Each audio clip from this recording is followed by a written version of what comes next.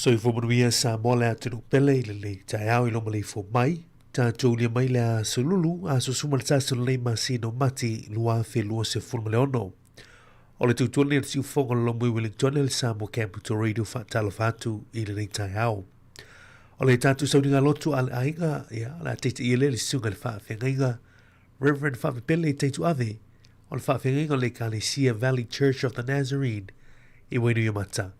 Usi mai le whaafonga i le tātou sauninga lotu whale ainga.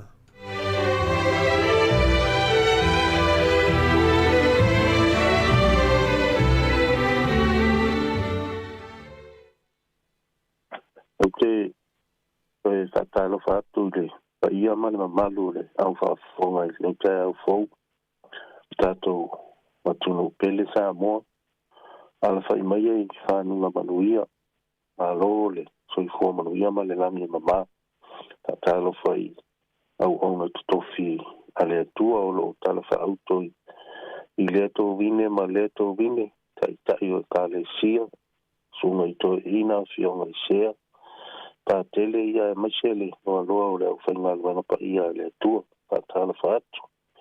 Mas foi na yo tato patua mātutua ia tatalo whafoi le sunga ia moriua tai nei tai au ia machele pa ia o le whainga luana si fonga le lau mua ia ai o maia te wala watu ma le nganga maulalu tato amata mea i luma o le atua i le nei tai au ia le tato tapu inga o maia la tatou tapu i atu i le atua. O maia i tatou alalanga fia i le ali. I tatou alalanga i le papa o le tatou o le tanga. Tatou o atu i ona luma ma le vi inga. I tatou alalanga i ate ia i pese. A wā o le alii o le atua sili lea. O le tupu tele lava o ia. E sili i atua uma lava. O lo yo lona a ao o mea lo loto o ile lalo lang. E ona fo i maunga maua lulunga. E ona le sami na whaia lava ia.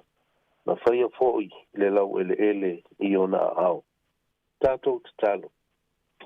Anganga pa i aelo mātou so ni sili. Mātou whaana una watu. Wale loto maulalo ile neitai au. A fio maia tātou pai tapua inga whātasi malawa fio. Ina ia o mātou tapua i te oile nganga ale wha maoni lang.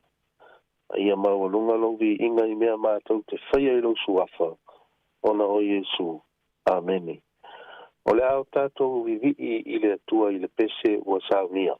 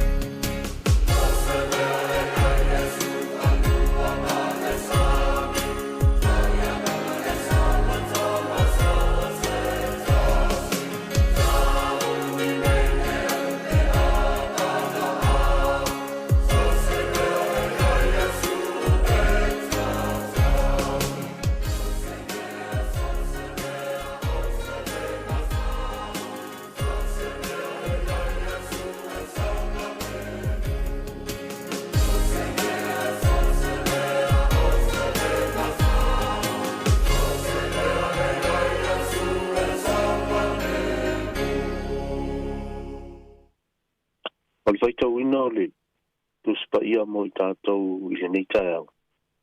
Le mo se tusfit filia mo i tātou i le nei taeao mai le whenga inga tuai i le tusi le perofeta o Iona. Iona i lona mata upo e tolu. Ia o le whai mua se ia wha umale mata upo na o le se fulu ia whai upo. Iona i lona mata upo e tolu. Whai mua e wha pau le whai upo spulu o te whai tawina. A whonga maia o nisi nei o whionga alu tātou wali. Ona o mai lea o le whionga a le li i a Iona. O le fo i wha alua mai lea ua wha pē mai. Ina tūla ia ina alu i ni newa le ai tele. Ma tāla i atu i ai. Le tāla inga o te whai atu ai a te oi. Ona tūla i leo Iona ua alu i ni newa. E wha pē ona whetala i mai o le li. Le ai matua tele. Lava ni newa. Le tusa. Ma le savalinga o aso i tolu. Wa mata ona ulu atu o Iona i le ai. O le savalinga o le aso i tasi. Na alanga fo yo iyo whape atu. E toi whanga fulu po o na wha o matia lea o ni newa. O na taritonu ai lea o tangata o ni newa i lea tua. O ta la i atu foi. E i la tau, la tau ana pongi. O la tau ofu foi i le i e tala. O li i a toa matangata anu. Awa o e tala i le tupu o ni newa. O na tūla i lea o ia i lona nofo ali i matu ese ia te ia lona ofu tele. O na ufitia lea.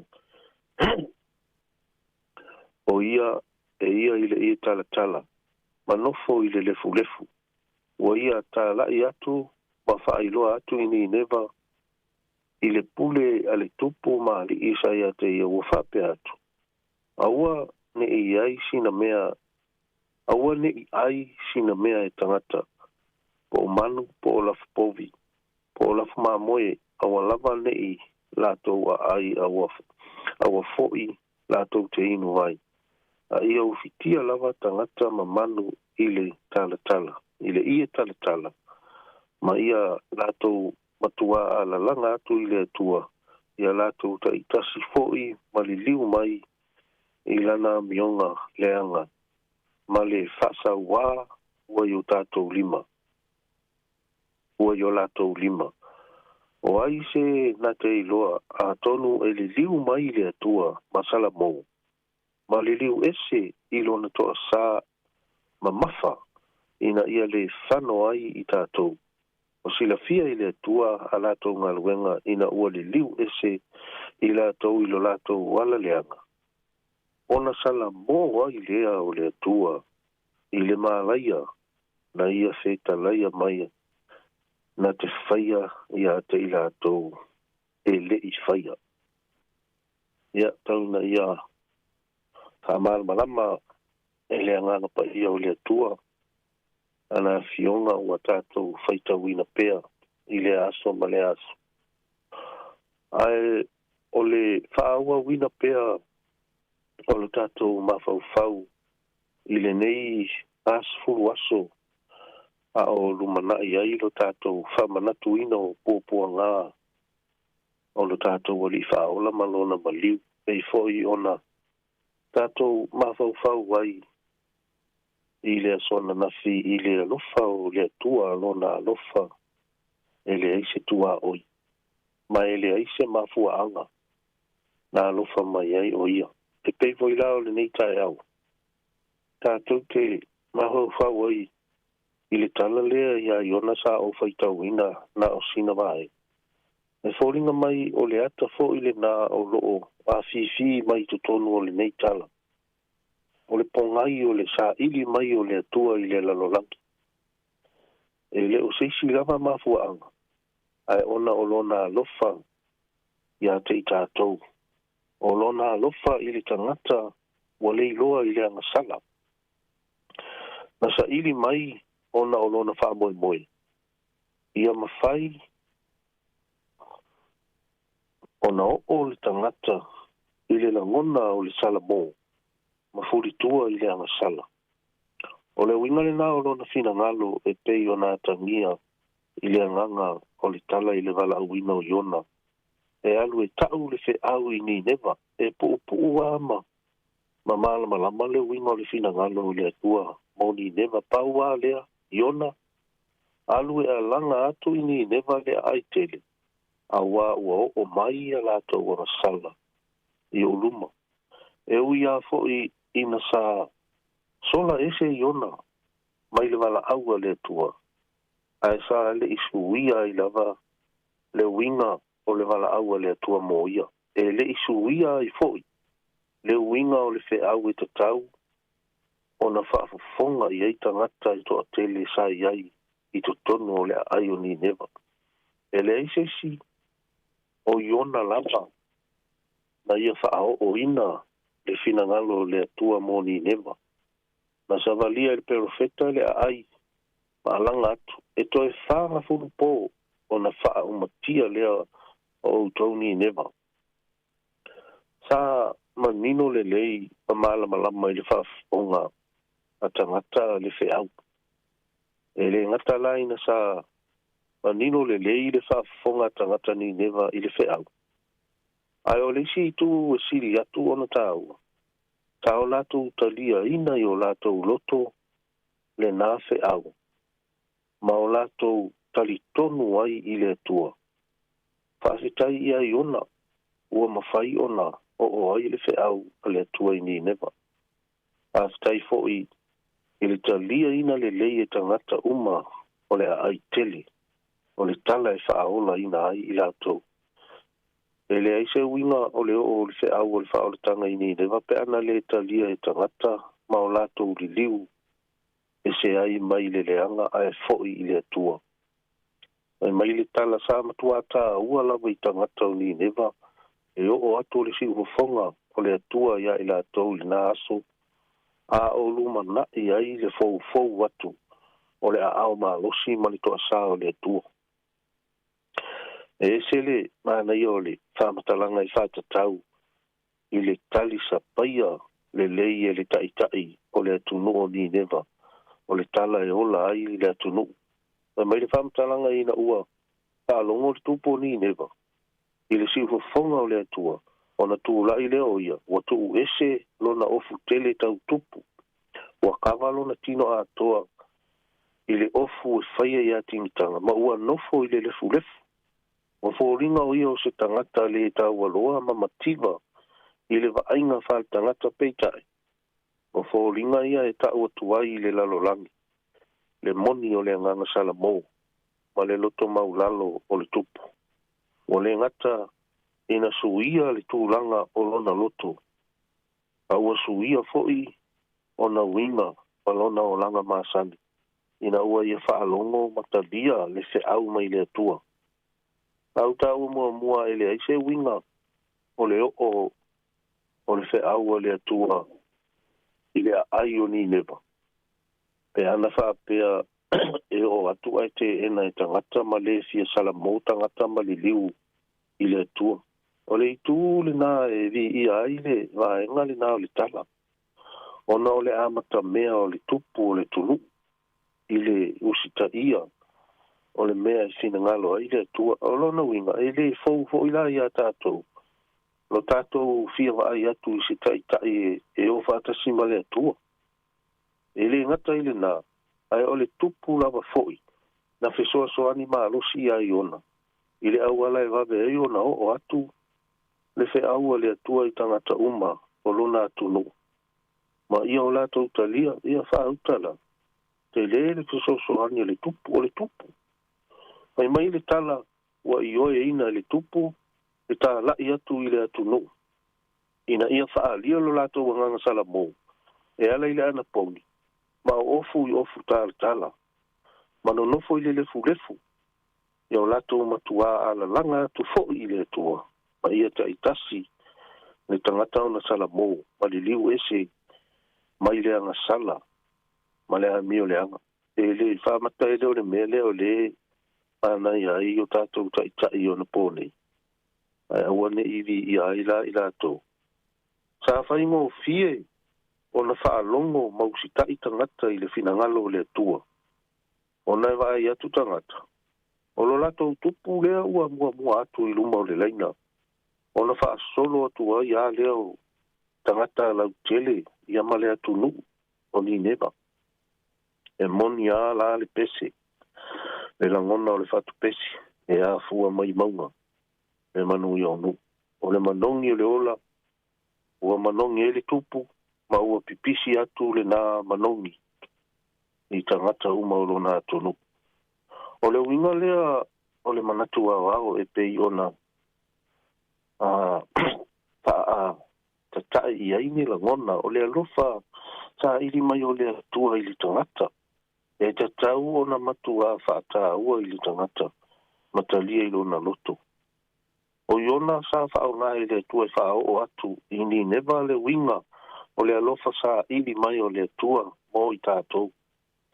Sa whao popo i aima le lango ma alosi o le tupo le tunu. A o whaali atu la e tangata o le atunu o ni neva lo latou anganga sala mo i le atua e ala i a latou tainga tāpua inga matau lama. O le tala fia mo i latou whai mai o sila pia e le atua mea umana o latou whaatino ina. Ma lo latou anganga fia. A sili atu le na o sila fia e le atua lo latou anganga sala mo. Ma ua o latou le liu ese i a latou anga sala. Ona sala mo ai lea o le atua. Ma ua le o'o le mālaia na se manu e awha ina ma wha umatia ai le noo o ni neva. O se aso fia le na aso i tangata uma o le noo ni neva. A wafo i o le leo na o latou rua i whaalongo ina. To e fast food po o na wha umatia leo i latou peitai. Wa alua i alua ua toe tafa le finagalo le atua. Ai sea, na lai ona toe sui le finagalo le atua. Tasi ale mafuaanga. Ona ua sala mo tangata o le nuu, ma ua li liu ese mai le anga sala. Ele aia fo isi mafuaanga na lai ona fou watu le toa sao le atua i ani neva. O le whaupunga o loo iai. Wa o mai alato wanga sala i o uluma. E le i loa le tūlanga e o i ni neva pe ana whaapea e o mai le toa sao le tua i a i lato. E matautia le tūlanga na manu e o i ai. O fōringa ia o le tua mai o le fina ngalo pa ia leo le tua. E le o i ai lo tātou malama anga. E le o i ai le malama o tangata e pa ia lona fina ngalo. E pa ia o na awala. E pa ia lona wha moe. O lona winga foile na o lona lofa sa ili mai. Mo i tātou ona o lona fina ngalo. Ia o tātou o ese malenga sana. O le ata atoa le na o lona lofa sa ili mai i le lalolangi pei ona moli maui ai o ane. Wa lofa mai le atua i le lalolangi. Wa uina mai ai lona atali. Ina ia le whano se tasi e whātua tua ia te ia. A ia maua le ola te whaavavau. E le fau i tangata le uina tu mau leo le atua. O le whaalia peo lona lofa. E ui lava ina tali tuali maina i le tangata i nisi taimi. A ua malama lawa fo'i le tangata. O le tātou tali ina o le finagalo o le atua mo tātou. O le o mai fo'i le nā o lana whaasalanga i o tātou runga. Na iloa le leilava e o tātou rua i mātua. Ua o la solia le whaatonunga le atua. O na o la tau mawhai lea i la lafi i luma o le atua. E le mawhai o na lilo. Se la finga o se tangata ola i luma o le atua. Whavetai e ui ina la lafi. A tamu ma ewa. A ele i lafi ai fo fonga lofa o le atua. Na sa vali lapa le atua i tu tonu o le whaatoanga ma fesili i le fesili lea. A tamu o feo i ai oi. O le fesili o lo a fifia i tu tonu lea lo fasa ili whaatama o le atua i lana whanau. O nei ona po a sue ni tangata solitu la fono. Ia ua o tātou i loa i nei ona po o tele ina whao ngā ta i whau. E o a o whapitoa. Ia ona sue ai lea peita. O le whapena lea tua. E ia o le mau o le whaisalamu. A whai o te alua ai le langi. O iai lava oe. A whai o te whafola so mo ingai se o li whauta o iai lava oe. A whai e mo a wapa au o tae au mau nopo. I le turu inga o le sami. E tai mai i a te au. I lea lava mea e lou a au. E ta ofi mai foi i a te au. Lou a au tamatau. O le ata lea o le muta anga o i tātou ma te tātou lalo lamu. E ngata lo tātou o tamaia o le atua lava ia. O le atua e au aola na pule i mea uma. O le atua na te sila fia mea uma. O le atua foi e iai i mea uma. O le atua e matautia ma maua lunga o na ala. O le alofa sa ili maile na o le atua mo i tātou. O lo o faalia ila na pule au au. Ma lona matautia. O na o Yesu. Amene. Tātou te talo. Whawhitai tele ta mā i lo alofa. Whawhitai tele i le neia so fau e o ai i le soifua ma le mātou wola. Whawhitai i au whaamanu ianga i se ese i le soifua ma le mātou wola ta mā. Whawhitai i le ola fau ma le mālosi ta mā. Whawhitai i lau tuspa ia o loo o mātou whaita uina. Ma ta i ala i nai pēr le soifua ma le mātou wola. A o mātou ia i le neila lo lange le tū mau. Whawhitai ta mai mea umalava. E nei tae au. Mātou wala au i lau fio. Pa mā ngalo i mātou a wao i mātou lava o tangata. Anga sala ma se se o luma. Ta mā mātou wala au. Mātou te whātua tua i le. Taulanga na e saunia mo i mātou. E whaima tongi ola mo i mātou ma mā ngalo ai a mātou soli ngā tūla whonu. E a whai mātou te whātua tua. Ma o mātou talitonu ma whātua tua ma talia oe. E o mātou loto. Ta mātou wala au ila o fio he ala i o mātou mana. Se ia e whamanuia i le nei aso i le anga atu o utangata i whe au mga aluenga. Ma se fo i whanau i a onga nai mātutua. Nai mātutua i tutonu o ai ngase ma se fo i o nātou whale. Ma whale o lo tausia ai rātou ia i ai lau whaolitanga ma lau puipuinga whaapitoa ia i rātou tamā. Ia whamanu ia fōi i lau whainga luenga ale le tio whaasalau i la rātou ngā luenga whaiswai pē i le aso ma le aso tamā. Whamanu ia i o mātou wala awina i se esi. Ua e totofi mātou te au nātua i a te roi. E whātasi mai le nei aso tamā. Aftai tele mo au fionga tustusia. E au ina ai pea i mātou. Ia mauanunga lovi inga i mea uma mātou te whaia i lo suafa. O na o Yesu lo mātou o lima lo mātou whaola. Amene. Amene.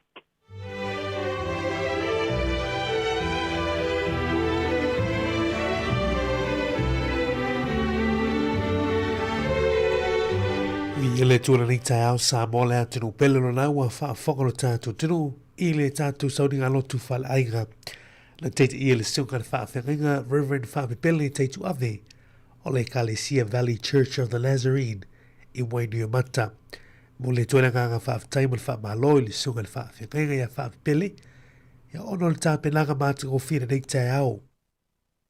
Le utomatauina le whaafonga anga lo tātou tinu e ala i upu fola le tua. Ia whaaftaimo le whaasofa le nganga mo le tātou tinu ina nei aso. Tau i o se whatu e pa usi ele lei. Ia tupu maola i eisi au ngā wala sui fufa le nganga o tātou tangata. Mātou i talo sanga whamnui pele tue lau sunga le whaafenga le whatua le whalo. tai na le nai tur to vini le nga nuenga le tua manu e tele le yaso o le uto tonu minuto na afalo li tu lai fitu afali tu lai fitu pol kalamal ator taiao to mo si fongo lo bui Wellington le kale sina sa Samoa ma le viingo le tua ia uto te tiri mai anga solo le tutor si fongo li ala mo le taiao i le tato pol kalamal ator taiao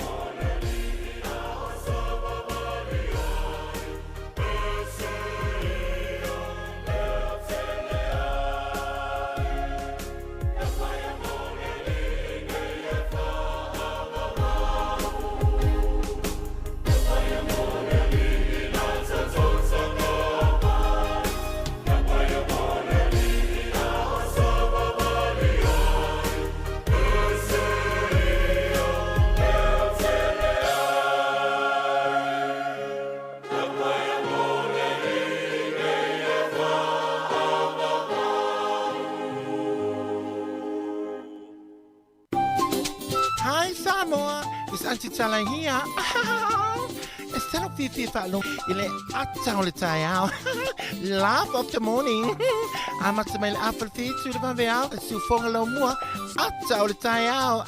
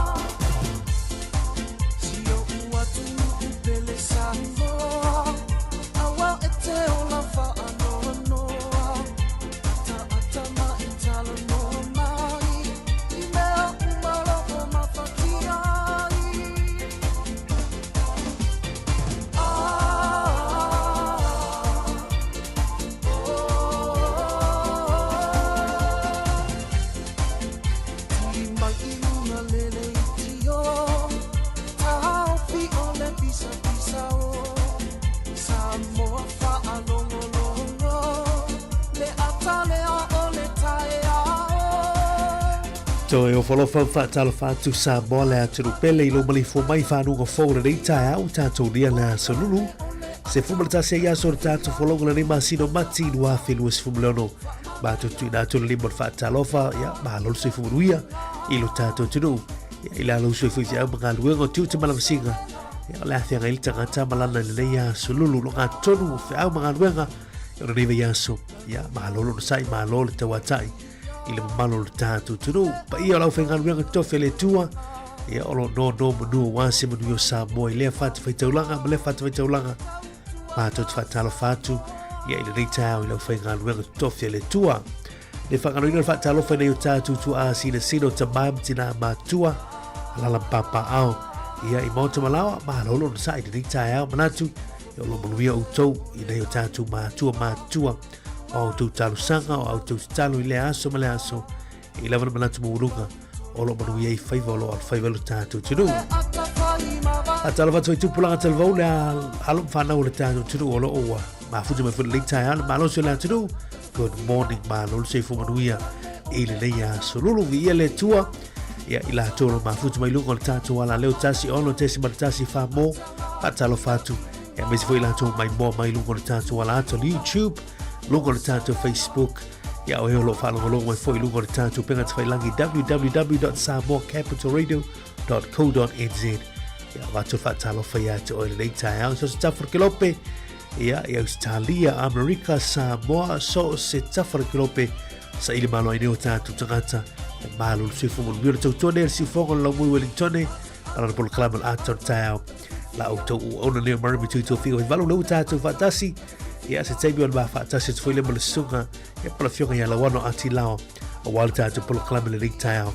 Ia la tātou tana mea whaasolo, whavelane si piti koko, I piti kofe, I piti lau moli, ia la halava stu lau kala malu tai au, la halo toitu tātou tunu. Ia manuhia tāpelanga misi foi, I la tole wala usi whia maka luenga na yaso, ia mawala on sai, mawala foi wha aututa I lunga te tele, lai whanau foi lu tāpena mua o onga, o le nei tai au le aso lulu, o ngā tonu o le newa yaso tātou ni mai I le lofa malanga leo le tua. Ia ala tui nātou whaafifianga nei tala tui tātou pono klame mal tātou tau tua. Ia ma Selina Masoi. Ia ai tau malele atu inu mao. Ma alona se fu manuila nei tātou. Good morning talofa. Manuila nei aso tātou tunu.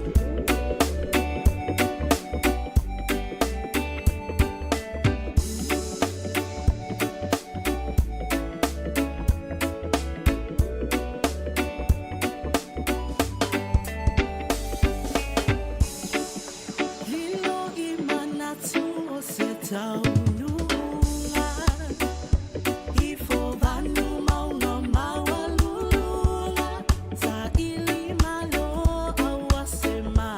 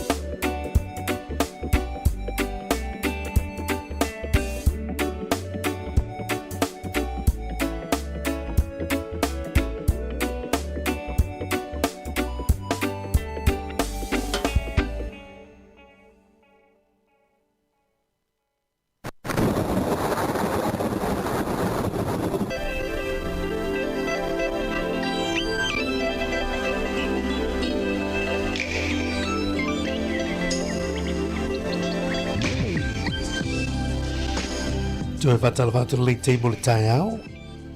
O se vai le le talo le tau fa pe fo le talo le tai. Ya wa fu fo vai le tanto tulu ne ya sulu le tanto ni mai. Le aso suma le tanto le ma sino mati. Lua fe lua se fulu ma le ono.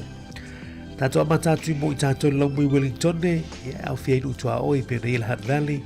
Ya o Porua ya ma Wellington ne. Walu yo official vai tau ya awo le table le taiao. Ya ai vai manto la stemi. Asola te la woli ya mala fia na nei lua se fulu tike rile fu le maulunga fa mawine le so se fulu le fu le maulalo ile e malulu mo tanto lo mua i Wellington ya sida malulu le tai hao o le la so tai la stofi le mo tanto lo mua langi le town surma to file la le se ha vai e pe or valo il official vai tau le tai hao bit service Patalo fati o kilani le tei mo tai au le vai le talo tau mo tau walu yelo official vai tau mo kilani le so ya on le a wo ya but ulu dai ti munga mo tu ne yaso ya e ma tele ina to ulu ti munga ya le tei mo tai au ya kilani a wo fa mal mal wi ngor tau ya e ono ma stay no la woli ya solo ti la fia na nei mo ta to ai tele o kilani ya mal wi le ne yaso Atala fatu Hamilton, Tauranga, Rotorua, New Plymouth, Taupo, lagi le tau mo tō ne yaso, surmato fifo de la, e pe ona o vava ia tuai foi, i le reporti mai le official vai tau. Atala fatu le mautu i saute ne le soni, ma lolo sifo mo William Blenheim, lagi le tau ne yaso mo tō surmato o fila la, ia e pe ona au mai le official vai tau mo na i le pito i lunga le mautu i saute. Asolo tina i Timaru, Christchurch, Dunedin in the Congo, Queenstown, Stewart Island, o wingo fo na le tau mo le yaso. Ha wo liso tai mo tai au ya ai ai ma to last time le yaso. Fa solo tu la woli na nei. Manu e tele ai fo fo ko tatu tru. Ya ma le tala na le tau. Ya ile nei tai au. Fa tala fa ti sa mo le tatu tru o tala le tau mai lo official vai tai mo le nei tai au.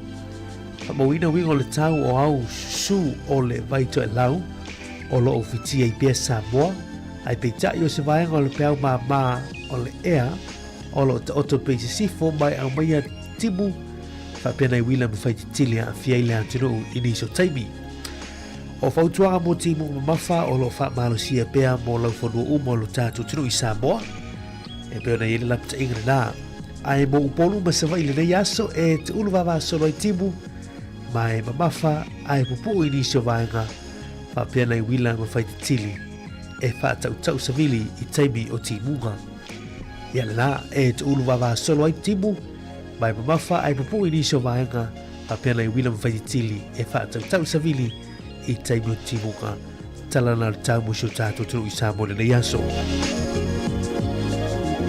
tato se mai ngate fale Wellington le tai Wellington o le o pele tai Pele tai Wellington o le 2 minuti te litu lai ono na te a na pe le tai fa to a to sua le tato no litu lai se forma le lua ile a wuri nei e o le pele le 5 minuti te litu lai ono i le fia na nei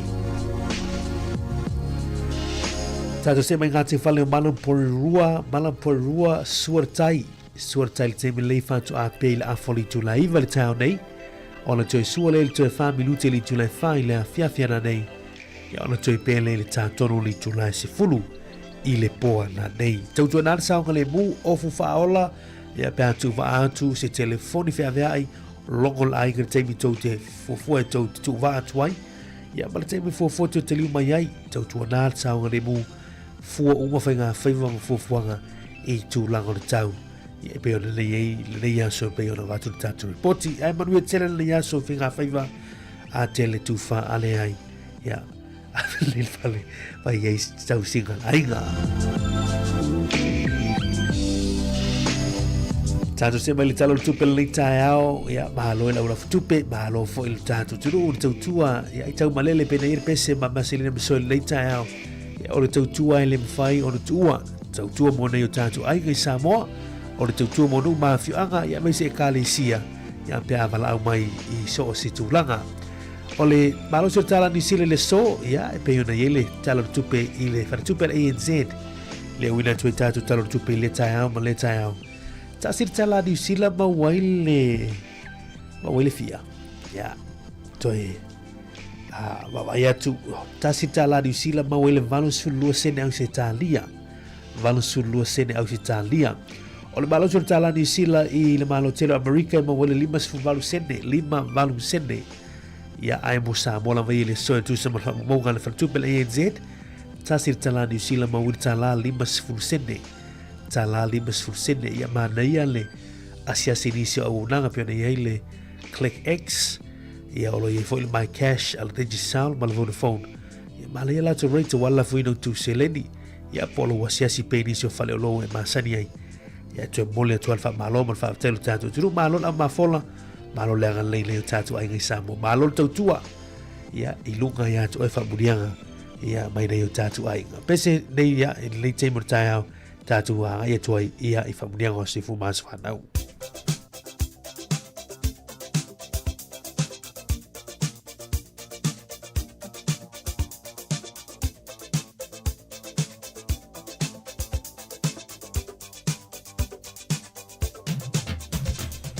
o whamuringa o si fuma sa whanau whamna tot pela tatu email ya sa whanau at samoacapitalradio.co.nz pa i se whamuringa e fia tola ruina atu lungo tatu wala leo.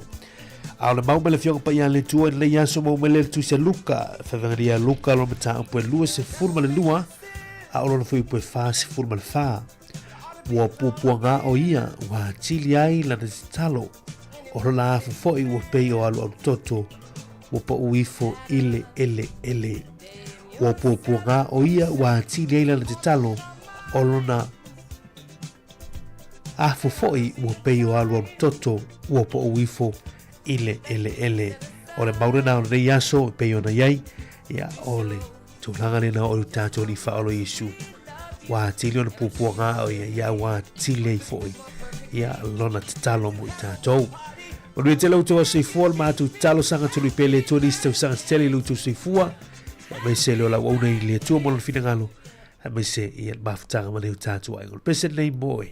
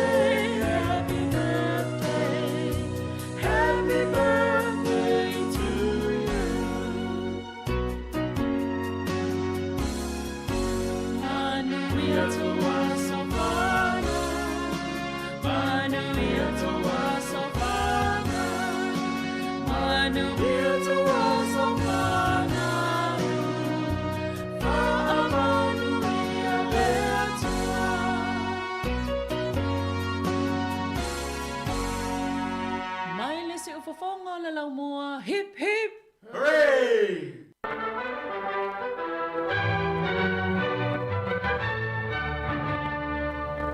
Ia tala whanapa se mele whafonga o tala mena tupula langi ne ia sau tātua o dia. Ia le aso se furu malatasi o mati. O le sol tau sanga tasi valunu o wha o le mtanga luenga Amerika e tau o le United States Department of War na lato ngausia pe na lato fatuina ia le vaenga tau le Bureau of Indian Affairs. I le tau sanga tasi valunu o wha o le sol tau sanga tasi valu wha lima. Ia na whai ai se misa wha loto i whale ai te tonu ani usila. O le tangata tā ua le sua whai a hone heke kawiti ia maisi tangata Maori. Na lato whaaleanga ina i lalo le fua po le tanga vai po le pou le tanga vai o Peritania le whaatu ni usila. E mafua mai au le fifia le Treaty of Waitangi. Ia matele i lava vesi na alia e na taimi. O le aso nei tau sanga e tasi valu o se afa ia na to ulu e male aisa e se lau kilomita le malosi o le fa se lau kilomita i le itula a le mafifia lau le aisa na to ulu aisa furuiva futu ia i to tono Amerika o lea lana whaingoina lea wha lea ta o le Great White Hurricane. Na mafua lea. Ia o no le mafia fia telo le aisa. E wha se lau mon tupu tangata Amerika na fia e lato soifua le aso ne tausanga tasi valu. O le sol tausanga e tasi iwa ono ia o le tangata suafa ia Cheno Suharto na avea ia pena ia maua le tofinga po le pawa tono le malo o Indonesia. O le sol tausanga e tasi iwa fitu ia na whae e aili Sir le tangata leo Paul McCartney na tuu iai e Queen Elisabetta le lua. O le aso nei tausanga e tasi iwa o ia o Commander Benjamin Franklin Tilly na ia valaulia ia tui manua El Sara na te sainia le whiangainga ia po le pepa tau le Deed of Cession ia po le pepa lea e whamaunia ai o i lalo Amerika le vaingo manua ia e natali ane tui manua ia Benjamin Franklin Tilly e le isauni o ia e whaia le whaai unga. Ia o tatu talana e toi maua le whapoponga e le taimasani whaftai. O mawhai nei ona whaatau top up al DigiSound i lunga o le website le ClickX Pacific. Mawhai fo ona lafo i lau se eleni le mai cash al DigiSound i Samoa tonga whiti mawanu atu i le fi e na o le 5 tala. E le leile rate i aso taitasi mai whai mo fie fo ona le sitala ai oe. Asi i le website www.clickx.com e lafo ai sau top up al DigiSound. E lafo ai fo i sau tupe le mai cash al DigiSound i Samoa tonga whiti mawanu atu. O li si whamtalanga whafsota i le olua tasi, 5 tolu whawha. Olua tasi, 5 tolu whawha. Sekia DigiSound.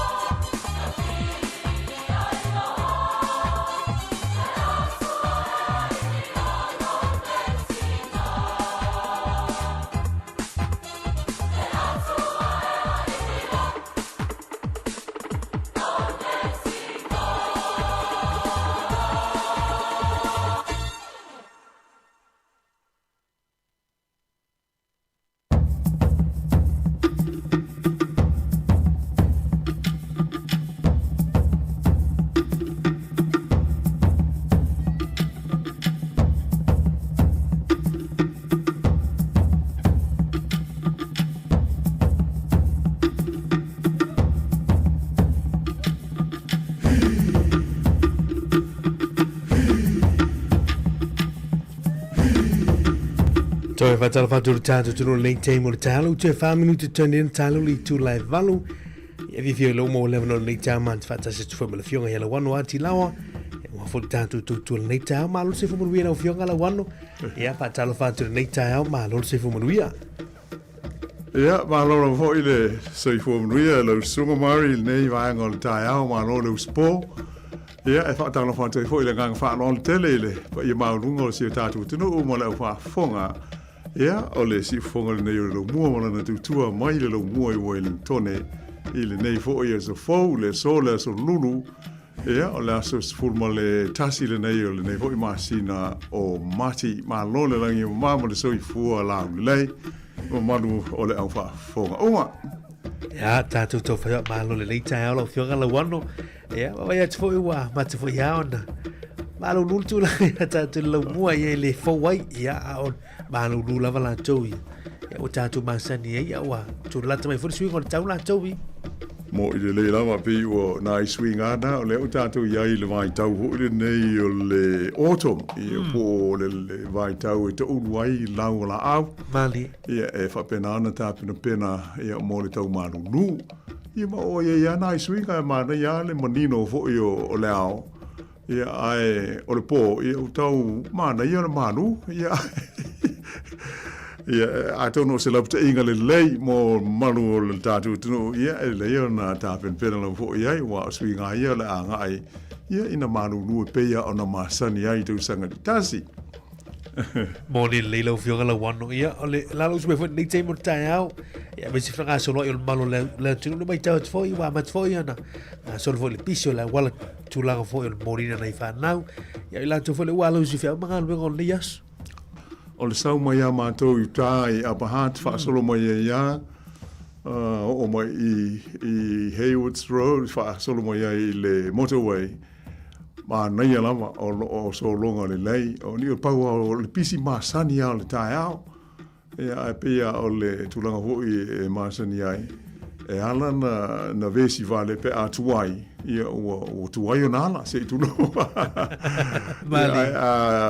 O la le alam, ia on sa i loa e ala i lunga mata pena, ia leia se meo la pole ai, so longa le leia ale alu le traffic lato, ia pe ale ai se whaala lawe tupu ala, tupu whaala lawe me tātou a fiai, ia o le so ona tope vale po le rush, ia ona ua vai atu ua wawele teimi ia ale ai poloka i lunga o le tele ai o loo matangofia ia le tulanga o le tae au e o loo toa mani ai le isi timu i nei lo mua ia matou talusia o lo whapena ia isi fo ia ai uma o usu ia i ngā ruenga le po ia le tātu tunu ia o tāpena pena fo i whanau ia moa o onga o le nei asa fo.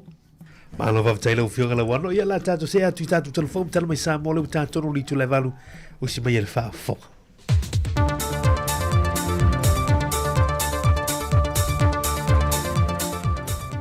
Aso lulu manuia lo tato te no mana fa fonga le isi fo ile nei fa o popongo tala mai sa mo o si mai elo fa fonga.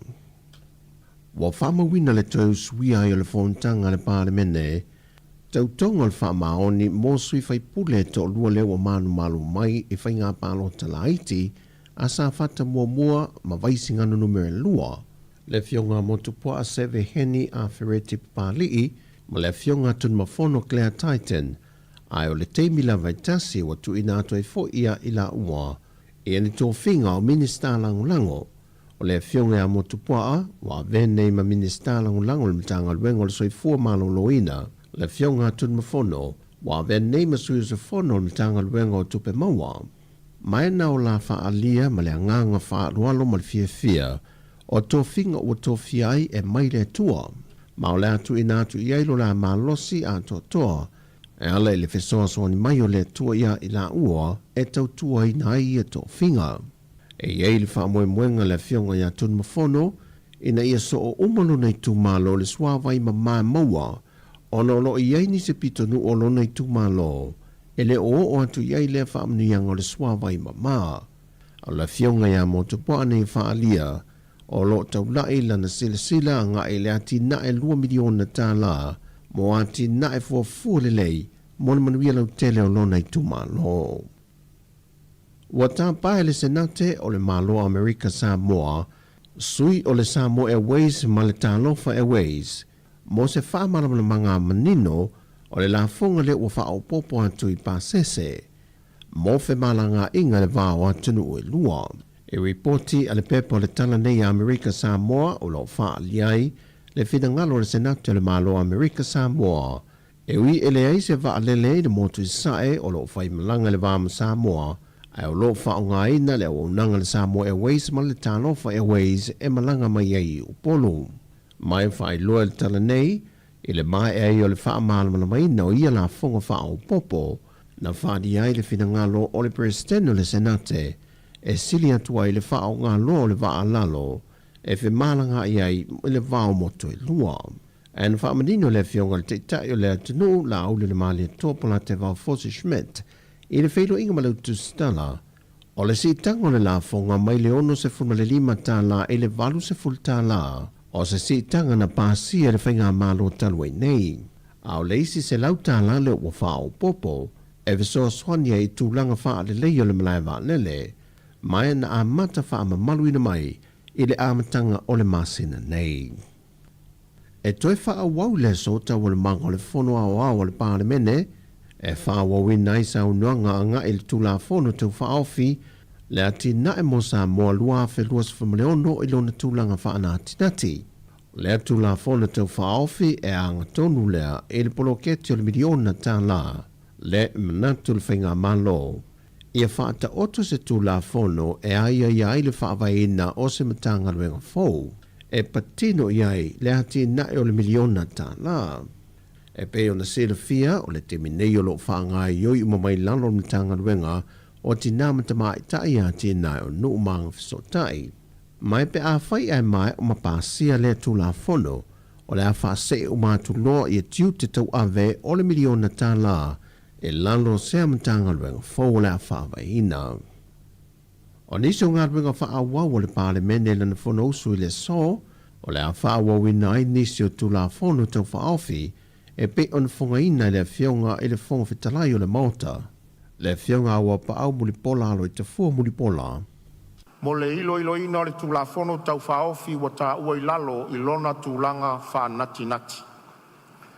Tūla fono tau whaofi o ati nae ai tū mālo lua afe luas fulmaleono.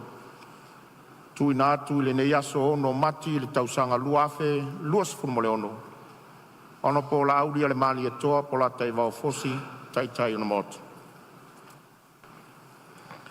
Tu sai mare tu la fono tu mau ivas fulmaleono al pan mene. Ua tu ina atu nei le fasi silanga I le fono au fai tu la fono. Mo le ilo ina le tu la fono tau whaofi ua tā ua I lalo. Tu la fono tau whaofi o le restala o whaamtalanga ma whaamaumaunga tau nononga tupe luafe luos fulmaleono.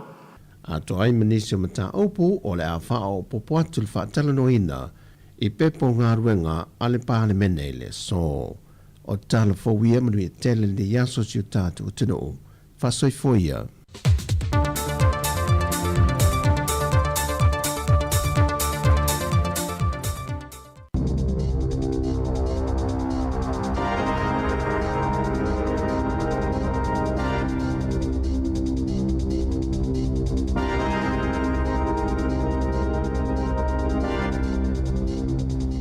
Tala flava alfa apoponga mo moa tala fong mai le si ufonga le la moa mo le nei tai au se folo tasi o mati lua afe lua ono.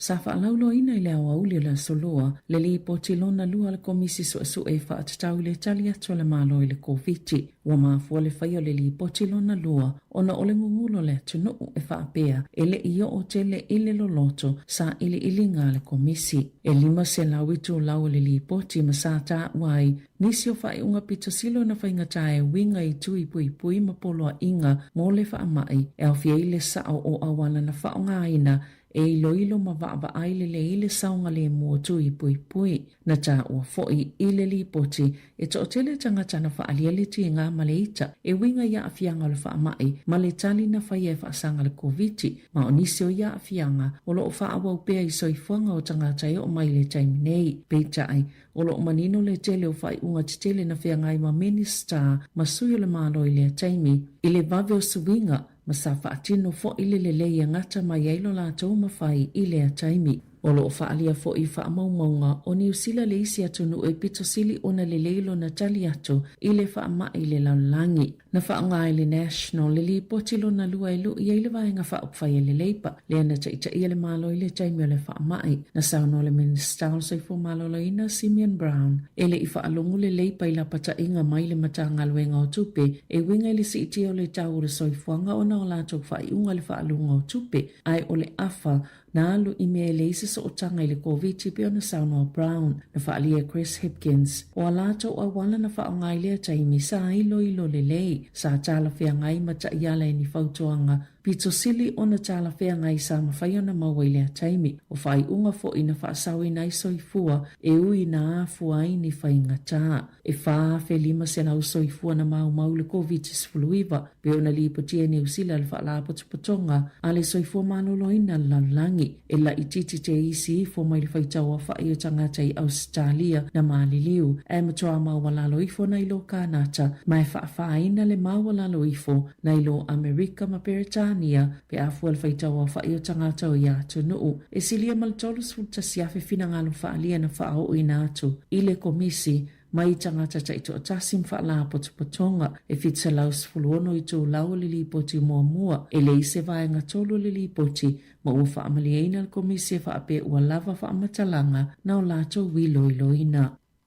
Mo si itia tau o pase se wa lele mai ona toi si ifo i pe a whai e wha awau pea le tau wai sa sa e tōtu tono. O le tai ona na while na si itia i tau o pase se le e New Zealand ma na whaalia le kampani wa lele e ono toi si ifo i ma o le ai loilo le ono whaai titia i o lato whai ngā malanga e ma fua umai e suinga. Ona o le tau o le sua o e wha o ngai wa lele wha atase ma le tapuninga o le ala wa apo o le vai nuu o le Homo Strait o lo o whila wa e le to samale lua se fulu pasene o suau o ele lalolangi. Na te lele fisu ia ingo le tau o suau o mo wa lele. Talo na amata le taua ma ua li ipatia fo ile silia ma le se lau lua se fulu pasene ua si iti ai. Na ta ua le Chatham's Air e mawhai ona ilunga ato le tasi te sima le ono miliona ta la. Le tupe whaalu whaapopo i tau o lato suau o mo lato wa lele pe a whai e whaawau pia le taua pe ona whaalia le polkalame le checkpoint e se fulu ta la ua whaapopo i le Air New Zealand ile malanga e tasi po le one way i pase se i tutonu lava o New Zealand lua se fulu tala ua whaapopo i malanga pupu i atunu o i fafo ma le iwa se fulu tala i malanga mamao ai toi whaapopo pea pe a whai e whaawau lawa na si itia le tau suau o mo waalele tu sai masalipo te le Reuters na lipo tia wha ili si itia o tau le Qantas mo malanga i atunu o i fafo na whaalia Vincent George o se ofisa malanga na ia moli mawina i le asoana nafi se tasi o malanga i le atu kuki po o kuki airani mai New Zealand e tu samali lua se lau tā la na si itia i le tau o le pasese ma o se si itanga ua maua e tele pe tai o le popole nga tele o a afianga ia i whai ngā malanga i tutonu lawa New Zealand ona o le si itia o tau o suau o.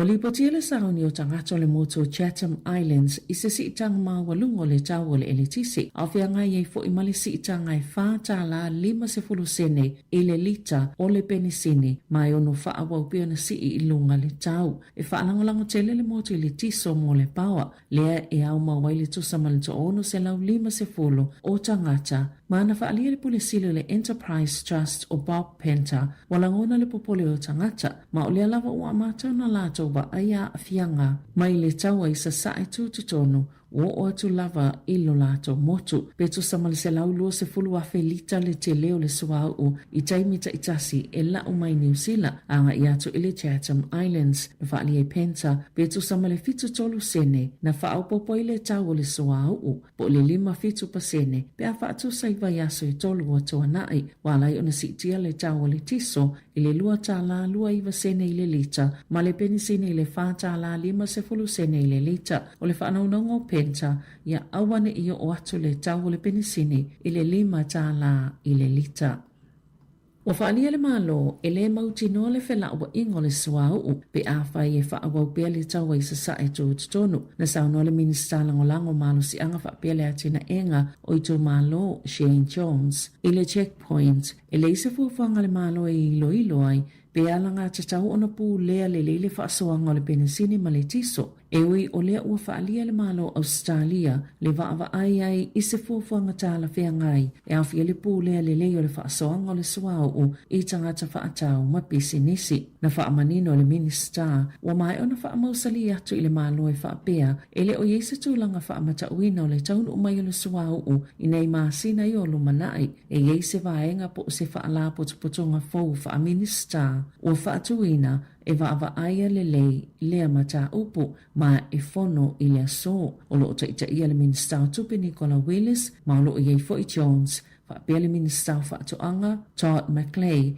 o le minister manusi anga i peo Eltisia o Simon Watts whaapea le minister tau i pisinesi o Scott Simpson o le atala noina le whaalaputuputonga ni awala e toa pe mapu i ei tangata mailisi itia o tau o manusi anga e au fiei masua uu na whaalia i whaamomonga le matanga alwenga o pisinesi whaafatunga o mae fomunga alwenga po le MB e lua fitu aso i ngā whatia le penisini o loo iei le taimine i le atu nuu. Lua se fululu aso i ngā whatia le penisini o loo lauina mai ai le i tau nuu. Lua se fulfa aso e ngā whatia i le tiso, ma le lua se fulu i vaso e ngā whatia i le tiso o loo iei i vaa i lunga o le sami. Whaatasi ma le lua se fulu valu o aso mo le suau o vaalele, ma le lua se fululu aso i ngā whatia e le suau o loo i lunga o vaa. E nisi company wa mai ona o lato whaailoa, ua whaonga le vaenga le tō lafono e saoloto ai mai ni tu ungo ni kone karate o na utulanga o ngaunga wa iei nei o lea whainga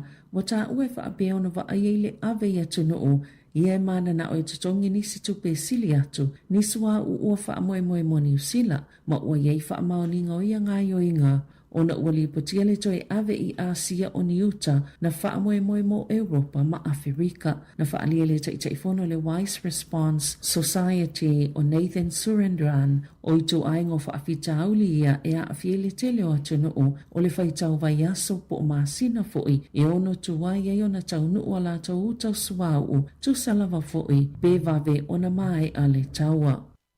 Na whaasesila e Dr. Shane Reti o lea whaamawai mai upu whai o le malo le whainga pālo tole nei tau sanga. Na ulu whale atu le pāle mele le tau sanga i lua awhis fulfa ina ua manu malo le nofo mo whangarei.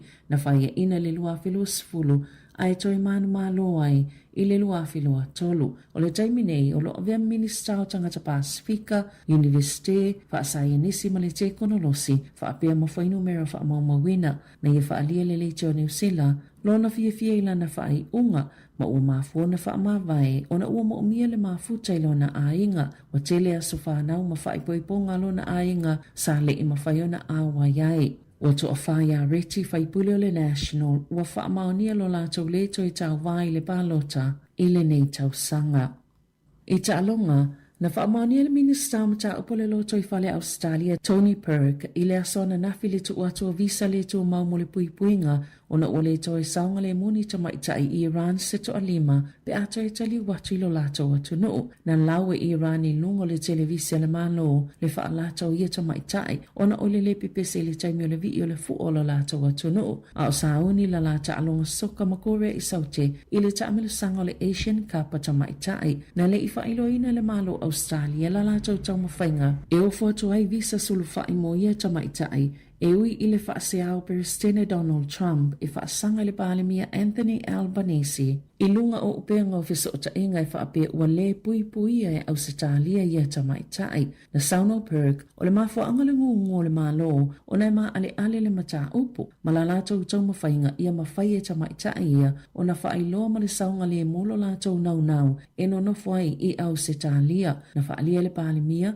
na o lato mana na o i whaamanino i le au ta alo o lo o iai le fiso swani o na ilo le e i lato le lango ua foi natu ma whaatino i se awala i le la matia i lato whaapea mau lato a inga po a lato wofoi o lo ono nofoi i Iran na whaalia le malo Australia o lo matala pia le whaituto a mo isi sui o le awa Iran pe amana na o i talo sanga mo le visa o tangata i fia mau se sulu whainga na sauno le minister le loto i whale o se whai unga matua whainga tālawa mo ta maitai ma na whaalia fo ia tangata Iran o avea ma tangata nu Australia e tā ua tele le malama pe ale mana na oni tangata ta alo e talo sanga mo lea visa o na o whainga tai fia ngai mo lato a inga pe a whai e le toi foi i Iran. Tala whauia malisi o whonga le lau mua mo le nei tai au.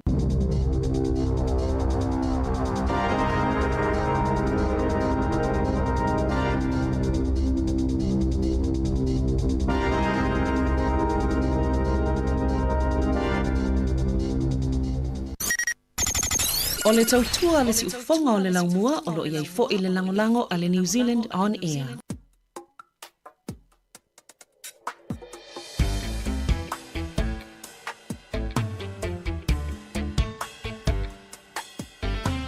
Se formal 20 minuti le utene li tū lai valu tau tōma le si ufonga le mui Wellington e malapol klama le antar taiao ia lau tū lunga antar le whapoponga mumua o tātou tal mai Samoa fonga ine le sunga tā sesa lem Sam tātou telefon ia antar Roni Silanei ia manisi o tale lalangi tā penaina e savina kasiano mga alua tu pēmla fionga ia la wano atilawa ia ina nei taiao ia malo ron sai malo whaftail tātou tino ia love pale me foi ia ina nei taiao o le asurulu tātou iai ia il fanga solo inga lu tatu tunu fia manga lu ga me se foi nei fa nau ia o nga le ta lo fio ga wan ia malo lava fa tail nei va ngol ta ia o fa ta lo fa tuai ile po ia le tatu tunu mai se la nga lu le o su ia tu ia wala am telia o nga ruenga o te al valu le os friva su valu minute o te aile tu la valu ia o tau na I fa to ia mai se tatu fo ia mate leiva e le nei tai au fau ma lo le usu e ai pei o tulanga na o matou mai te wina a nei tulanga o le tau le nei tai le tai au ta le ngai fo I won tau na amata ta pena I fa nau mo le amtaia o a onga I le so ai o le tulanga o lo ia I le lau mua la voi Wellington e matou ngo fia o lo to ma dia wing o le tau ia ta le ngai lava ma le usu o mai I le nei tai pisi o le tai au Mari o iaina I mai tauina na I me hoi o tutupu e mai se tātou le lau mua o peia o leo a mata I Wellington I le tāwanga po le sete ia se te te o le me o le tau wha maori fo le hui le peio se wha te singa te te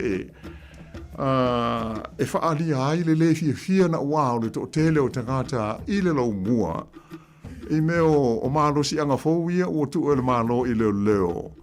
E ave e sea wha malo si ai nai tangata fo I nei e le haini a inga o no o ta uso o I tātu telefou malipoti o wha asere launga I nai vai aso ia o mawai atu nei. O lea ua ave le a fo I le polo inga ale minsta ma le whainga malo I leo. Ina ia lapata ia na I tangata nei e mo solo I politito o fale ia ai lapata ia e silio na se ese mai ia pe o le faa peltania le ia I move on ia e le se faa o punga o manino mai pe move on la fea po fea o le a tutuli ia la tau pauale le faa o punga e a fo ia ave leo le paua lea ia ave se ai la tau o le mela o tupu I le taio nei sa iei le tusi na o le meo le open letter sa taula mua ai le mamalu fo I ta I o e kalesia I le lau mua I Wellington whaatu te inga o le city mission I Wellington pei ona aton sasi silanisi le taio nei fo I whaasa longa le TV sa whaatalo no mo iai ia le whaife au o le fo e kalesia I le mafuanga o le tusi ia o loo saini umai le tele o tai o ekalesia ia mai se ia le to tele o isi tangata o le tunu e le fia ma te ia I le ngai o inga ona o le taofi e le o le tali le o le whaafi tauli o le ave ese wha malosi o nai tangata ai le tau o na sue ia ni no fuanga le lei ma maluktia ia e whaase ia I la tau pe a whai o le nganga o le malo ia wha amata ngofie ia maumone I toe aia ni tangata wha apea I tutonu o le taulanga peila o le tali mai le minsta e leo fia ai le wha la po tonga ia po o I la tau o lo o wha maa po poina ia lea te I le so e ona e fōringa mai paua le nganga o le malo ia wha mana ia le taulanga po o le siti e le ngata ia tātou ai pe laua amata I au kilani mai si ai ia mo le sila ale awa sia si mai fafo ia matulanga fa pea ia ai pangalea ele o yeise fo wa le ele o io ale malo o lo o ia tātou o se whaafi tauli le me leo le lama o fale, ma le aio ni fale e no nofo ai, to te leo tangata mara. E moni leila o fionga la wano mani o vanga le wa e mai le tau. O le mai tau te fole tūlanga o le tusire na avil palabia.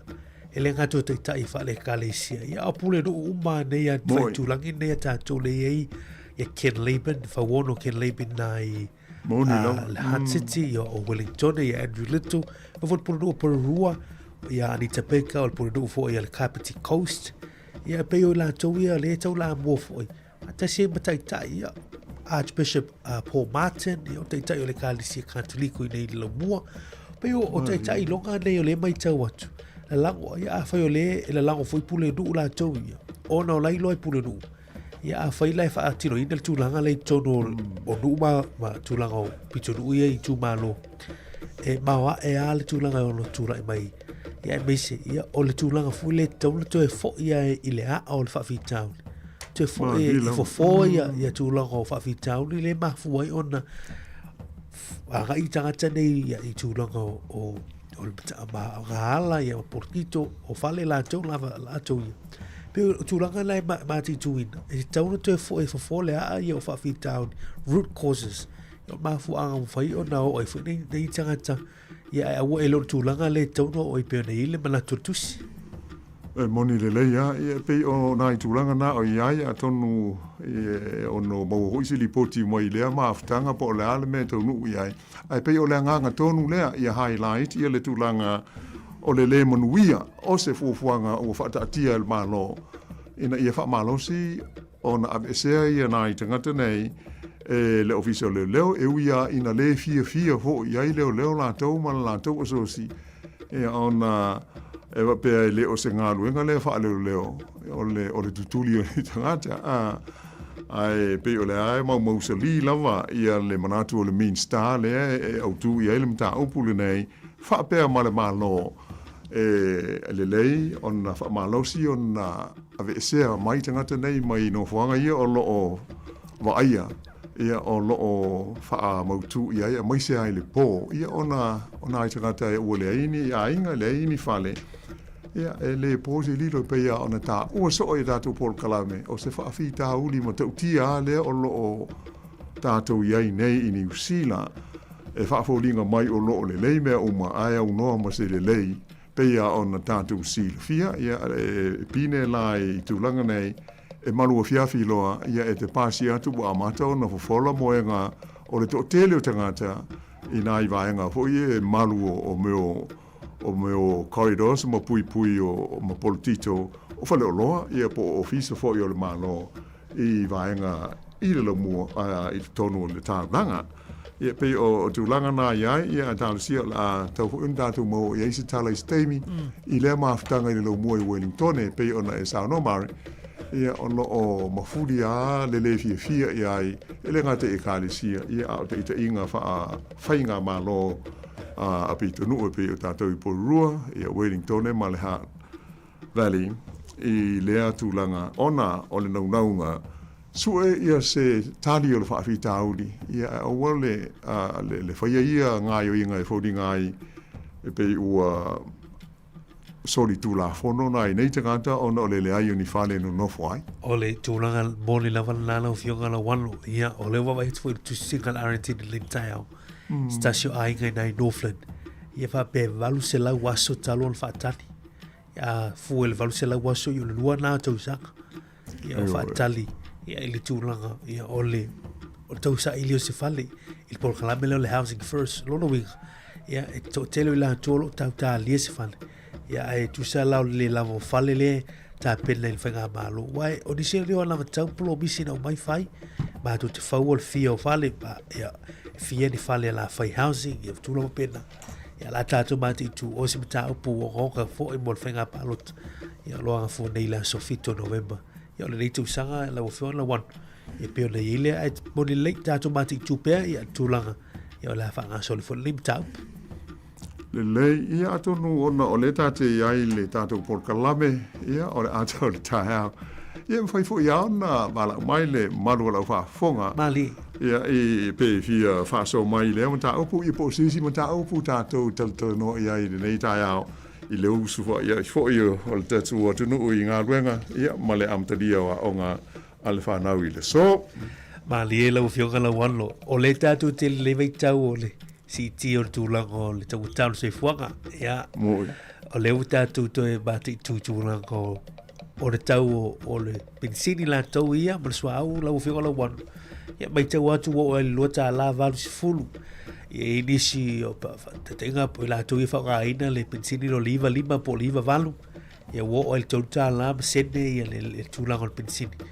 O afianga i tūlanga o le tauamba, tūlanga o le sua ulu inva i temi, le alea mai ni tatu telefono fionga lawan.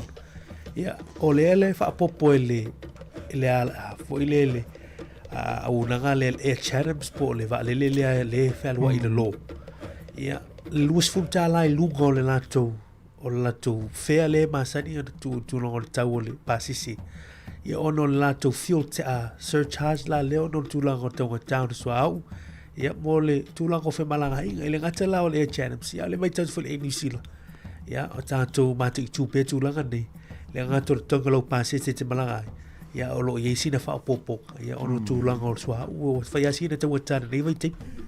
Le alofia lava, pe on ta ua fo ia tātou telefo, o le tūlanga sao ala na o iei tātou. E ele li poti lea sa o whaalia il tātou telefo o nafi. I le tūlanga o le au whainga o pensini mo sua u le tono New Zealand. Taruai la i e whawhita auri o le taua, ia ma le mau lave ia ua tūlai mai le tuai o na tau nuu mai o waa. Ia o le upsaoa, o le waa i le lua i le tolu waa i aso o le te toe.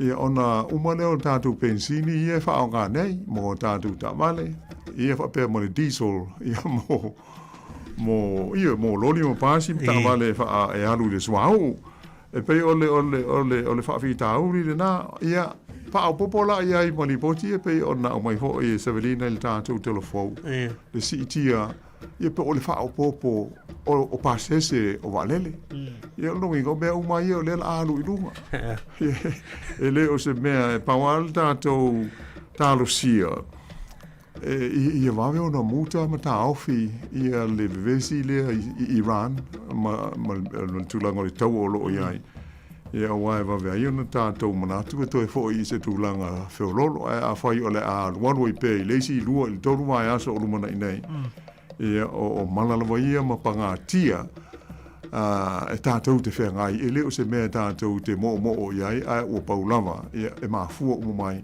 ia pe ave vesi e tunu te tele ia ma mea o iai ia ma keti o lo o sa wai le tātou swau o mo le malo sianga ia mai se le tele o loa e o mai waa e hafa haina tele le ngata I le tuai ai o le tau ngata o le tau e o mai ai a o mai foi la nei ia fa o popo ia mark ups business la to company ia o atu tātou le whalo loa e le mea sa toru tala ia o le tūlanga na iai mo I le lei o te pasi mai I le tae au wo o ia le pensini iwa tasi I le mātou pita nuu I le lua tā la valu lua sene I le rita ia ai o atu le toru tā la ma sene I le iwa lima ia isi tu ai ngā o fuel ia e le aia na o mo I ni a mautu le mea ele ma whai ona tātou whewa I pe a le aia se pensini pe o le talasa ole au tailo whionga wanu le uri tātou walau wha tailo na sai mai malo si fumanuia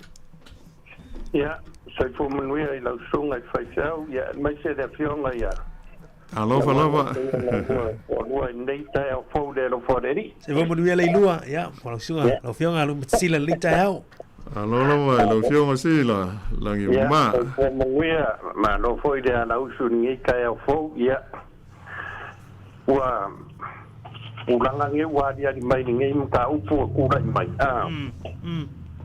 ya wakako ya ya vai ka or fain ka wala mare le olang vale mo ile wa makari skau sanga ko viki ya de wa makari skau sanga ko wa sao ya dai e kau mai o ia ya wa makwa fa inga ko ai de la lang ya ko vale ya o nge kau fo mo aso mariu ngai au kilangi o ngi sio fo ia ya Ale o whanonga. O makua maua runga si kanga o pingsing. Ia, mali. Ai aka mako fau ila i wālele. Ia o le fau o sau wasi i ping i wasi i pase se o wālele. O mena ngi le ilo mai era wari ila i o. Ala ko e whai mea. Ai poronga whasoro ako ai langi e. Ia, peila o ngai einingi kai au. O makua waweare o sore pingsing i runga. Ia. Ia, sa o sa nganga la wango ia. O le mo ingia ai uku ai le whaingo. Ma ai uku ta vale i le whaingo, whaifo whanga whare ainga. Nā tūnua. O le mea whaingo kaua whaingo so ai mane le fia whare i la kou le kaua. Ia e peo kūranga nga. A o le kūranga e peo nga iei le mea o kūra i la sor ngai peo nga iei sor ke. Okay, yo nga fuanga de mingska mar malo peng fa pe e fa ka kia mai wa umang ka penga ngi fale ave nga ngi kanga moi le fa pe mai ya la fa sa o kon ko ngo fo mo fale o lo mra wala ala o kasi o ko fale le o fai fale ngi ya ka ko fale le spiko ngu o ma fai ngo fiela ya mele la vai sia de lo po fela. Ia sa o ia sunga faifia o kele o inga le o levang fa kari u kai fia kau sanga fa kari fare i le apalai o pat. Lilo. Mana i ka koma. Ai ka kia lofa ngai ngi ka ngaka i mongi lava ai ka kia lofa pa ka vai i o. Ia e kau ki ko fa fare lei ma o moi le lei kai kari po au ni ka ngaka e mo moi lumo fare o loa i ngare alo lofa i. Lilo. Penga ngai pili a le o umang fa mau kungi fale o ia inga kangaka ia uma kwase lau senge ma. Ia ngare alo fa o reise mem fai wa ese foi fuanga ia ngi vai ka.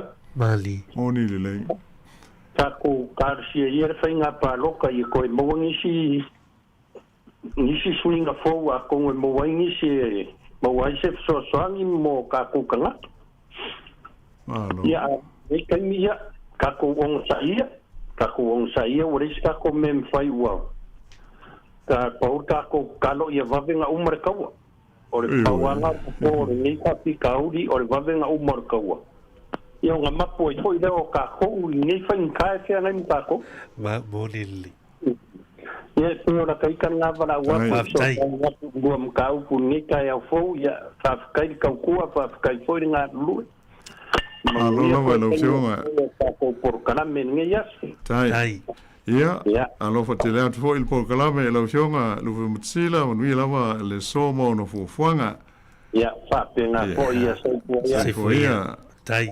Mari mo ile le ya le fina ngalo le fionga ia lu mtsila. Mali.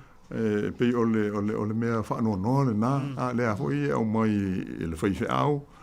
Ia mal maftanga fo ia ila tau o umona tusi atu i le malo mo le palemia e tusi o le nei mata opu o le su o se fainga e fe so ni ai ina i te gata ai mai se ale ta o fi fa fi ta o le ai uni fale o le na ton fai le tonga fiti ai ele fa pe o se sala na i te gata nei o le mauaini ni no foanga no foai a si fo lisi tu ia o le tele o le whainga tau na maua. E ala na umile lisi o tangata tālasanga. O le ai ni whale. O le upu ua le amarsa. Ua umau na whaatau e lau li ia la tau o. Le la ua a sila ia i le mau whale fau a le ia tātou i le lau mua i Wellington. E le ngata o Wellington ia o Porirua o le Hutt Valley. Tele o whale fau. Alal mele tu o umana fau ai le ni se renta ai ele taunga tatele ele a fotinga e tangata ele tau ona ele ni fale o le malo ele ia ma mesa ai ia feleki o le malo le na sa o le nganga foi mai o le afa popo ai ni fale fau ia a tonu o fale fau la mol au millionaire ai le ni fale fau mol au vai pe tu ai le o onga o mea moni ai la le sa ranga sila ia e tāua ia ma tāupu whape nei tātou te mana tu natu ia Mali. Ona o tau sanga tāua nei o le pālota. Ana paua leo le awala e maua i se tonu. O se whai ngā mālo e Suisa na whai ngā whaamai. E a awhi ai le ma tāupu le nei. Ai o le o novema whai ai le pālota. Ia a whai o tātou o lo o ua ta ilua tolu tau sanga. Whaatali. O whaatali pe le lisi. O le mea moni ana le tupu e leina tuai o na talia ma maua ni tātou whale. Ele ai ni whale. Ua umau na saoro. E le wari ia tu nei le foe le whai ngā mālo. Ia whale sa iai o le whanapoptonga o whale al tātou mālo New Zealand. Ia ai o la o sel i private developers. Ia po o le au mautupe, le au milionea. O la tau tonu wana e lango ina pāti nei. Ai se a. Awa lai mau ai la tau mea. O le la ua uma pe ona o tā ua. Le mea o le whale ua uma la ua tutu nei ua empty. Ia, ai lo ima nisi. E lei nisi, o le tau e matau tia. O le mea na lea leina to tele na i tangata e sulu i whale o le malo. Ia ona tau whio lolo. E le pea e tau ngau fie. Ai e whio lolo mai whaatusa i le tau whaamaketi ia pe ona nau tele le malo lea e ave lau fwoi pisa nisi o le lātou mau. Ua e motiva ia whiangai o e maltu la fono tai peila o le mele o tupu nei. E lea i la se isi yata whaingo fie e tau ai ona tātou manino i lea whaafitau. O le filosofia nā le au milionea. Le tūra i mai nei le foe pei o le partile a le National ma le Act. Ia le o whaapopo atu i ai ma le New Zealand First. Le ia il whainga malo, o la lātou whainga whaamai le o mahu ai na vesi. Ia ma le lava ni whale. Ia e no whaile to tele o le tuno o Mari. O le pae inga pe lua pae inga taluai whainga malo. Leo te lor whainga malo a tonga ki lena a mata mai na le whaatawino a sita assets e usan malo. Ia peo i le mafuai o mai le lepa le malo mai a sinta le nawa i tau. Te tamo whai te fo ia mai whaafi tau le nei tūlanga le whai. Ia pe mo ne lau sa no ngalo fio ngalo won. O le upule le whao ngai le minista o whali. Mai o private developers ia po i lātou ia le tu mo oti le whao ngai na ia tūlanga o le whao i lātou. Mai le subsidy lai mwhaina whao ngā e whao ngā. O le tonu lai le subsidy na. Amu suale le lo de ana fale ia whaatau i le tūlanga na. Ia ele o ne lo mana o fo ia whai mai ni public housing po ni emergency housing. Pero whaafi tau le na le ia ni temini. Ia pe mo ni lau sauno le o tātou vai ni. Ia i le awhianga o le whaatau ino a seta ni. Ia meo tō tino nel malo sa te tauna whaatino ina pia. Ia o le mai tau atu ia. O a awhianga la ne pe mo ni lau sauno. O le lau whaia le tūlanga le. Ia a le lau foina le whaafi tau. Ia o le lama whale. Ia tātou mate i tūpe le nei tau sanga. Ia mai se foi. Ia tauru manga o nei whaamoi mo. Ia po la se tali mai whale malo le tu sile wa watu. Ia le ngātou pula no ia o teitai whale kāle sia. Ai mai se ala le city mission o whionga la wano. E peo la tau wale le fito i tonu on the front line. I ngā luenga nei. Ia o fiso soani nei tangata nei. Ia o nanga whale lotu wha Cristiano ia leo o mai tauina. I le ngātou o Kilani, le city mission of Kilani. Ia o tātou ina i Newtown i Wellington le city mission ai ia. Ia te le i o saone o nanga. Ia ai tātou mate i tūpele le mitau. Malo, moni le leilama. Ia pei ole tūlanga na o lo iai, me i o lo o ali mai nei. Ia e te tā wao na si le fia. Ia e lo malu si o tātou. Tino a tonu o lo o il nei amata upu tau whale. Ia a tonu o lo o le o mamafa i nisi fo i o lo o le lei. Ia no whanga fo i ua whaamautu iai. Ia ai pei o le upu moni ma le tūlanga moni ana, le reality le ali mai nei. Ia tau tele na ie e le o le lei, ia pe le o iai, ia ni whale o lo o iai o na o ia tūlanga ma ia whaale tonu pe on tātou tala noa nei. Iai o lo tala pe tātou leina, ia mo sisi fia wha a liso na whina ngalo.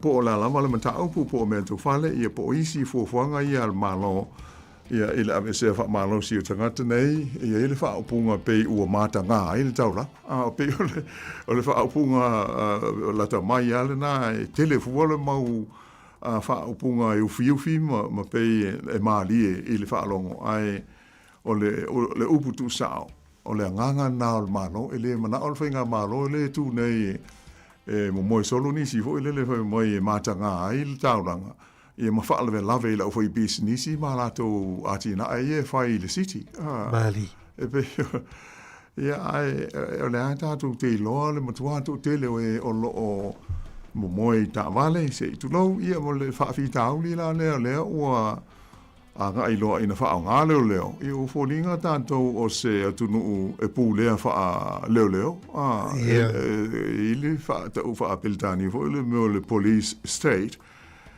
Fo i so o se mea tāpa i leo leo. So o se mea lama o leo leo. I leo o i lea mea. Le fina o mai le asosia leo leo. Se wha o mo le se e le se ngā ruenga wha leo leo le mātou o e la patai ma ave ese tangata. Ale mau se li le manatu o le minsta o leo ma le si minsta leo me o whaamisinonga e whapea o le wha mai le wha o punga o lai si la fia le leo le mea le whautuanga e ave i tangata nei ia amsalo la o se si mata upu fole o wha o popo i le o onga wha leo ia nei lo saunga li mumali nei lo le puinga o le tulafono ma le tausinga o le tulafono ma le soifua ma le monuia o tātou ia ai whainga tātele ai le taua pei o le nganga ia o le tātou Paul Kalame a tonu e wha mawai fo i le ata pe a tātou wha soa ia ai o le nganga au tua ia tātou sila fio manino ai mai se la le teimi le ala a tātou wanga ia tu le pānota ia lo whai maho whau le ia o wai e le whapea fo o tātou ai whai le tonu le upumoni ai ia fo i le nei tunu tā ua le tātou pānota wai mau ai ia se tonu ia mole anga i luma o mea whapenai mana ia la wano ia mana i fo la valta tu proclame spesi le te mortau i nei fa sisilanga fiolongo inantu ia ele ase pangor te fo i tūlanga fo le tūlanga ole vitau li nei oli pensini nei teimi ia a fai se wila in o sto langa yo fa a fai yo la tara mal fale o lo ya o se vali vali ai na ya tu ta vali se iva na ya ni tu langa sta ya o ta ya lo masil ya lo vinga ya no fo fale le fu se me la fa ruai ya na ta wa fa ta nga o nga na fa na ya ai se uma fo ta wa ya te ti solo fo la ya la ta tu fa fianga ya nei te mo ta ya wa ta tu proclame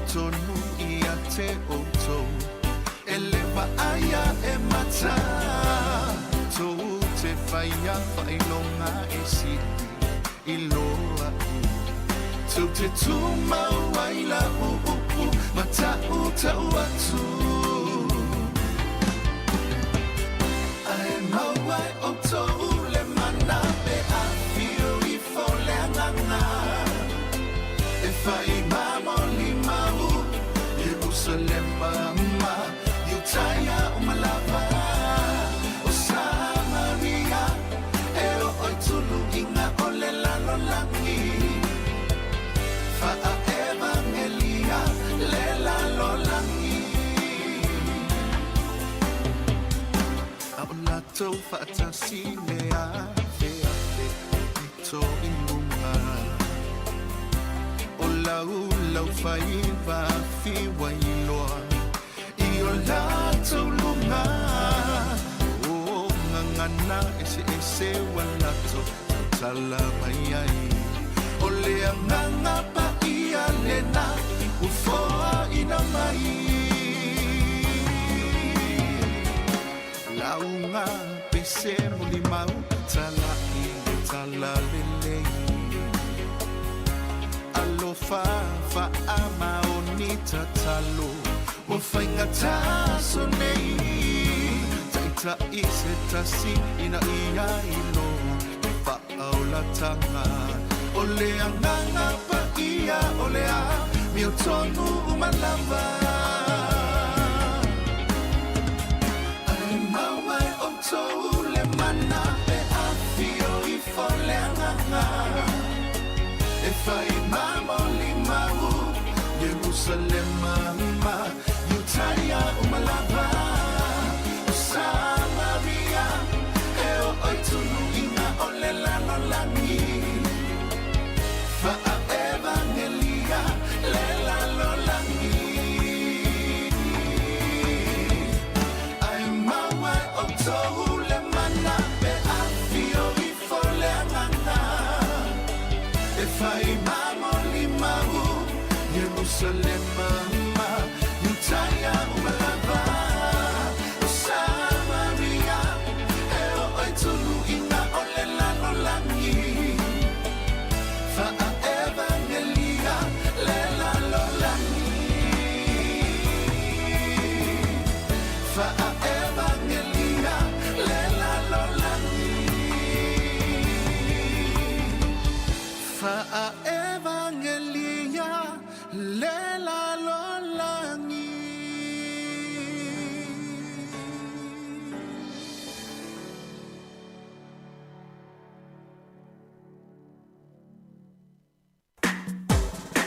Ata o le taia, siu fofonga o le laumua, aso ngā fua I le aso wharaile. Ata o le taia.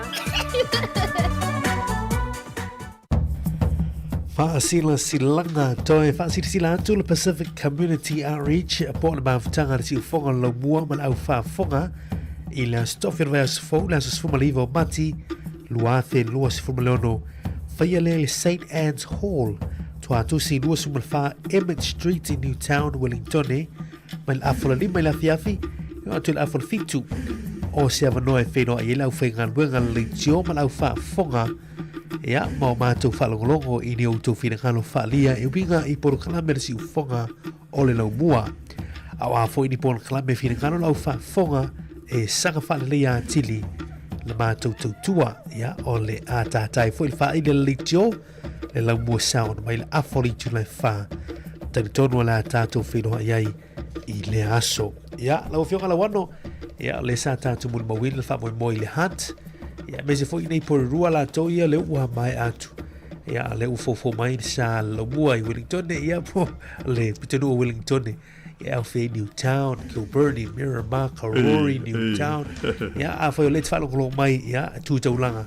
Ia o la vanole le veas fo. Ia tatou filo ai ia tatou ao malongi. Ia wa tatou tuar si fonga lo mua Wellington. Ki lo tele tatou wo pa angolo. Ia ala papa au mai lo mua. Ma li e mo I le lava e pe ona whaafonga mai o le nganga tonu ale na o le komiti whaafoia mai se vo I le whiunga I le lipule e mo le tātou ngā luenga nei si ufonga o le lumua e mo se awa no hoi e whetu whaaiai e au mai awa tu e I tulanga o iai e le tātou ngā luenga nei wai le mwhai au na maua se le lei an toa ia se ivanga na ua whapea na maua se whailo inga whapea ma se awanoa ia whetu wha ia i tūlanga e le tau na sanga wha le leia o le ngā luenga ia manisi fōi fina ngalo ia whesua swani i le anga i luma ma le sanga wha mātango fia ina o le tautua a le si ufonga le lumua ia o le la so sfuruiwa Maria i o e whailo e na i Newtown i le maunta fōi o le St. Anne e pei ona whafonga mai le tātou whaalinga le nā o se awanoa taua ia pe a whai maua le awanoa i le a fiafi ai o nisi o mea o tupu ia ele ngata i le taunga tā ai o mea uma ai mai se ai e pe insini maswa u ma le tau loa mai fafo mari i le taua lea i Iran Ia ai o le sa ta ua hoi i tātou telefou i le tau nei ia le talia le o le au taalo o le au soka mai Iran a te mai tai le o talia le latou tarsanga a ngai le malo Australia mo se pui nga wha apitoa o latou pei ona ta ua i tātou telefou e to lima na sola ese mai le hotel o sa iai wha motu i Brisbane anafi ia ma faia la le tarsanga le ala to e ta ua fa peltani o le meo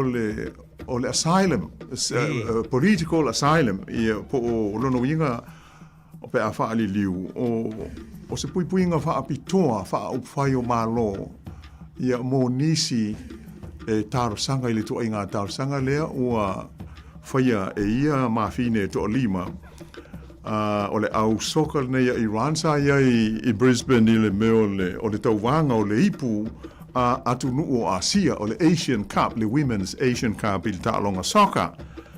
O le mea laon tupu, pei ona au mai fo i li poti, o le ta'alonga mua a le atu nuu a Iran, le au le nei, na mumusu ai teine nei e lātou te usuina i le vii o le fua a le malo Isalama o Iran le tau nei ma Amerika ma Israel e pei la o le mea ua tupu ua maua ia lipoti i te tono o Iran ia ma whaasala laua i whapea i le TV le tunuu whapea o le au soka le nei a maise la tau ia le i pepese i le vii o le fua o ni tangata whaalata o le upupeltania o traitors ua whaalata i la ngā yo inga lea a tama ita alo ia le malo Iran ia matua i ma le mata ngā i le vāo malo a pe o le nganga lea o le whaasara launga le malo Iran ia le lana iei le popolenga o tangata Iran e nofo i Australia i le a whaina o lo latu saunga le mupe a whai nei wa le ua uma le tournament na o mai ai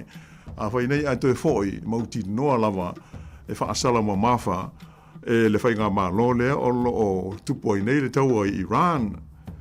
O le tau nei lai la o malanga mai fo o whaalonga atu o sauli sili poti o lea ua whaau popo i isi te maita alo e to lua sa to lima na tau sanga mo se pui nga whaapitoa Australia e la so nafi a le la o to fitu nei e to lua isi o sola e se foi le la o whaau popo atu e le foi nu mela lea mai o le la o se tūlanga pei mo le si fia fo i o maro le tunu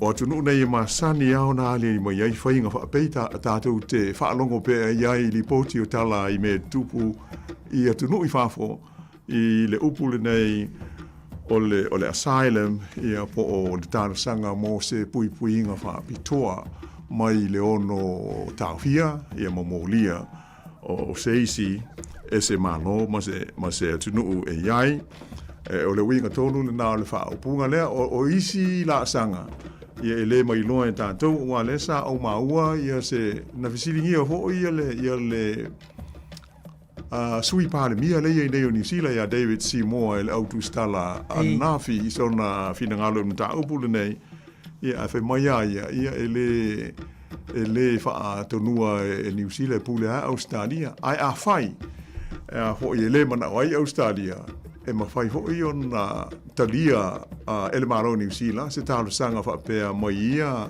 tamaitai, ia po ole au soka le nei le malo o Iran.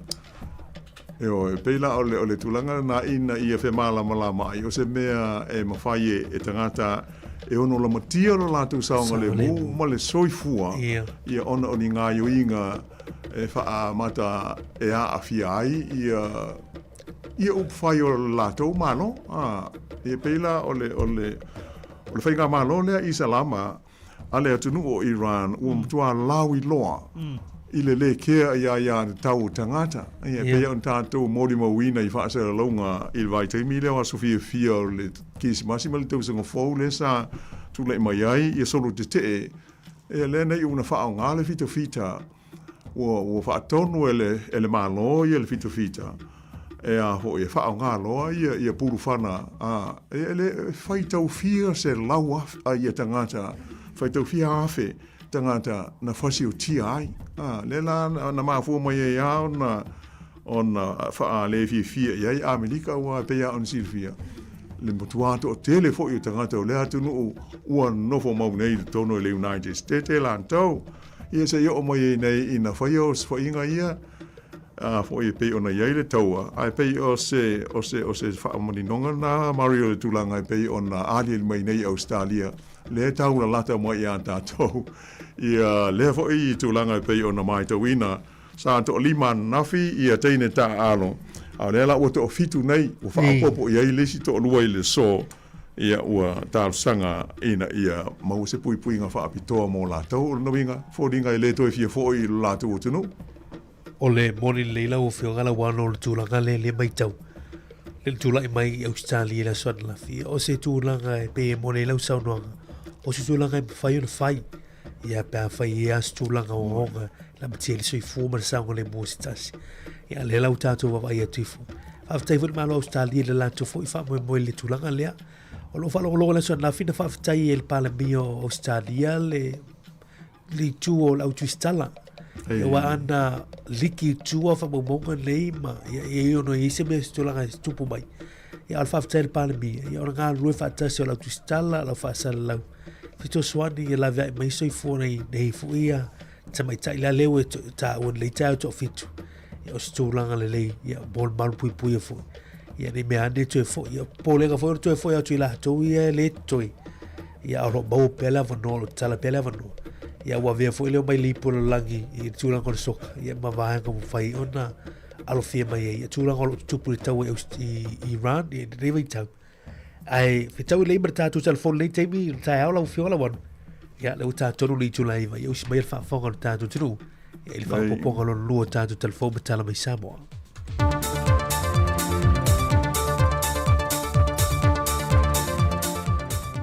Aso lulu manuia lo tātou tanu malau whaafafonga le isi fo ile nei wha o popongo tana mai Samoa o se mai e lau whaafafonga. Wa whamawina le tau suia i o le whontanga le pāremene, tau tonga le whaamaoni mō sui whai pule to lua leo o manu malu mai e whai ngā pālo tala iti a sa whata mua ma vaisi ngana numere lua. Le fionga motupua a seve heni a Fereti Pālii ma le fionga tun mafono Claire Titan ai o le teimi la vaitasi wa tu ina ato e fo ia ila ua e ane tō whinga o minista lango o le fionga a motupua wa venei ma minista lango le mtanga luengo le soifua malo loina le fionga tun mafono wa venei ma sui se fono le mtanga luengo o tupe maua mai na o la wha alia ma le anganga wha arualo ma le fia o tō whinga o tō fiai e mai le tua ma o le atu ina atu iailo la malosi a tō toa e ala le fesoa soani mai o le tua ia i la ua e tau tua i nai e tō whinga. E iei le wha moe moenga le fionga ia tun mafono, ina ia so o umalo nei tu malo le suawai ma maa maua, ona lo iei ni se pitonu o lo nei tu malo, e le o atu iei le wha amnianga le suawai ma maa. A le fionga ia mo te poa nei wha alia, o lo tau lai lana sila nga e le ati na e 2 miliona tā la, mo ati na e fua lei, mo na manuia lau tele o lona i tu malo. Wa tā pae le senate o le malo Amerika Samoa, sui o le Samoa Airways ma le Talofa Airways, mo se whaamalamanga manino o le la fonga le ua whaopopo atu I pasese. Mo fe malanga inga le vāo atunu e lua. E reporti ale pepo le tala nei Amerika Samoa o lo wha aliai le whina ngalo le senate le malo Amerika Samoa. E ui ele ai se vaa lele le motu sae o lo whai malanga le vāma Samoa. Ai o lo wha o ngā ina le o nanga le Samoa Airways ma le Talofa Airways e malanga mai ai upolu. Mai whai loa le tala nei, i le mai ai o le wha malama mai na o ia la fonga wha o popo, na whaadi ai le whina ngalo o le presidente le senate, e sili atua I le wha o ngā lo le wha alalo, e whi malanga ai le wha o moto I lua. E na wha manino le whionga le teitai o le atunu la aule le mali topola te wha Fosse Schmidt, I le whilo inga malau tu stala, o le si tango le la fonga mai le ono se fulma le lima tā la e le valu se ful tā la, o se si tanga na pāsia le whainga malo talwe nei. Au le isi se lau tā la le ua wha o popo, e visoa swania I tūlanga wha le leio le malai wā lele, mai na a mata wha ama maluina mai I le amatanga o le masina nei. E toi wha a wau le so ta wale manga le fono a o le pāle mene, e wha wawina I sa unuanga a nga I le tūla fono te wha ofi, le ati na e mo sa moa lua fe luas whamaleono I lona tūlanga wha ana atinati. Le tūla fono te wha ofi e anga tonu lea e le polo keti o le miliona tā la, le manatu le whainga malo. Ia whaata oto se tūla fono e aia iai le whaavaina o se matanga luenga fau, e patino iai le ati na e o le miliona tā la. E pe o na sera fia o le temi nei o lo whaangai ioi umamai lalo le matanga luenga o ti nāmata mai tai a tina o nuu maanga fisotai. Mai pe a whai ai mai o mapāsia le tūla fono o le a whaase o mātu loa I a tiu te tau ave o le miliona tā la e lalo sea matanga luenga fau le a whaavaina. O nisi o ngā luenga whaawau o le pāle mene lana fono usu I le so o le a whaawawina ai nisi o tūla fono tau whaofi e pe on fongaina le fionga I le fonga fitalai o le mauta. Le fionga awa pa au mulipola alo I te fua mulipola. Mo le ilo ina le tulafono tau whaofi wa ta ua I lalo I lona tūlanga wha nati nati. Tulafono tau whaofi o ati nae ai tu malo lua afe luas fulma leono. Tu ina atu le nei aso ono mati le tausanga lua afe luas fulma leono. Ono po la auri ale mali e toa po la tai vau fosi tai ona moto. Tu sai mar tulafono tu mau ivas fulma leono al pan mene. Ua tu ina atu nei le whasi silanga I le fono au fai tulafono. Mo le ilo ina le tulafono tau whaofi ua tā ua I lalo. Tulafono tau whaofi o le restala o whamtalanga ma whamaumaunga tau nononga tupe lua afe luos fulmaleono. A to ai manisi o mata opu o le a whao popo atu le whaatalano ina I pepo ngā ruenga ale pāle mene le so. O tala fōwia manu I tele le yaso si o tātu o tino. Whasoi fōia.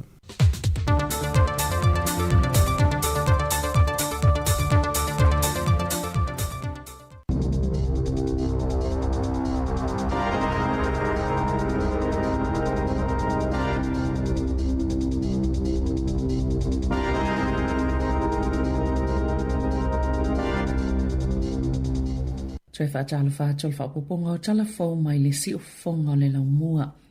Ua lapata ina whale whai ngā luenga ina ia usta ia le tū lafono ia soma ia tangata whai ngā luenga a o whaawa wai le COVID na whaale se iloilonga le PHF Science na whai e sua vai leanga o se taimi pito sili leona mawalunga toi le numero tangata a fia pe ona ia le taimi nei le COVID mo le silia ma le ono masina mo whaalia fo I whamaumonga pitola tamai a le soifua maloloina ni sila e to o 50 tangata na tau fia I whale mai ma le to o 10 na mali liu I le virusi I le vaiaso o toa nai na whaalia I so engal tau sanga taluai mai le Southern Cross ma le Business New Zealand o le whainumera masani o so mai na AVP whaonga I le lua whelua wha sa ono te sima le fitu si itia mai le 5 te sima le 5 I le tau sanga I lua whelua lua o o le tausanga loa whelua tasi na si iti ai mai le 5 i le 10 so mai e anga waa i ai le tangata whainga luenga. Na Saunopulo Professor Simon Schofield o le University o Aukilani na ieni whale whainga luenga na mumuso e ave so mai o la tau tangata whainga luenga ina ua le aini pepa mai e le o ai ai lalo le tola fono aso malo lo se pepa mai pe a whai le whainga luenga le tangata i lalo i fo aso e tolu o lana whautuanga i whale whainga luenga e tatau ona fesili mo se whautuanga pe a whai ele o mautino la tau tiuti e tatau na whaatino e tu saima le tola fono pe ona saunoa lea li i polo fesa. Na whaalia le ofisa o whemalanga i ngā New Zealand o lo tau mawhai e whaafisa o tai le lata i le 10 o tangata o se vaenga whaafifia whaaleanga nuu mai initia lea ielo la tau tali tonunga o lo iei bei ta tono New Zealand ai ua mai alea ngā o la tau visa o le maasina taluaina malanga mai ai New Zealand o se vaenga o le au malanga le tamaita i pese la wilo ai Bollywood mo le wha mamalunga le holi i ta tono le atu nuu e to a 10 na taunu i New Zealand mai to tolu o toi foi e to asfululi molo iai pele tunu e to sai ma fa mamonga le ofisa o whemalanga inga sa fa afsota i le ofisa o komisina mawalungo initi e tono New Zealand mo lea mata upu. Mo si itia tau o pase se wa lele mai ono toi si ifo i pe a whai e wha awau pea le tau waisa sa e tō tono. O le tai ona na while na si itia i tau o pase se le e New Zealand ma na wha alia le kampani wa lele e ono toi si ifo i ma o le ai loilo le ono wha ai titia i o lato whai ngā malanga e ma fua umai e suinga ona o le tau o le sua o e wha o ngā e wa lele wha atase ma le tapuninga o le ala wa apo le vai nuu o le Homo Strait o lo o whela awa e le to sama le 20% o suau o ile lalolangi na te lele fesuia ingo le tau suau o mo wa lele talo na amata le taua ma ua li patia fo ile silia ma le se lau 20% ua si iti ai na ta ua le Chatham's Air e mawhai o nei lunga to le tasi te simaleono miliona ta la le tupe whaalu whaapopo i tau o lato suau o mo lato wa lele pe a whai e whaawau pia le taua pe ona whaalia le polkalame le checkpoint e se fuluta la ua whaapopo i le Air New Zealand ile malanga e tasi po le one way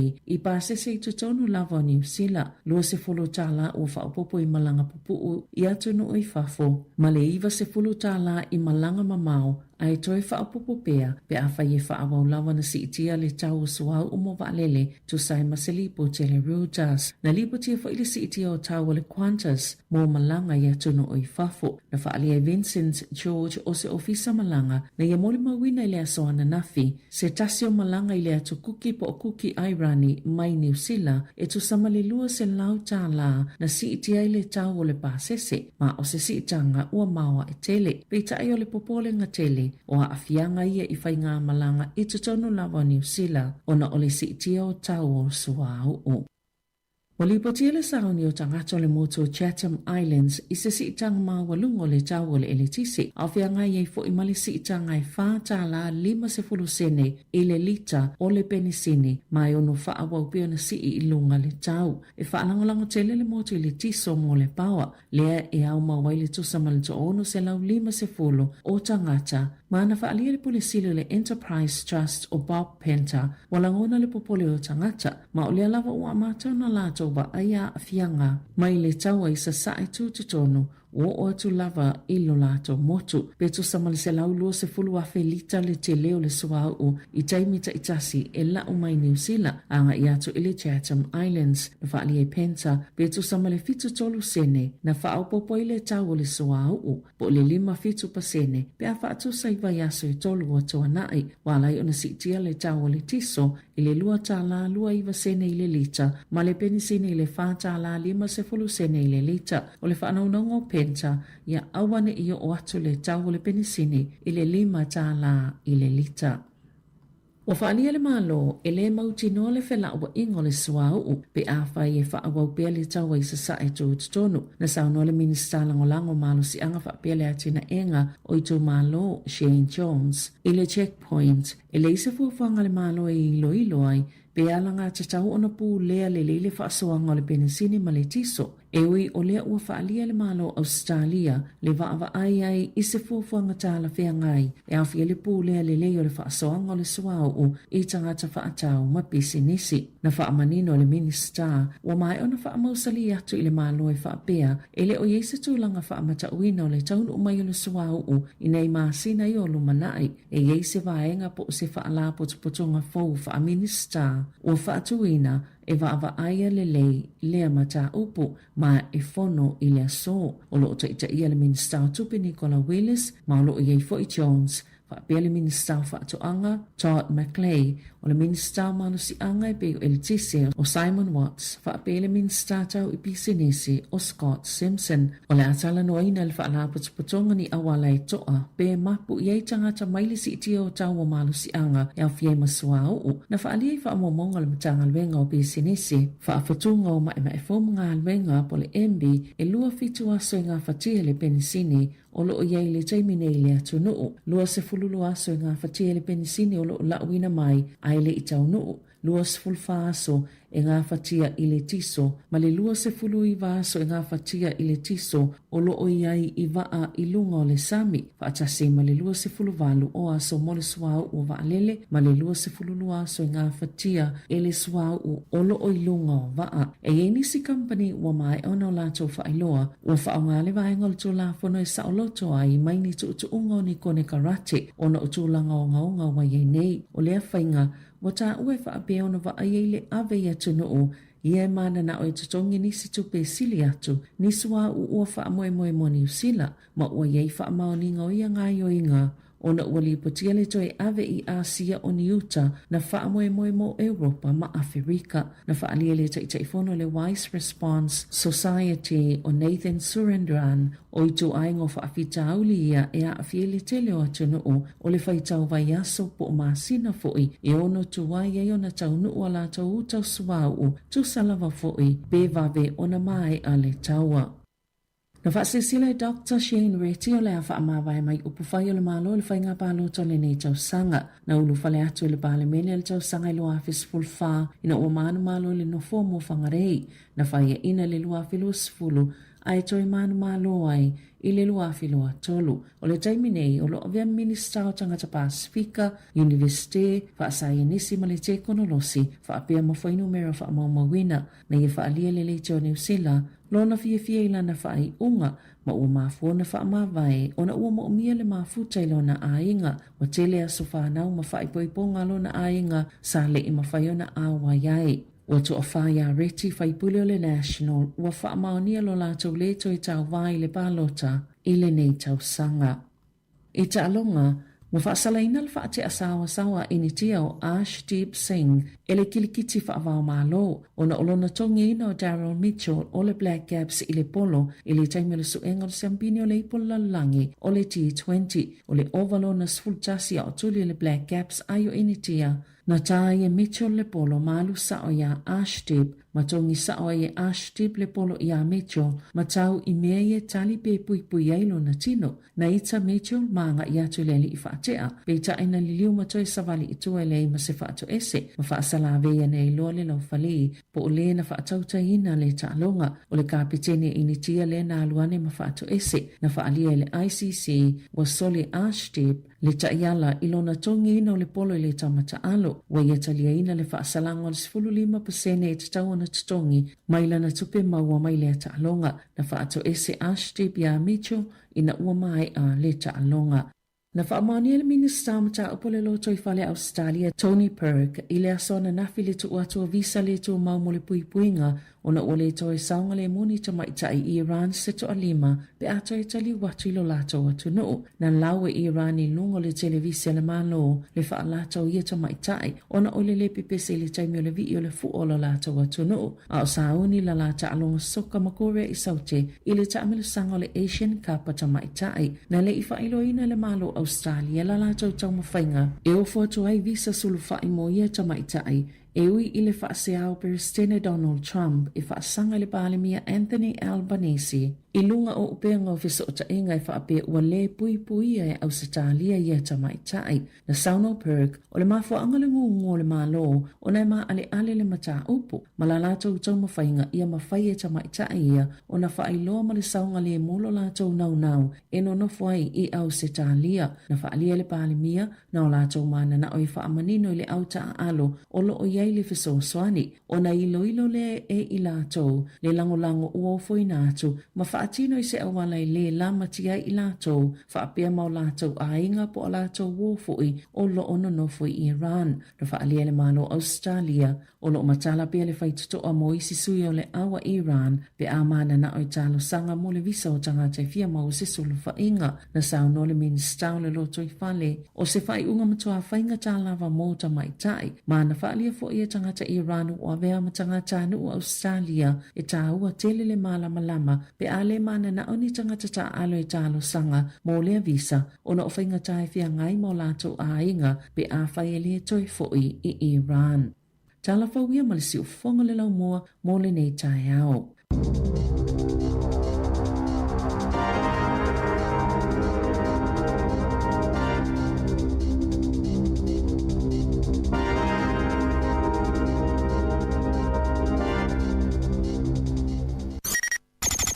O le tautua le si ufonga o le lau mua o lo iai fo I le langolango a le New Zealand On Air.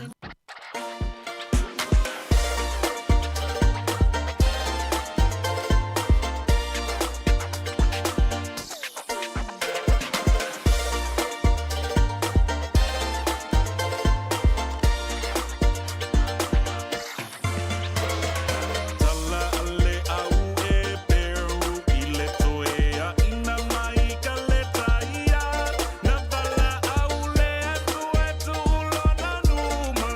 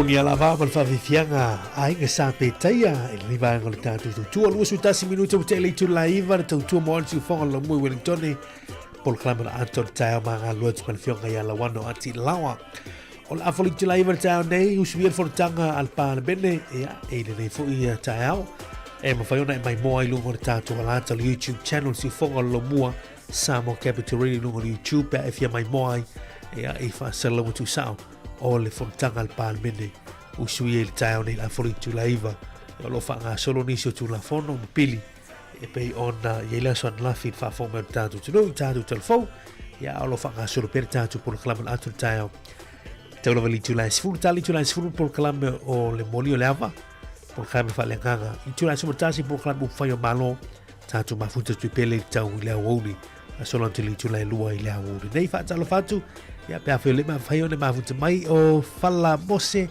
le mafuta mai ia o Ferretti mal a malosi ya le mafuta mai good morning a talo fa sunga ya o kalango lango fa talo fatu le tai nai mastone tango a sua good morning silul poutet malosi fu monuia Simeona sue a suende malosi fu monuia fa talo fatu fo ia Rachel Sifa ya le mafuta mai tulu alesi malosi fu monuia atal wat ya Lucila Tinley o mafo Eric Pofiti fitoai ya o singa le sulu Penny ma lol se hobu bia o le sunga ya Charles Stiflin o Joe Tunufi Salvao atal wat ya fa fu de Daniel talvau pes 40 ma lol se hobu bia Teresia Agustino pali sina leo mission tu a atal wat fo il faltua ya portina ya lawina siumangili ya le tatu filo ai le hanselo fionga la wan mali moi ole a fo e loma le tatu feilo inga le lo moi Wellington el vas fo a pe ol mele o te mana tua mai le feilo inga le taloi nei I le Dow's Museum Arts Museum I Lower Hutt ole to te le o se tatu o tunu o lo fa fonga mai pe il tatu wala leo il tatu le frequency le tio pe ona mai tawina I le na fiafi ia ma pe o le me o manatuai pe folinga mai le o maua la tau ia le tulanga ho le fa se longa I lunga o tato ala isi ala leo na o le tio ia tonu o se tulanga tawa le o mele sa tato sa wai o le tatu wala leo sa lima valutolu yaso ia a lela o sui ia a pe ia ona sil fie ho il manola fa fonga o le frequency le FM le o fa nga nei e le ma lo si tele pe o le fa fita uli le na o le tatu wala leo a fo I tapula I le mamao ai ma fai ona o tu iai ia mai tatu ofisa au tu I nei poruas farit inga ia le matua mawatu le mawai ia tatu I le lomua ia mana isi areas ia tau la lata mai ia tatu awa wale o te pe aso ia sa malosi ia ona o swinga na au mai fo ia le malo o tatu walwai ia ona ele aia se tatu ala leo tino mali pe o le mafuanga le na la foi la na o le se o le au onanga si fonga le mua e fa o nga ia fe so te inga tele va ve ia pe la o na iai ia tato le channel le YouTube ia un foi una si lo foi mai mo iai le maro la fa fonga ia malunga o fe so te inga ia le Facebook io ia ele leite le ai le au televou io wa fa o nga ia le telefoni ia ona sila ai le ngata ina mai mo mai pe ona to Silvia manu uma ona iai ia ai a be fo il titil telefoni ma foi ona tu I lungo il TV ia ona pe ia le il TV sa mo la o lo tu I malata ai pe ole senga la na ai pe ole o ta ole vanga ole tatu feilo inga sa foi a troi nei I le museum I Lower Hutt na matou mauai ia ono o to tele pea ia le mamalu se tatu tino ia ono fa fonga mai tatu wala leole e fitu il tasi ia so ngofua e tau ia stofi ia ona taule i le lima pe whaamuta mai le lima i le fiafi pe a au diales forei leo mai aso tasi ia pe ona i tūlana o lea olo o au ona ma wha tino aile tātou ngā luenga masani ai o ala leo wha popo ia i ala tele wawawe i le YouTube wha pe ma le Facebook ia e pe o loo mawai ia le nei au nanga i isi taimi ia pe a umai ai tūla a towhaina ia wha atulanga ina pe ona iai mai le fitu le tasi aso ngofua i le stofi ia ma le fitu le tae au e o i le lima i le fiafi o sforele sa tātou o fo i le ono ia aso ia pangale ia o le tūlangal na i le mwhaiona o i tātou malausi o mai ale tūlanga o i tūla wawa noa mo tātou ia o le nā ona o le tātou whawhitauri au tūwa e le aise tātou wala leo tō tino po se tātou frequency tāu o le ala leo whaapitoa a le siu whonga lo mua. Moni le ilau whionga la wano whaapitei fo le teimon tae au ia il manu le tātou tinu halongo logo mai lungo le tātou frequency ia mahaloron sa il le teimon tae au tātou se ea tua tūlanga o le pensini ilau whionga la wano le tā mata tu ilungo le ala televisele a le ABC a Amerika, soli. O la mai lalo la tu singa e tau ta la lima surfa sene le tau al pensini la tongi la tau i Amerika. Ya a fa liu la tu pe New Zealand. E ono ta la New Zealand le tau al pensini le tongi pe a fa tu se Amerika. Tau ta la lima surfa sene. E pe o le tau fau le nā talu nei ona whai le taua. Le wai nei le so, pe mo i le lei.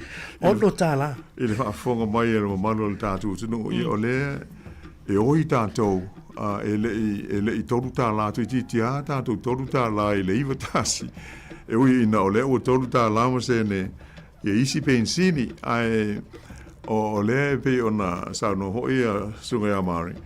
E o le mai tau atu i li poti ia ma whaasara launga a le ABC la tau i le United States of America i o le tauna o ia la tau pensini toru tā la li ma whaasene Amerika ia po nuinga la a fa le liu il tatu tupe ia o le ono ta la sene i le lita tasi ia ai o a unga ia ma fianga ia o vesi ia pe ona tatu talanoa ne ia ma le tatu te mori mo wina ho i fa sa longa pe ona Saudi TV ia ma le tio mai i Iran ia ma sa sai tu tonu ia pe o fa ina ia o nei me mari e popole ia le tā auwhi pe a o ina tūla i mai, o le o mai tau watu i se saunuanga mai le Palestine a Amerika i a Donald Trump, e whapea o umona ona won o tu inatu se le puta inga whalau i tele a Donald Trump i le malo Iran ma ona tangata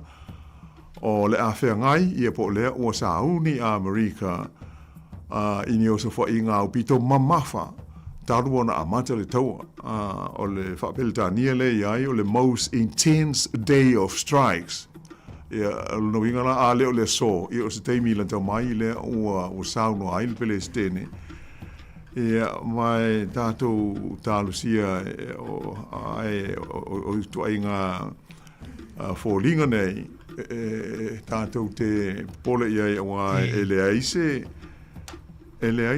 se fōlinga o e whaititia i e pe o le amawe o na tāofi le tau o le a whai o fuafuanga ia a le United States e o nuinga o le matua tau a le ala tātou alo ne iai ma tātou whaatilitali ia i o na a fianga ma tūlanga ia liari mai ai mare. O le tūlanga na lau whionga lau wauno pe o le amai most intense day lo no wika. E moni le o lo winga o a ni sios fa inga ma fufuanga malo tino Amerika. Ia o la fatino ina lo solve o le aso taia. Ia pusi aso leva ia so le mai tau tfo. O le tu lo fo Amerika le tai fou le wa filfili e Iran. Ia po le lato wahanga le valu suman valu ia suyo o le pe la fa fo tuopo experts. La lato filfili ina le ateli lono luo o ali hamelei lea sa tata walina fo ia pe maliu le in vea sona vai atu nei e pe o le wo man filfili nga Iran ia la tu tai fo le ia ai o lo lama fo i Amerika la tui lo a fai ai mau fo initials fo inga ia o se fole o se manatu fo ile ia lo big e to fo Iran to sa ilisi la tu tai pa ve le sile a no tinga al malo tin Amerika e se le tai le o to o le uto e fili mai fo i seisi e folinga mai e se solo ai pe tu langa o le tai galon tama ia me se la lea e no vinga le isi suinga o fo mai ale le mai suinga la tu tai ia e pe on tatou mo wina mari o le tulanga le nai mo i le o le o maua ia le lipoti o filfilia le fono le le au wata mai o pe o le tau le na o le lato fono sili le valu sui e na fai fe awai ai lyrics foi le lau filfili tai sili fo supreme leader o le lila lea o lona tamale sa maliu i po le sa tai o kamenei ia lela o to manatu lau fono lea ia filfili ai o umona fa ai lo mai fala o tele Donald Trump e na tele talia ia pe o no winga e le o talia el mano America le tu finga o isi li poti pe ona ta mai ta wina fo il nea so ia o ta wai nisi o la tu stala pe o le fai o le tu finga e le pulenga le o Iran e pe o se ngai o inga o i le e fa adia i na to le kea ia Amerika ma le os fa inga ma le tonga o le upu peltani o defiance o se fa ia le to finga ona o le nganga le na i le manatu mafa pe po le mai la to i le os fa inga ia ma le tau e pe ona mana o i el Palestine Amerika e sui ai le te inga o le malo Iran ia peila o le tulanga na lela pe ona ta moni ma win nei le sa nanga mai Donald Trump o le afea ngai nei Iran ma se aso o pito mamafa o oso fo inga le United States la so fua io e so fua le sa wo fo ile le fa alinga o le ua lata atu Iran ia le va tele fo ile nei o le United States o le meo le carrier ia i lunga ia valele tau ia matulanga fa pena fa ios fo inga o le aircraft carrier la nei ngo o le General Ford o le va au pito i matautia lea le tele o fausia e Amerika ia male lalo langi a toa o le nganga ina i whaalata atu i o i le sai tu tonu i le mea o iai Iran ia a tonu o se vaenga le o le fufuanga i pei o na sauno ne iai le li Palestine mari o le umatua fudia Amerika e awina atu i sai tu tonu i a penga ia o mea tau e whaatino ai le matua olo palaina o le whainga malo mao na tai. Mawa e te le tūranga le la tātou mai te tuina. Ia, o le loinga e. Ia, la tātou le mai lopo le alte mi o mai le taua pe o na tātou fua mara la oi. Ia, ono a fianga la le mai tau atu. Ia, ai la tātou mai te tūpeo po ani tala e o mai. Ia, ai me se o le ufolfola e Amerika. Ia, le aso le te lena. Mamafa atu ai o swainga. Talo sia ia. Ia, o le ale tūlanga tūlai mai ei.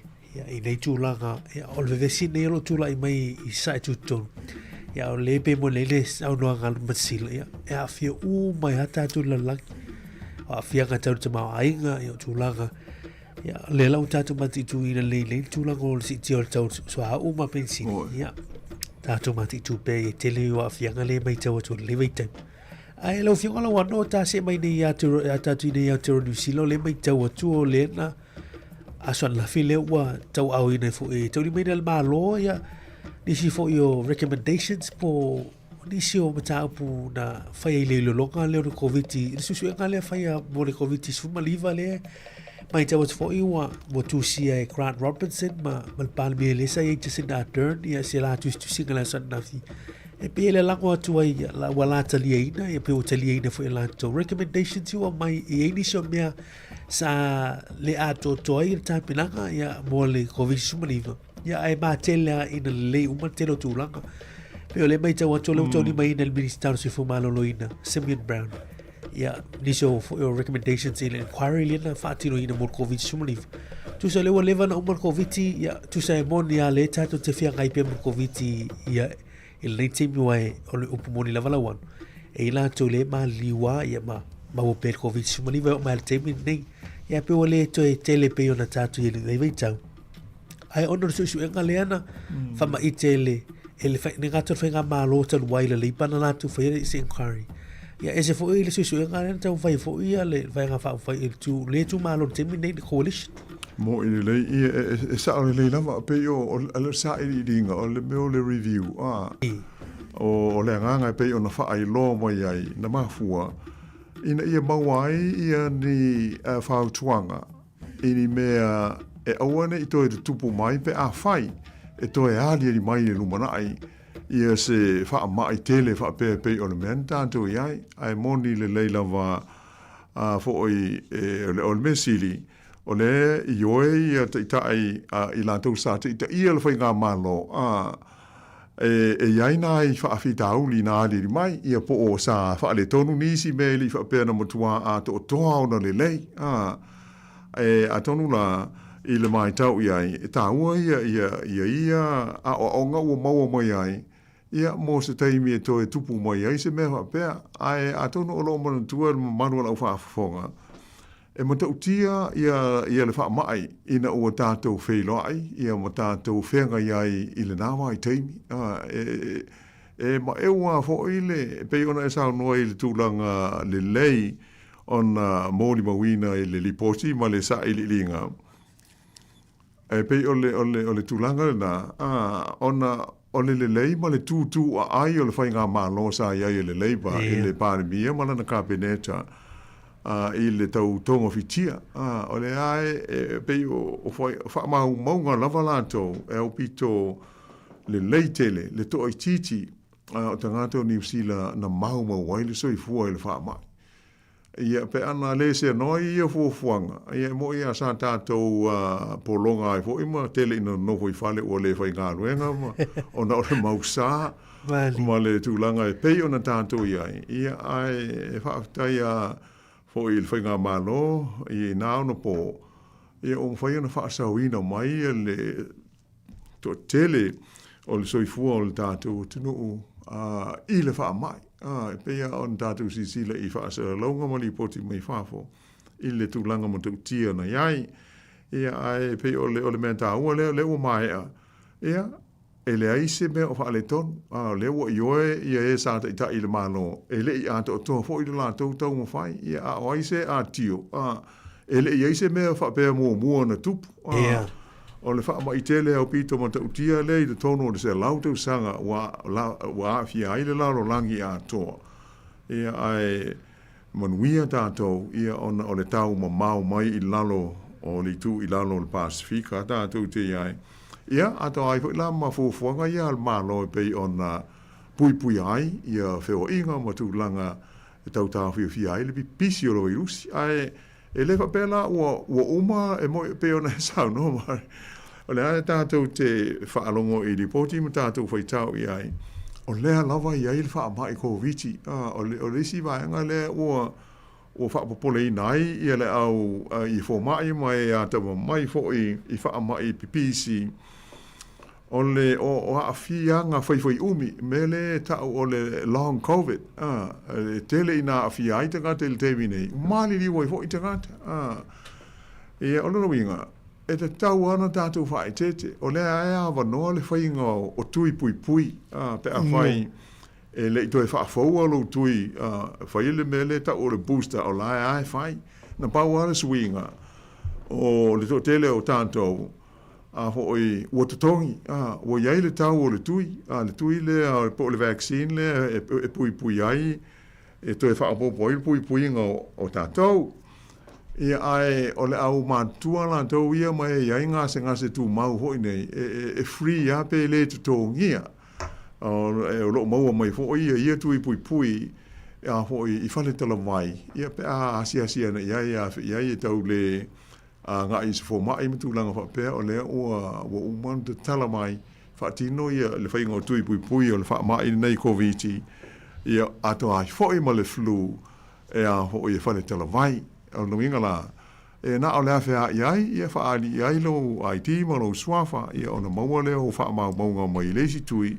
ia fa fo wai lo tui la o man tu le ai si vanga na la ia la o man lo si le tele o tanga fa inga wenga ale malo ia ma company fo e tu tongi ia le fa inga wenga ia o tanto le o nga lue ia si tui si tau ai le tele o tele lo wala o e fa fu lo tui maria ai pe fo le al fasili ia ta uma ia la to pe limos fu sene se me ho pe ia o tele o mautino ile tau ai pe o tasio na o tu langa fo wi o nei I tui o pui o fa mai ele nga tele flu ai fa pe na male covid fo ile tongia ia tui pui mo ia inga se tu mau mai se au ma tua anga ilunga ia le soifua ai fa pe fo ima tenga te whainga ruenga la tau o le malo ma company ia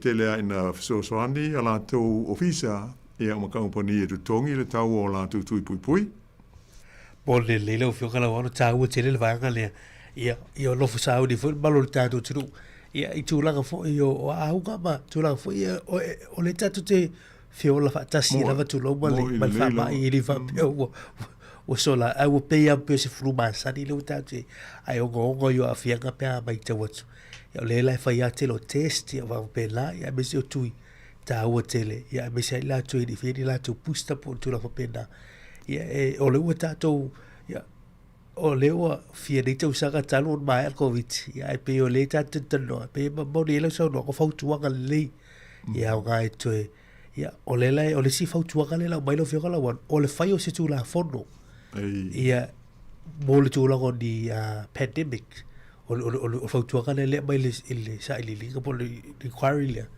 I te wala la de ye lo tu la fono ia o la be fa pe tu pu si fa mai fa pe ia ile lo balai ia ba le o ye se va ga na tu mo mai ia e fa fo ni mana tu wala ka inu ma ia o wai o le mai te watu ai ni so sauduanga ni so fo mai la tu la su tau sai dis pe ai le se furu tau saka le was furu tau saka e ale te be te ye fu si outbreak fa pe e ha fi ila lagi a toa lo fi ala wat pe o tulanga na sa o le lava o atonu le o le a ngala ia li posi mai sa I linga nei sa fenga ia ma fainga malo ia e fa tu wai ma fu le ia se plan mo le lumanai a fa ia mo mia le tulanga le o fosio tu la fono ia atonu se mele le fo tonu taun ta ti atu I le au fai o malo ia o le tatu ia fo I tapenanga o le palota ia le a fo I le fa amanatu I o tatu fo I pule ia po nisi fo o lo fia fa moe tau wā I whai ngā pālota o le a soi nei le masina o November au pe o mata upu ia masani ia ona fola ia pe whaatu mai tala noa whala o I tele ia ma manu au pālota mo lātou sui tau wā ia ina ia mau ai se fina ngalo lātou pe whai le pālota ai manu mai whai ngata ua umai tau na tātou tāpena au te langona I le nei taha fo I whaafonga se tātua tunu o te tau o na lewa o na whaia le tau o stanga na I mātua ma le au mātua no whale mari le o te kuata I le se fulu I le wāti ia I le nei taimi o le tae ao ia atonu ia o le breakfast masani lama e tau o na tausia na I mātua o le ia e pule lava ia le ainga la tau a pe o na ona mātou whaamana tuatu nei tuai o na inu fuala aua ana ye mātua ia ona tupua fo I leo nisi wha a whita auli a whianga iei matonga whitinga ai pe o le nei aso ia tālsia I o manuia ia le talinga o le sua le tae au malu matua mala au matua. Mone le lau fioga la wano ia, tāua tele leu tātua mai foi si ui. Ia ora tātua por klama la ator tāau. Ia e, foi inisio vaga bulbuli o fia. So mai le table tāau, ia tātua tele i tāpena tu por klama o muli o lava lau fioga la wano. Malo. E pei o le nganga au tua ia na ana wha manatu o le pei on tā ue Maori. O le afo le iwa le na amanta ai i tātou whaasara launga i lunga o le tātou penga o fisota inga. Facebook ma le YouTube. On tu inatu ia le whaasara launga o le fono o le parlemene o Samoa. O le winga a whai o nae e ma whai o na ACC la i ai lau telefoni. Ia, o le lei o tau o na levo na umon tau mafa le tau ftanga le tai au. Ia ai sisile mo mai moa i le fono tu sa au mai le au nanga ale si fongo le mua. Ia ai ona o le tatu temi fo o le ia le si tatu por kalame o so o mai ai. Ia o le nganga fa tai le sisila mai mo mai fo i ma tau tu po mai il nei vaenga o tu tu al si fongo le mua mo malu umo se tatu tu no le ngate New Zealand nei ia ai o isi te fai fio le lolangi ia o tu ele malo si o le nei o nanga ia malo lava ia le tapua i malo fo i le mai mo mai fa mo moi ia o le atu mo fo i se feilo inga ele fa o wino le tatu nga luenga i por kalame ia so i le nei fo iaso ia ai mātou te watu fo i vai malo i puenga i le tapo inga si tatu tuno se ngana fo i ua le tala whekai lau wha fonga tapo i mai ia e poto ana tu tai e se le atu e pei o le opu moni ala au tau tai whaftai mari ia ai manuia ia vaenga o toe o le tatou tutua so i fua le nei vaenga o le tai au Cecilia fau po uau o fele la e o so ile tai au o ta fau au le malama mai le vavi au pe fa alau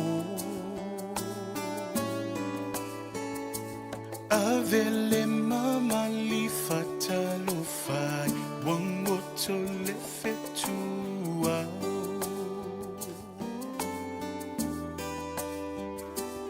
avele mama li fatalo fai wango to le fetua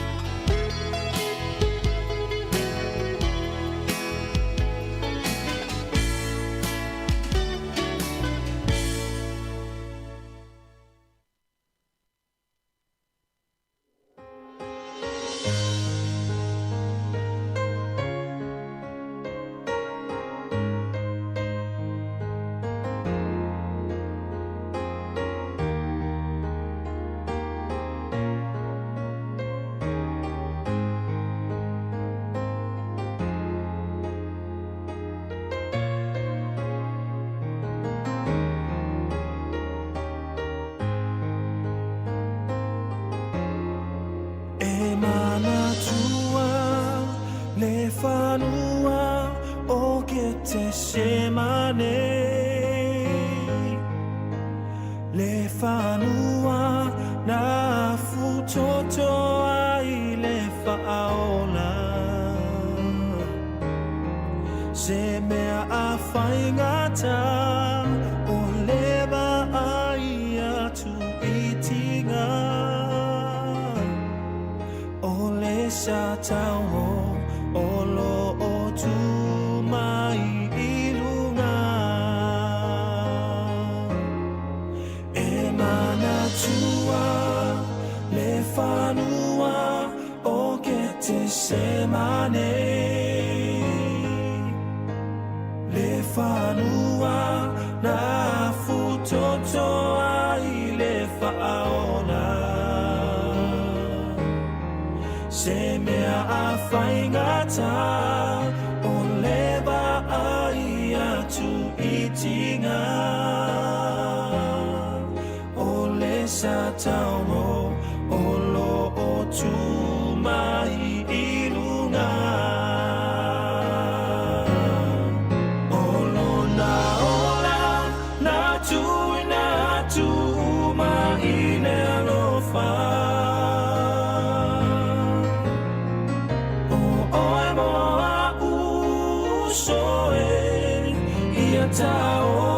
taola e mama e a te oe o na tinga tula ia masau talia nei le whaola se a sau mea a whai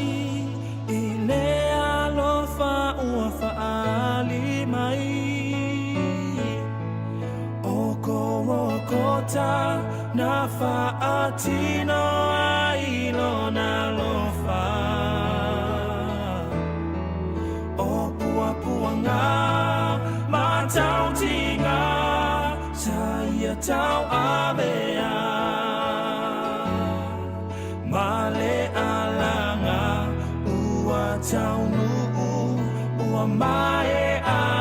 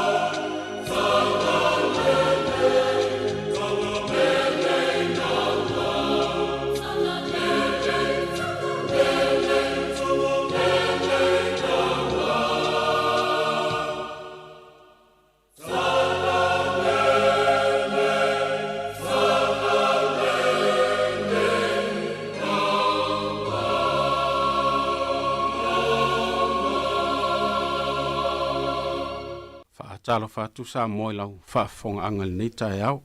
Ai o le tatou por kalame ni mo li o le ava. Ia o le au taita ina i tatou se te talo. Whaafitai tele le tua wa tau nuu wha moe moenga lau whanau. Mātou iai le nei por kalame wale whaasoa wha le nganga mo lo atu nuu mau tangata. Mātou talo fio mai nganga pa ia mafitai ina lau whanau. Whaamala lama le winga moni au wa fionga mo i mātou. Ina ia mātou i loa mamala malama. Ia mātou talitonu i lau winga moni o lau fina ngalo mo i mātou o lau whanau. A mata nei po kalame le manuia. Wa pēnā na whai wina le manuia vi ia oi lo mātou o tua. Ono Yesu. Amen. O le tatou muta upu sa mo i le nei foi tai au. O le tatou tusi whaitau o le amo mai le salamo e fitus furu ma le lua. Ia o te whaitauina mai le whai upu mua se ia whaapau mai le sifuru ma le wha. Salamo e fitus furu lua. Ia whai upu mua se ia whaapau mai le sifuru ma le wha. Ia o fionga le atua. Le atua e. Ia e awa tua au whaamasinonga i le tupu. Malaua mi o tonu i le alo le tupu. E whaamasino i alo nuu i le ami o tonu. E whaamasino fo i ma le tonu au tangata ua puapua ngā tia. E fua mai maunga le manuia mo le nuu. Ma maunga iti e fua mai i le ami o tonu. E whaamasino e ia o e puapua ngā o le nuu. E whaolaina fo i e ia le whanau a e ua mātitiva. A e whaamomomoina e ia o le ua whaasawaa. E mate tau lava tangata i ati oe a o tu mau le la ma le masina. I lea tūpulanga ma lea tūpulanga. E aluifo ia e pei o le ua i le mutia wa sele sele ina. E pei o ti munga e susu waile ele ele. O lana no fua inga e tupu ola ola mai ai le ua mi o tonu. E manu ia tele ai. Se ia le ai se masina. E pule foi o ia e pau mai le tasi sami o atu i le tasi sami. Pau mai le vaitafe o atu i turu inga o le lalolangi. E ifo foi o na luma o e no nofo i le nuu nau mati. E o to eto i le ele o e ita i ate ia. O tupo ta sesa ma nuu tu mata fanga la tau te avane mea alofa. O tupo se epa ma sepa la tau te avane mea fua i fua. E ifo lava i ate ia o tupu uma lava. E au auna ia te ia o nuu uma. Wae la vea ia o le mativa ilona alanga mai. A toa ma le o puapua ngā tia.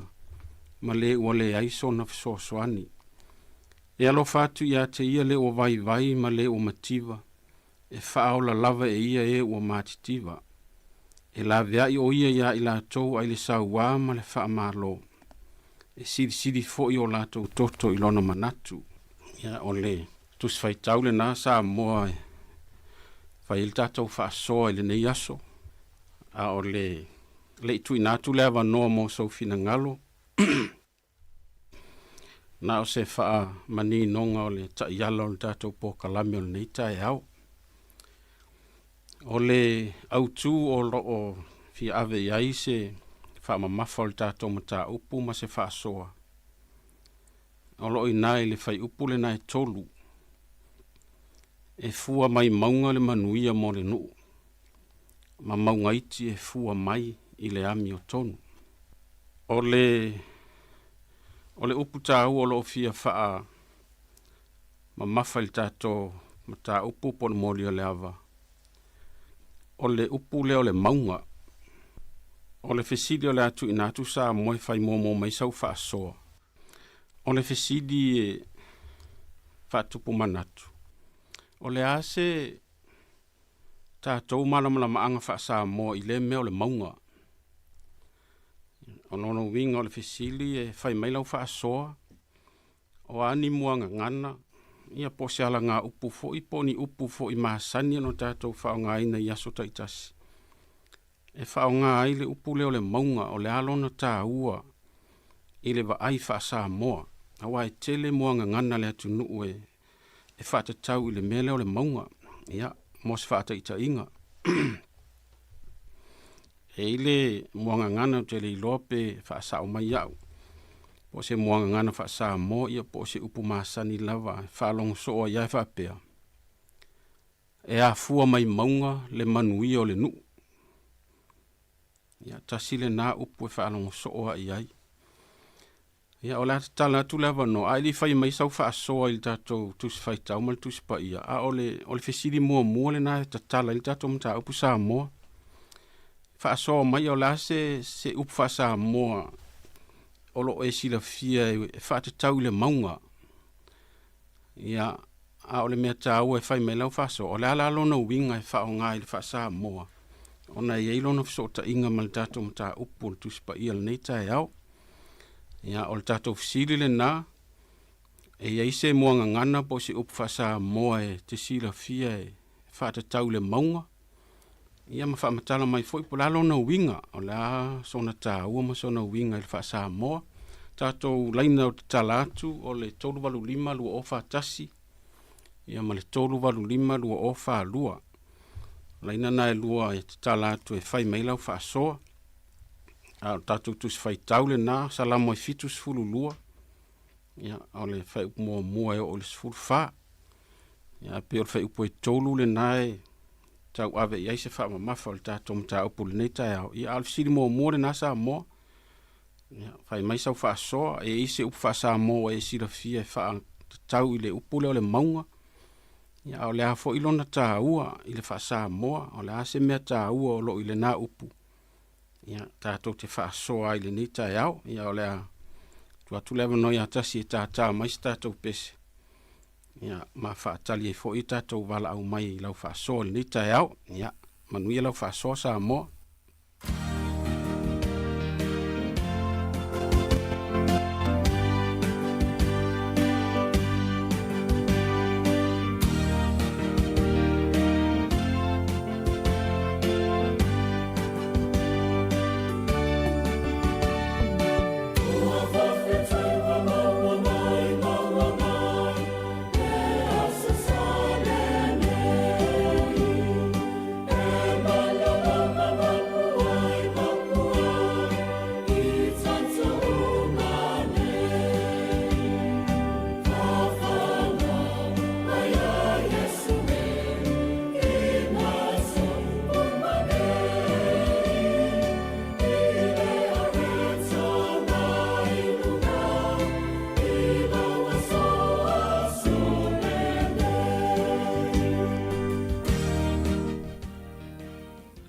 ia sa no mai ta vita na ua ia ilo wa no ilunga lain ia se fo muia la sunga pa fengainga ia so fo muia malange ma ia ma balo po fisili po la ia o se upo fo ka ma fo wing kai ia ke ele monga e fo mai monga ia manuia no ia ia fo mai monga ia fo mai ma sona ta ua fo mai ma kua o sanga fa ku singa monga e ma tu oh kua singa sa la ko mo malai me umara va sai yo la ko sa wanga mara ko ka o umara vai kuranga ye e mo ye ya ka ka ki no oh ya ole le tai ma ya mai ola ko funga mo malai me ko yo ne yo loku ya mo ye fai se au fa se lo fai se au yo umara fanga ko ka na la fa mai ya fo mai mangwanga ia mangwira ngu ia renga ko nga e upo ku spa ia mai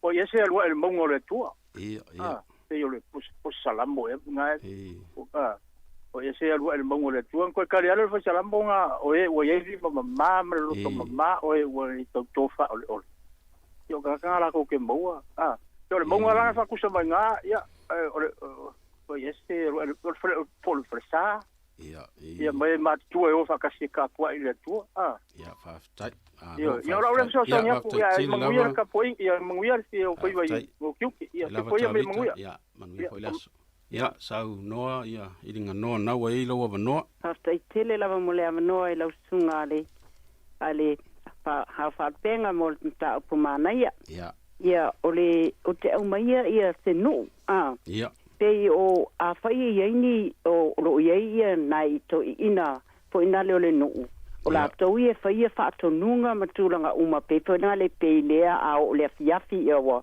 whaitu la fono whapea. Tato nuu ia a tale ono taimina wa santo te oa ia ulu whale uma te tonu e whaita pua inga i lea tua e whaafo ilevi inga i lea tua.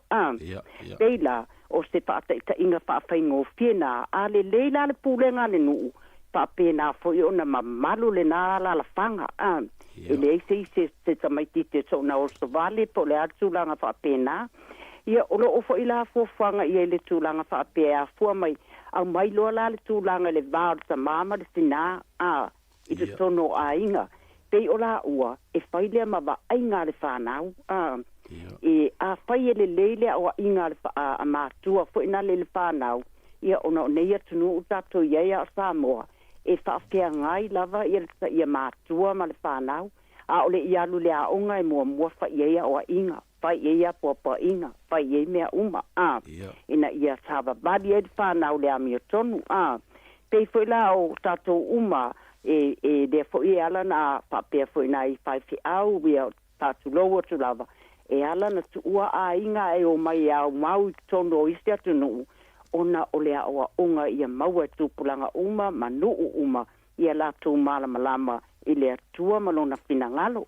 Awa a malamalama altanga te lon tūpuanga mai, ia o na winga la, o roo la whaatusana iai, le whai mai, e a oao, ia ma popo, ia o na winga, e fua mai maunga, awa ele mawhai o na abatu e stamai titi lalo se whaatonunga i lunga, e whaalonga uma pe o Samoa, ia ele ta mamatua e nofo le whaletele, ia ele autoutua, e whaalongo uma iai, e maua mai iai la le manuia mai ina, i le tūlanga, a le lele tautua mai i la touie ngā o iai atua whaatonunga po ari mea ma whaalongo i lena te au mai e whaatonunga, e maua uma le whanau le manuia, te a whai e whaalongo, ia au tātou uma, o le tātou a whaamoemoenga, o le atua, po le aso tātou mativa, po le aso tātou mea tātou te vaivai ai, a le whai mai, e maua le fisosoani, e fisosoani le atua, i pe a whai tātou te whaia le alo whātu, i le tangata alo whātu, i a tātou le matua, i a tātou whaia ngā luenga le alo whama le fitu whai, i ona tātou maua le o le mea nai whai mai, e maua po i maunga i te fua mai e le amio tonu, rona winga, e sawa wali uma ia, pe a whai le leile whaatonunga mai i e o loo mātua anga i lalo i whai e la iti. Ia e se au whaasoa atu lea, ia atono wholo o tere tangata e fia whaasoa atu lau mta upia whaasoa vai atu le whasosani e nei tū la, ia malo uawa lava malo whaaloalo whaatai mo le awanoa. Whaatai tere lava i ngā noa mo lau whasosani, ia whaatai whaasoa manuia foli nei aso. Ia le awanoa langi, le ua maule manoa fa peitoa i atu. Fa talo fa tila sunga fa feanga malo le langi mama le soifua maua. Ia pia fa so atu foi mol fesili de fa pe po le ale ta ua o le maunga Ia. Po le foi sesi me e ta o le maunga le fa mai tabita. E fa sanga e o matai maunga. E o mai elo fiso soani Ia. E le ai lava sesi fiso soani. O na o le atua lava tato fiso soani. Le foi na fai mai ia. Ia angelu fo ia na oe ia lota ia e sola le maunga ia lo le maunga wa e lo le ia o le maunga e maunga mai le manuia lungo le maunga lo o ia manuia le lava stesi me ma fanta to sola ia o le maunga o le atua le le fa mai mai e matango fie fo ia lungo maunga i vai e matango fie lungo maunga o le e fai matala avele tala le o tonu lava la o le afua mai maunga maululunga e o e maunga iti le lei ia maunga ia matutua ia e le matutua te ia solo i foi maunga la iti ona tupu e ai la ia le e ola male ami o tonu e stava vali male ami o tonu ai sea mafua mai ona o maunga tele ia na la o sina fa so atuna pa manuia tele lava le atu e lau sunga fa feanga no le sua fo Yesu amen ya after te lava langi mo lau fa so ya o lo ia pele va no ai mo le fa manino atili o tato ta upu ya e ini up fa sa mo po se mo ngan fa sa mo peira le upu le afua mai maunga le manu i o nuu. Ia, e se ni la se malama anga whaasa mo i le me ta o le maunga wa le tātou te whai tau tuspa ia, tonu fo i eini nei se senga, ia e te ala nei upu whaasa mo e whao ngai le maunga, ia, mausina upu tā ua, ia, le lona winga, ia, mo le tātou whaasol nei tai au, ia, ala tala tupea le awanoa, ia, ala tātā mais tātou pese, to vai fo ile nei taimi.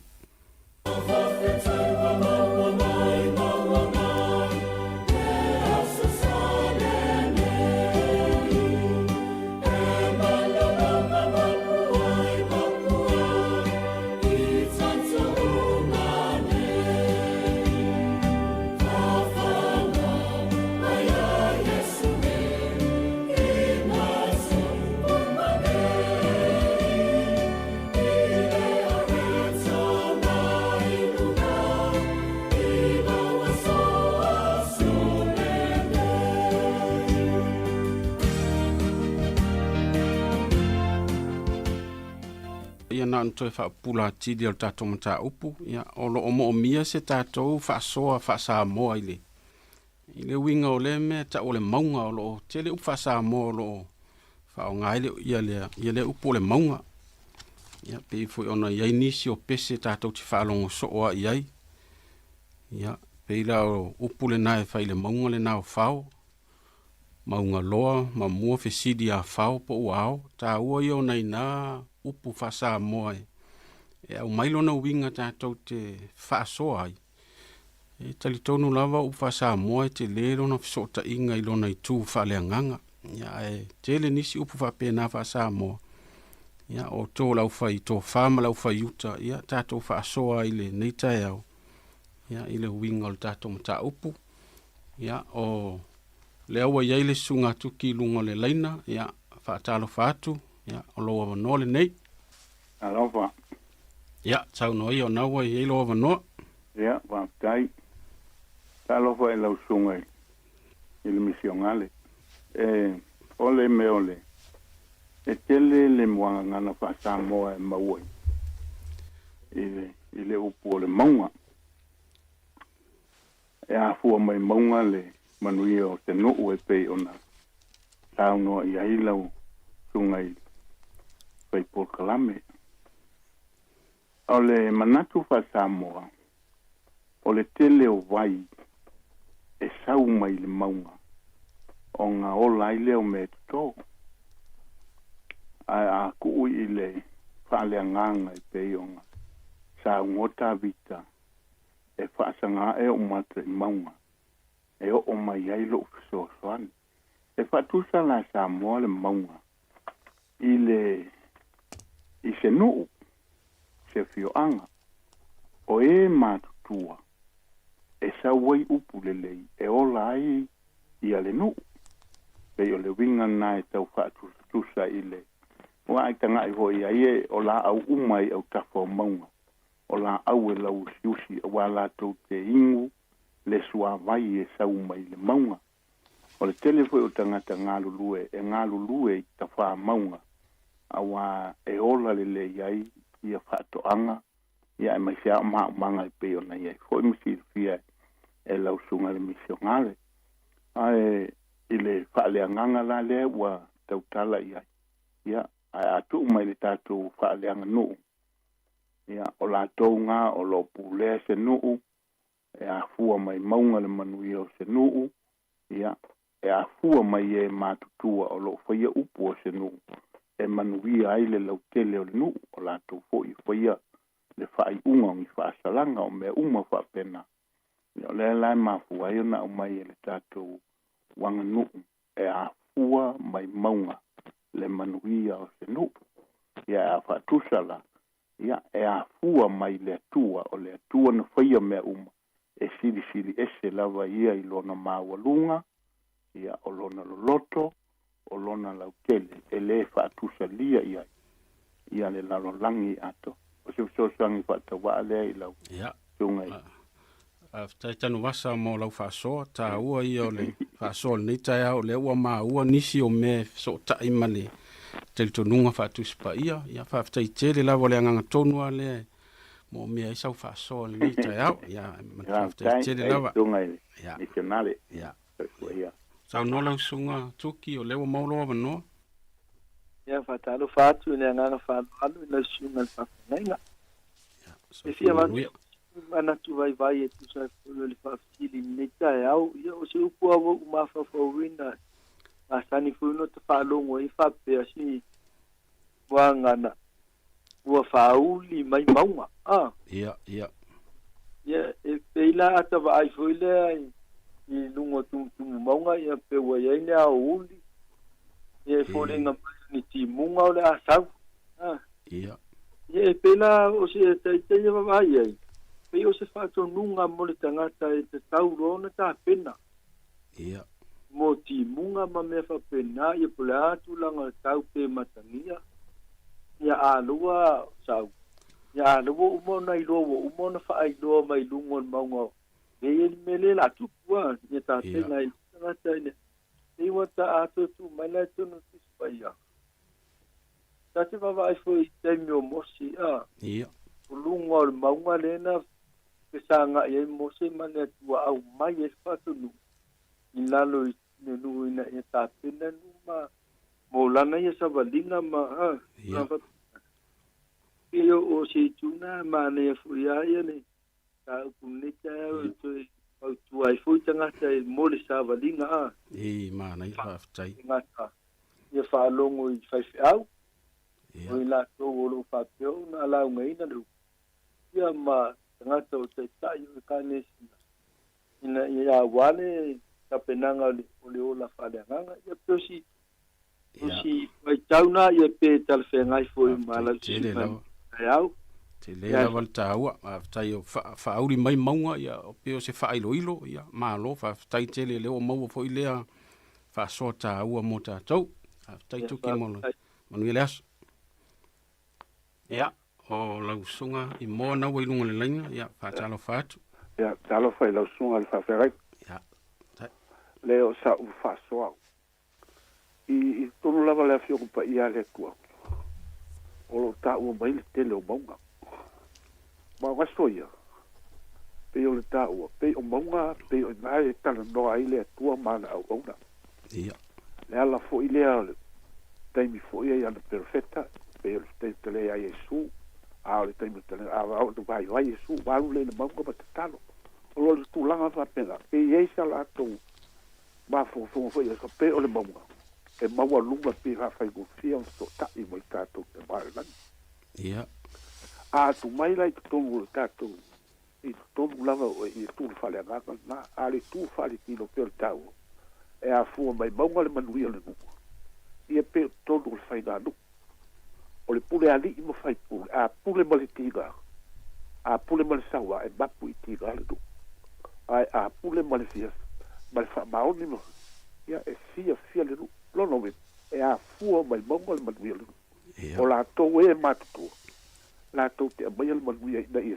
solo le leile tu uma lofu le leile o la ule whaasoa atu lau stunga ma te reiga pulaga whapela ia manuia lava al polkalami whaaftai tele lava i mo lau whaasoa whaaftai le soani mo tātou polkalami manuia voi laso ia o le a tātou pese ia whaatalitali fo inisi o wala au mai mo tātou polkalami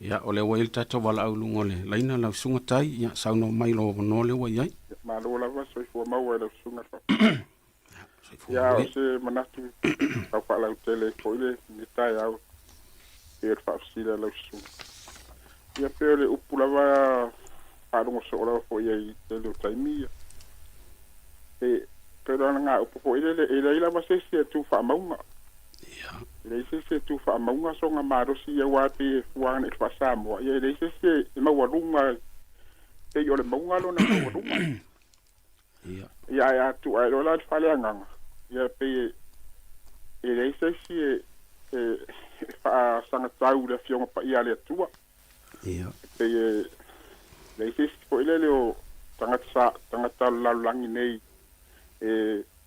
tu salo na marosi ma le fiona pa ia le tua le ngata po le o le tua mano ni ngata yo sa so atu le sai foi mta o neta por si ela sunga ya mani tele la sunga pa venga inga ba po kalam ya ba tai ta u fo ile o mo mai le si vanga ta u le o le maunga ia pe va ile si tu longa negative side ya ta u fo ile o tato va e fo ile tu le o le fa nga ina lu pula le maunga ia fa tai lo fa so tai ni fo ile aso ya so tu pela va no ile fa so tato sili nai ai ya tele a upu fa sa mo po mo ngana tatu te fa nga ina tatu ta o le pula le maunga ya e tele yo no winga le o maua mai si winga ta o ya sa fa tali tu ya pe ona sa no ni so tatu sui ya e lo no so ta inga male maunga pe on tatu ya il tatu mta pun ni ta yao ya ai o lo maua pele va no ya o le wa lunga le laina ya la sunga toma ma lo soi fu lo sunga to simtanga lo ya soi fu manuia e ile ala upu fa pe e longa lava maunga mau lunga e to ai ya o le lang ya o le winga o le ala upu e fo linga o mau lunga e au timu o i foi au mai ai timu nga o ale manu yo le lau ele mo tanga ta soi fu ya e me fai ona fa nga inga le upu e longa inga tamali e fie tanga ta ya fe ai ia e po si foi fa lau telenga o tanga ta longo fia tanga ta le yo ye tanga ta ia e me fai foi ona fa nga ina se upu fa pe se nga fa pe e fa nga le tanga ta telelo na silafia e ye le to fa e sa ili ye le to fa ale nu pole ainga ia pole kale sia fo e folinga mai ole winga ole alanga upu male fa nga inga ole upu mbonga ole mau walunga ia e pe ya ona fa nga inga talo mau telim e o mau light o luna winga e ave pele fa mo le tangata matua tangata walava ye le to fa male silafia e pe fo ya ona sa ili tangata kelusiano ile tua ia fa tu sele monga wa o yo lo wa ye manu ya tino ma fo malenga manu ye fa so me ta mal fa lo tai te lava toma ya ta o le fo mau mai le si winga ta o le ole maunga pe ona ya olona mau lunga ya e au timu wale manu ye ole nu fa tai te lava mo lo fa so toma le neta ya ya lo ya ipele never no tala pelta to leina ya mo lau fa soe e isi uputa ua fa sa mo e iso na winga ta ua mo tato fa soe nei ta yao ya le ua ya ilista to bala au lunga le leina ya tuaina ya sau no mai lo no nei e mo lo mandua ya sau no wa ya ya talo ya talo palava ya sai fo manuia le sunga pa pe ngai ka ya o ni le o tu ainda lo pati ya pato ole pato tara no atua le telefoni ya vai ole o tu le tato mta upu e fu mai maunga le manuia tenu ya ya tele la male mau me e pa ai ngoi le maunga o le tu ranga le maunga o le malu o le atua ia tato wota po ai lunga o le maunga ia ta sele na meta ua o le malu o le atua ta o le maunga io e wota po ai le maunga tele manuia e maua le maunga ia pe la von tato chila pia matato ilo o le maunga o ma silo na mawalunga e tele me maua mai le maunga ia saula tele le nga me maua le maunga ai sia wa fo le maunga e mawalunga o le silo na mawalunga o te mai la ya o le palesta tatu o ta po ile maunga o le atua tati na maunga mawalunga o le tapua'i i le falesā ave ele viiga ma le fa'amanu o le fa'apitai i le atua e ou le malosi o malava na ia e tele a vinga ese tatou te ave'i ai pe poi o le pese le maua se tatou tunu fua mai maunga le manuia o se nu pe fua mai maunga timunga ma mea uma whapena ioi whaafitai mana ia tele le whasoa ioi nai fua mai ai le tatou malamalama e tau lai pere tatou ai i maunga ele o maunga e tau ole tumutumu o maunga o le tua siri ese lea tau lai ele tatou ai i mea uma lava a o tatou te whaamoe se ti lava mea ia nei a tele o fia tala loa ale anga to tele na le pa ngolongo mai fia pa popo ia tele lava manuia le poro kalame ata to Wellington ia o sa Wellington ia lo fia ia i le poro kalame ia manuia le poro kalame se tato malo i Wellington ia whaafitai tele lava i te oltina ia manuia fo ile nei aso aftai lau whaasoa ia manuia pore tapo ega tai ia olo oi ia i pele wanoa mo le tatou poro kalame le nei tae au ia ai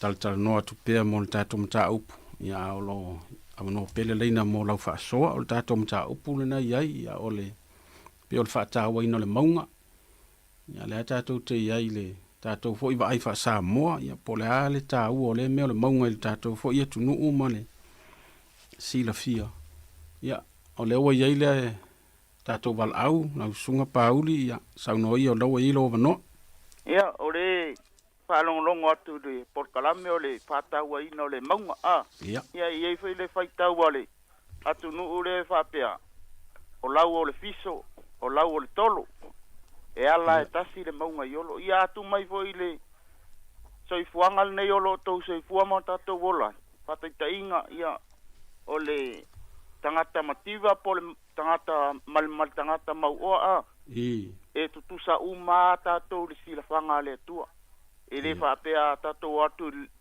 il tamafa langion whapea mai leo le tua ia sa oi il turanga lea ona e tele au mea ai aru oi o ona o te mativa le ia tusa uma tangata uma le silfanga le atua ia peo se paso atu le tatou porkalame nei tura manuia lava taiau aftai tele lava tau fo ile si upu le mo mai mo tatou fasoa ia tele lava upu fasa mo ia manuia le nei aso i lau sunga pauri ia la tata atu tatou pese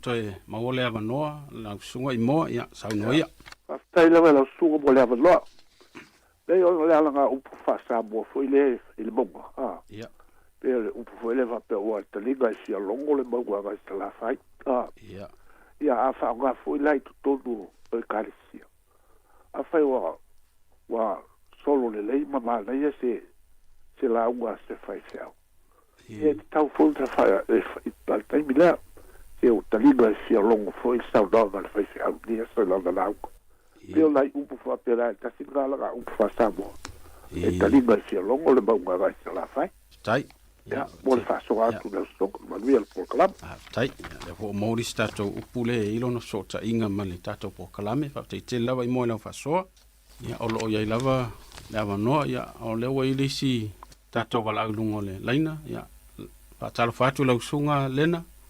Ia, mahalo lava soifua i le whaalongolongo ko e si o tātou atunu. Ia leo te whaalongolongo atu o mo upu wha Samoa. E winga i le maunga.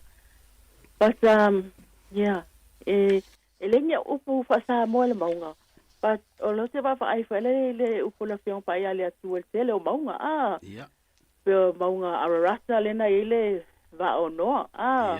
Ia le maunga o Sinai. Le ngā wifo i le atua ia tūla whono se fulu. Maunga o Olive, le ntalo i fo Yesu na sau le luka lusfulu lua. Ia male ngā luenga sifulu male iwa. O maunga Siona. Le ia le vele le malumalo Solomona. Ia le male maunga le na li ua aia Yesu. Ia male maunga Karamelu. Ia male maunga whealelele nga whaiaia o ngā Yesu. O te whaila ia i maunga. Pe whanai sau le upula whiong whaia le atua. Ia, pe whansa ua le tina le na mawai atu nei i atua ina. O maunga pe o le upule le ta ui vele i malumalu o le atua. O ngā fwoi e au mai ai. E tofua le maunga malona ia. Lona ia au ngā, malona ia taimi. Pela se wava ai e ekalesia. Nei vai taimi. Valele tele a ekalesia, tele fo i lato ingoa. Pei fo e ta uda tu o maunga ia. Ia tele fo ia ekalesia malato mission. Malato vision. Ai tasi ale au tu. Ina ia vi ia ile ali. Ia, mana ia whaftai. Ia, isia unga. Te soana te sumta upu, ia manuia lava le aso. Tai manuia fo le aso, tai lau whasoa. Ia, aso i fua. Ia, tele lava ia le tā ua le tatu whasoa le nei aso, ia au lea ua maua fo i le angangana tau mawhai ele nei mata upu. Ia, e iei le tā ua o tātou fo i tali tonunga, ma tātou fo i upu whasa moa. Ia, e wheso o tai o na winga ma lo tātou fo i wawa ai tusipa ia mana o onga. Ia, o lewa ele ia manoi lunga o le laina, ia sau noa lau sunga keli. Ia, whatala whatalawa i lau sunga le whawhengainga. Ia, tusai fwoi ma le polkalame na fola siel nei tae au fau i le lofa le atua. Nai o manatu te watua whatu tusanga ia i le maunga peo na sau noanga ia i lau sunga le whawhengainga. O lau whatu sa ia te au te whatu sa lia le o le maunga mawalunga o le atua lea. Ia. E pe o na manuia ai mauna iti o Yesu lea. Ia. Vai ala mai mea uma, mele uma i le atua e lango i tātou te talo e ala tule ia Yesu. Ia. E maua mai ei le awa noa leo lo tātou soifua ma tātou wola i leo langa nei. Ia.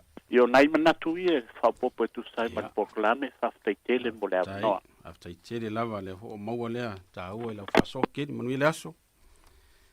Ia, la whai atu fo isina whaso e tu sol tātou ma tā upu. Ia, ua lata fo i tātou taimi mai el tātou pokalame.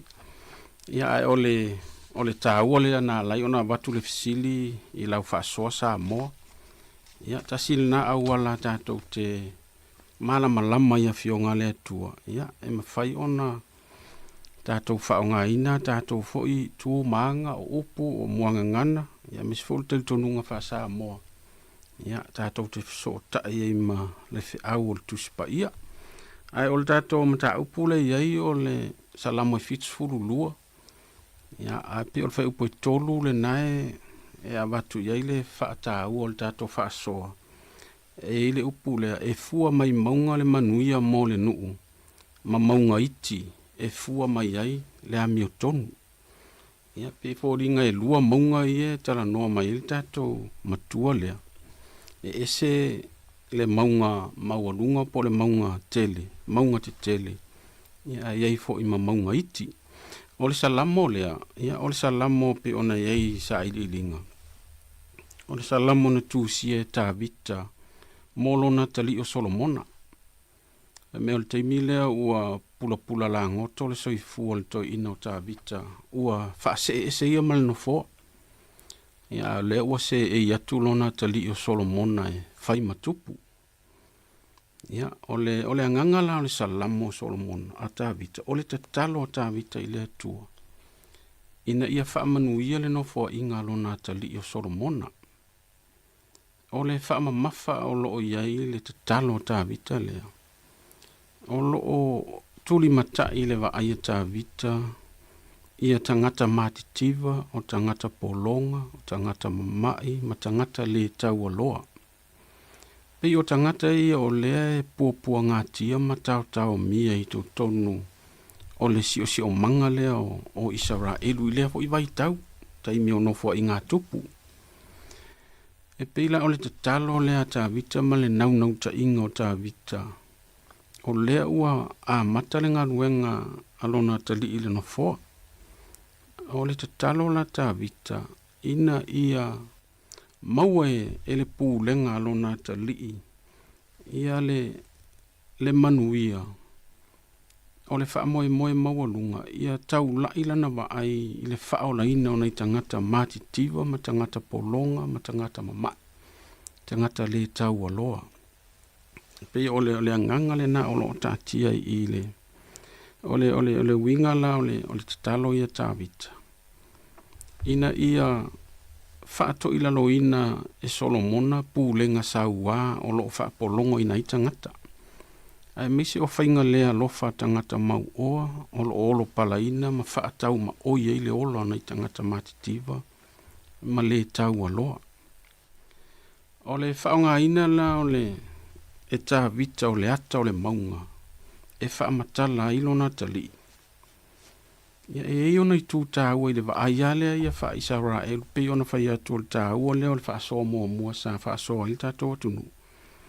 Ia atono i aini fiso o ta inga o le tātou malama lama i le maunga i le wha ai wha sa mua. Ia male wa ai fo i wha iu taia po Israelu i le tāua o le maunga. O le tū mua e vai o le tū vai o le maunga. Ia le pei ona tau wha matala i le mele o nau i Tavita. O le maunga i le vai i le nāfo i vai tau. O le nofoanga i le maru pui ai se ola si tangata. Ai me sia o tangata whe mala ngai. O le maunga o le nofoanga i le ise saolo tonga o tangata e mau ai. O le maunga o le nofoanga o le ata fasia. A waila matia ai le ola o tangata. Ai sea. A wafo il te nunga o le maunga o le nofoanga o tangata whao mea. O le nofoanga o tangata whaatupu whaalave lave. O i le maunga e la lafi ai le fili. Ia o le maunga fo i po le wao matua lea o le nofoanga o manu fe ai.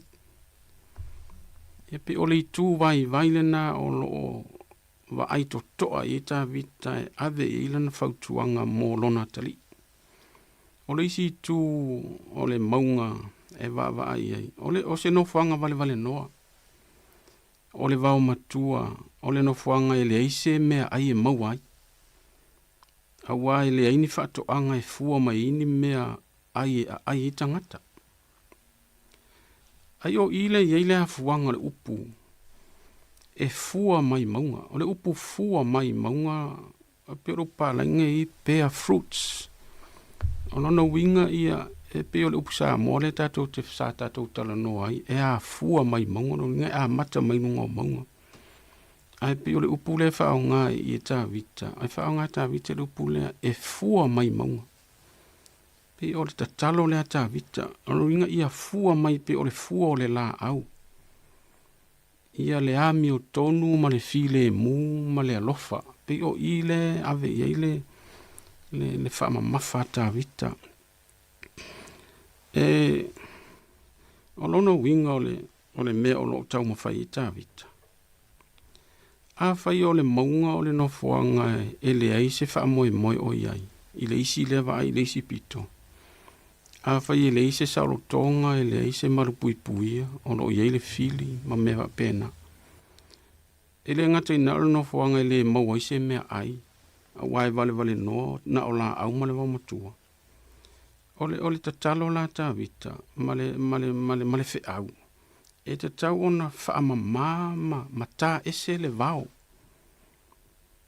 awa a whai e whaamama ia ki lia le leile maunga male to iaini ni la au male vau motua ia ona le to e whai leo o le maunga mano fuanga o le fili ona le to e whai leo o le maunga mano fuanga o e whao mea ona le to e whai leo le maunga mano fuanga o manu fi ai a ia suia le nā ata fasia i se no fuanga e to toi na i se whatoanga o le wha moe ia fua mai ini fua le lei e a ai ele nu e mau ai le ola e pe o le anganga tonu le nā o lo o tau a mai e tā vita le whaatau a ina le maunga ai mai se o le tatalo tā vita i le tua ina ia fe so ani i le pū lenga lona tali i le a pū lea le nu o Israelu ai ai ona i tū tā ua po ona i tū le leo le maunga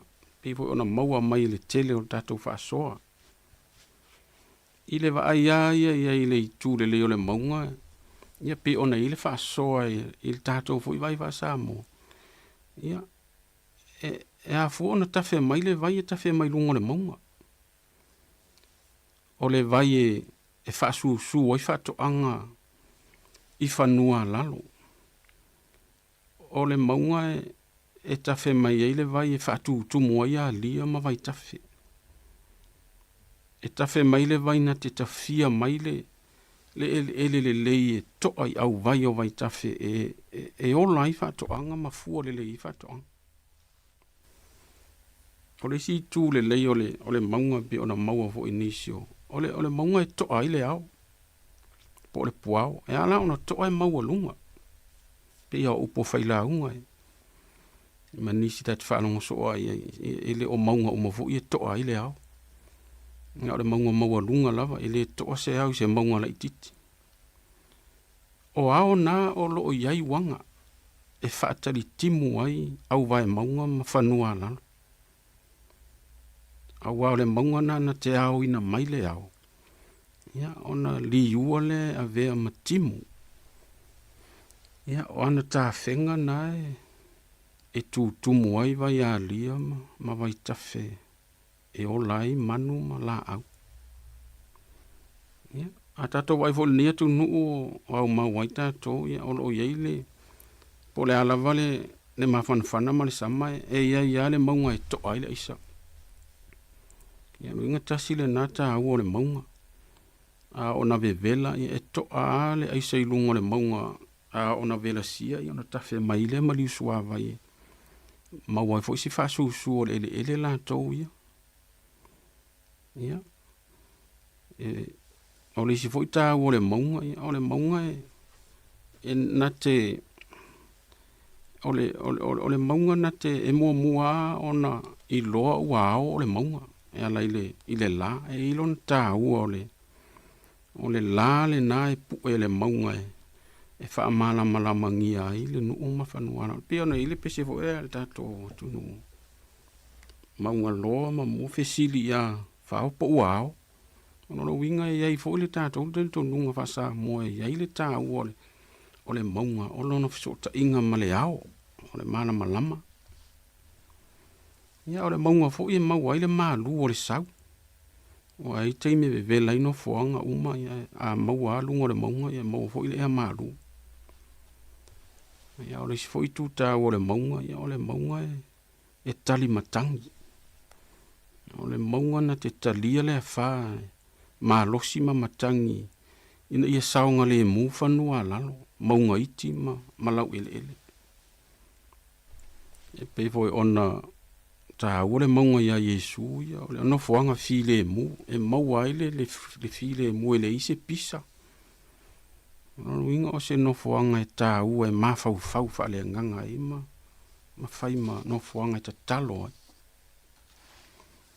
ia manisi ai tu le ole maunga pe ona sila fia ai pe ona i tu ta u na e fa so atu ai ia o lo fa ta taule maunga ia Solomona pe ona vat foi tala talo ta vita ia vea Solomona ma maunga e fua mai ai le file mu ma le manuia ina ia manuia ai tangata lau tele ona winga na ava pe ole fai mai e tau ona ave esea le fili ma mea nei ole fa moi na ta vita mal tatalo au ni ave pulenga Solomona e fai ma pulenga saua pulenga le alofa o pulenga e fai ma fili e fai ma manu fe ai ele ai se sa o tonga o tangata e mawai ai na ole fa saua ma fa tau ma oile ola o tangata ia vea Solomona ma puna o manuia puna ma ile file mu o ana pulenga malana taita inga mawai la mi o tonu e sa o loto i tangata polonga ma tangata puapua ngatia ia vea vo ilo na maunga ma malu puipuia e fai ma malu fai ma olo la fitanga o tangata e misi a tangata matitiva ma tangata ma mai ma le tau alo ia i foli tau o maunga iti le nai olo iai e fai mai ia fua mai fo i maunga iti la mi o tonu pe olo fati tau maunga mo lunga po maunga te tele a Solomon au maunga iti io la fati tau ia i lato ia o i lalo le pulenga a Solomon o i lato ia fatino ina le tofa ma le pulenga o le au fai ngaruenga ia lato te pulea alo no inga ava pe mai le fatonunga ma le tofa mai a Solomon e te tau ona le leina fatino kawa ale leina fatino mai ai la mi o tono tangata ni ia ona o le manu ia i tu i tangata lau tele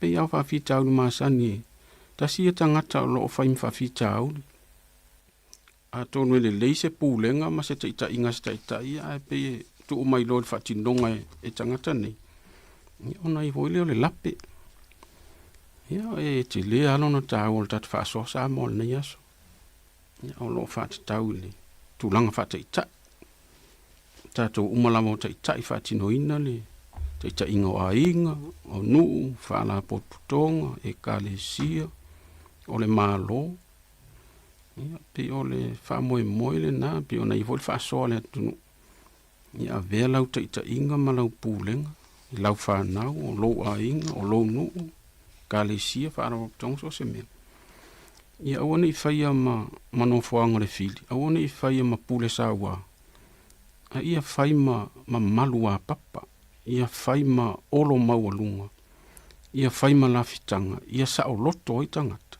ia maua le ami o tonu ma ia file mu ile nu ia maua ile ola fa tu tangata o le tu ia pe o fai unga ia o le e mo i Solomona le nae tau tala i le taiminutus e pe o nae fa ata ma ina o le maunga le nae fa ata ina e tawita o le Mesia o Yesu o le maunga le nae pe o na iai le whenga inga fōina ua fio mai ma fai ma taulanga o le maunga le nae na maua le file mo le lalolangi o le ami o tonu o lona alofa ia le lona maliu ma lona toitu o le wha manga loina lalolangi ia o le whaamangaro ina nao tangata mātitiva i le angasala.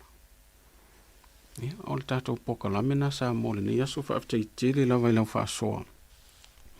Ia ua ananea ma tele aise tā ua le ni aso i le tātou whaasoa. Tau ia ina ia ise tā ua le whaasoa mo le tātou fōi tiu te whai lau pito la au ma lau pito la au whaaftai tai. Ina ia mawali manui o tangata. Ai awane i a whaina mapu i ti ngā le telo tangata. Ai a vea lau taita inga ma lau taita inga. Ia ta whe maile manuia o le ami o tonu ma le file mu ma le lofa. I tu tonu o tātou a inga. Ai maise o le ngaruenga le atua. Ia. O le whaasona le neita e au ia.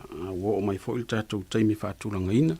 Ia manuia fuafuanga ma ngaruenga le ni aso sa mo. Whaftai fo ia i la tau sa whaasoa mai, i lo tau sosoani ma le tufa mai, ia o lau au whaaleanganga le nā mo o tātou tangata.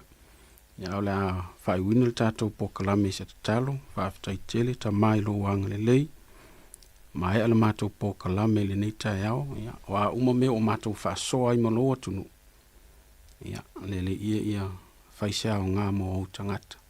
mau ai ma mau lunga ai lo vi inga lo mātou atua. Ia anga le leilo atu nuu i ngā luenga, o a onga whanau le tapo inga nei ta māma tina mātutua, o heo whea ngai mamai, whadpui pui ei lo wanga le lei. Manu ia fo i le ofisa nei whaasala lau le la tau fo i au nanga ma le tautua, ia wale tautua ina o tangata malo atu nuu ia iai o wha manuianga. Ia ora mātou tatalo lea matu mau i o mātou lunga lo manuia, te male alo male nganga pa ia mafuta mai e whaavavau lava. Amen.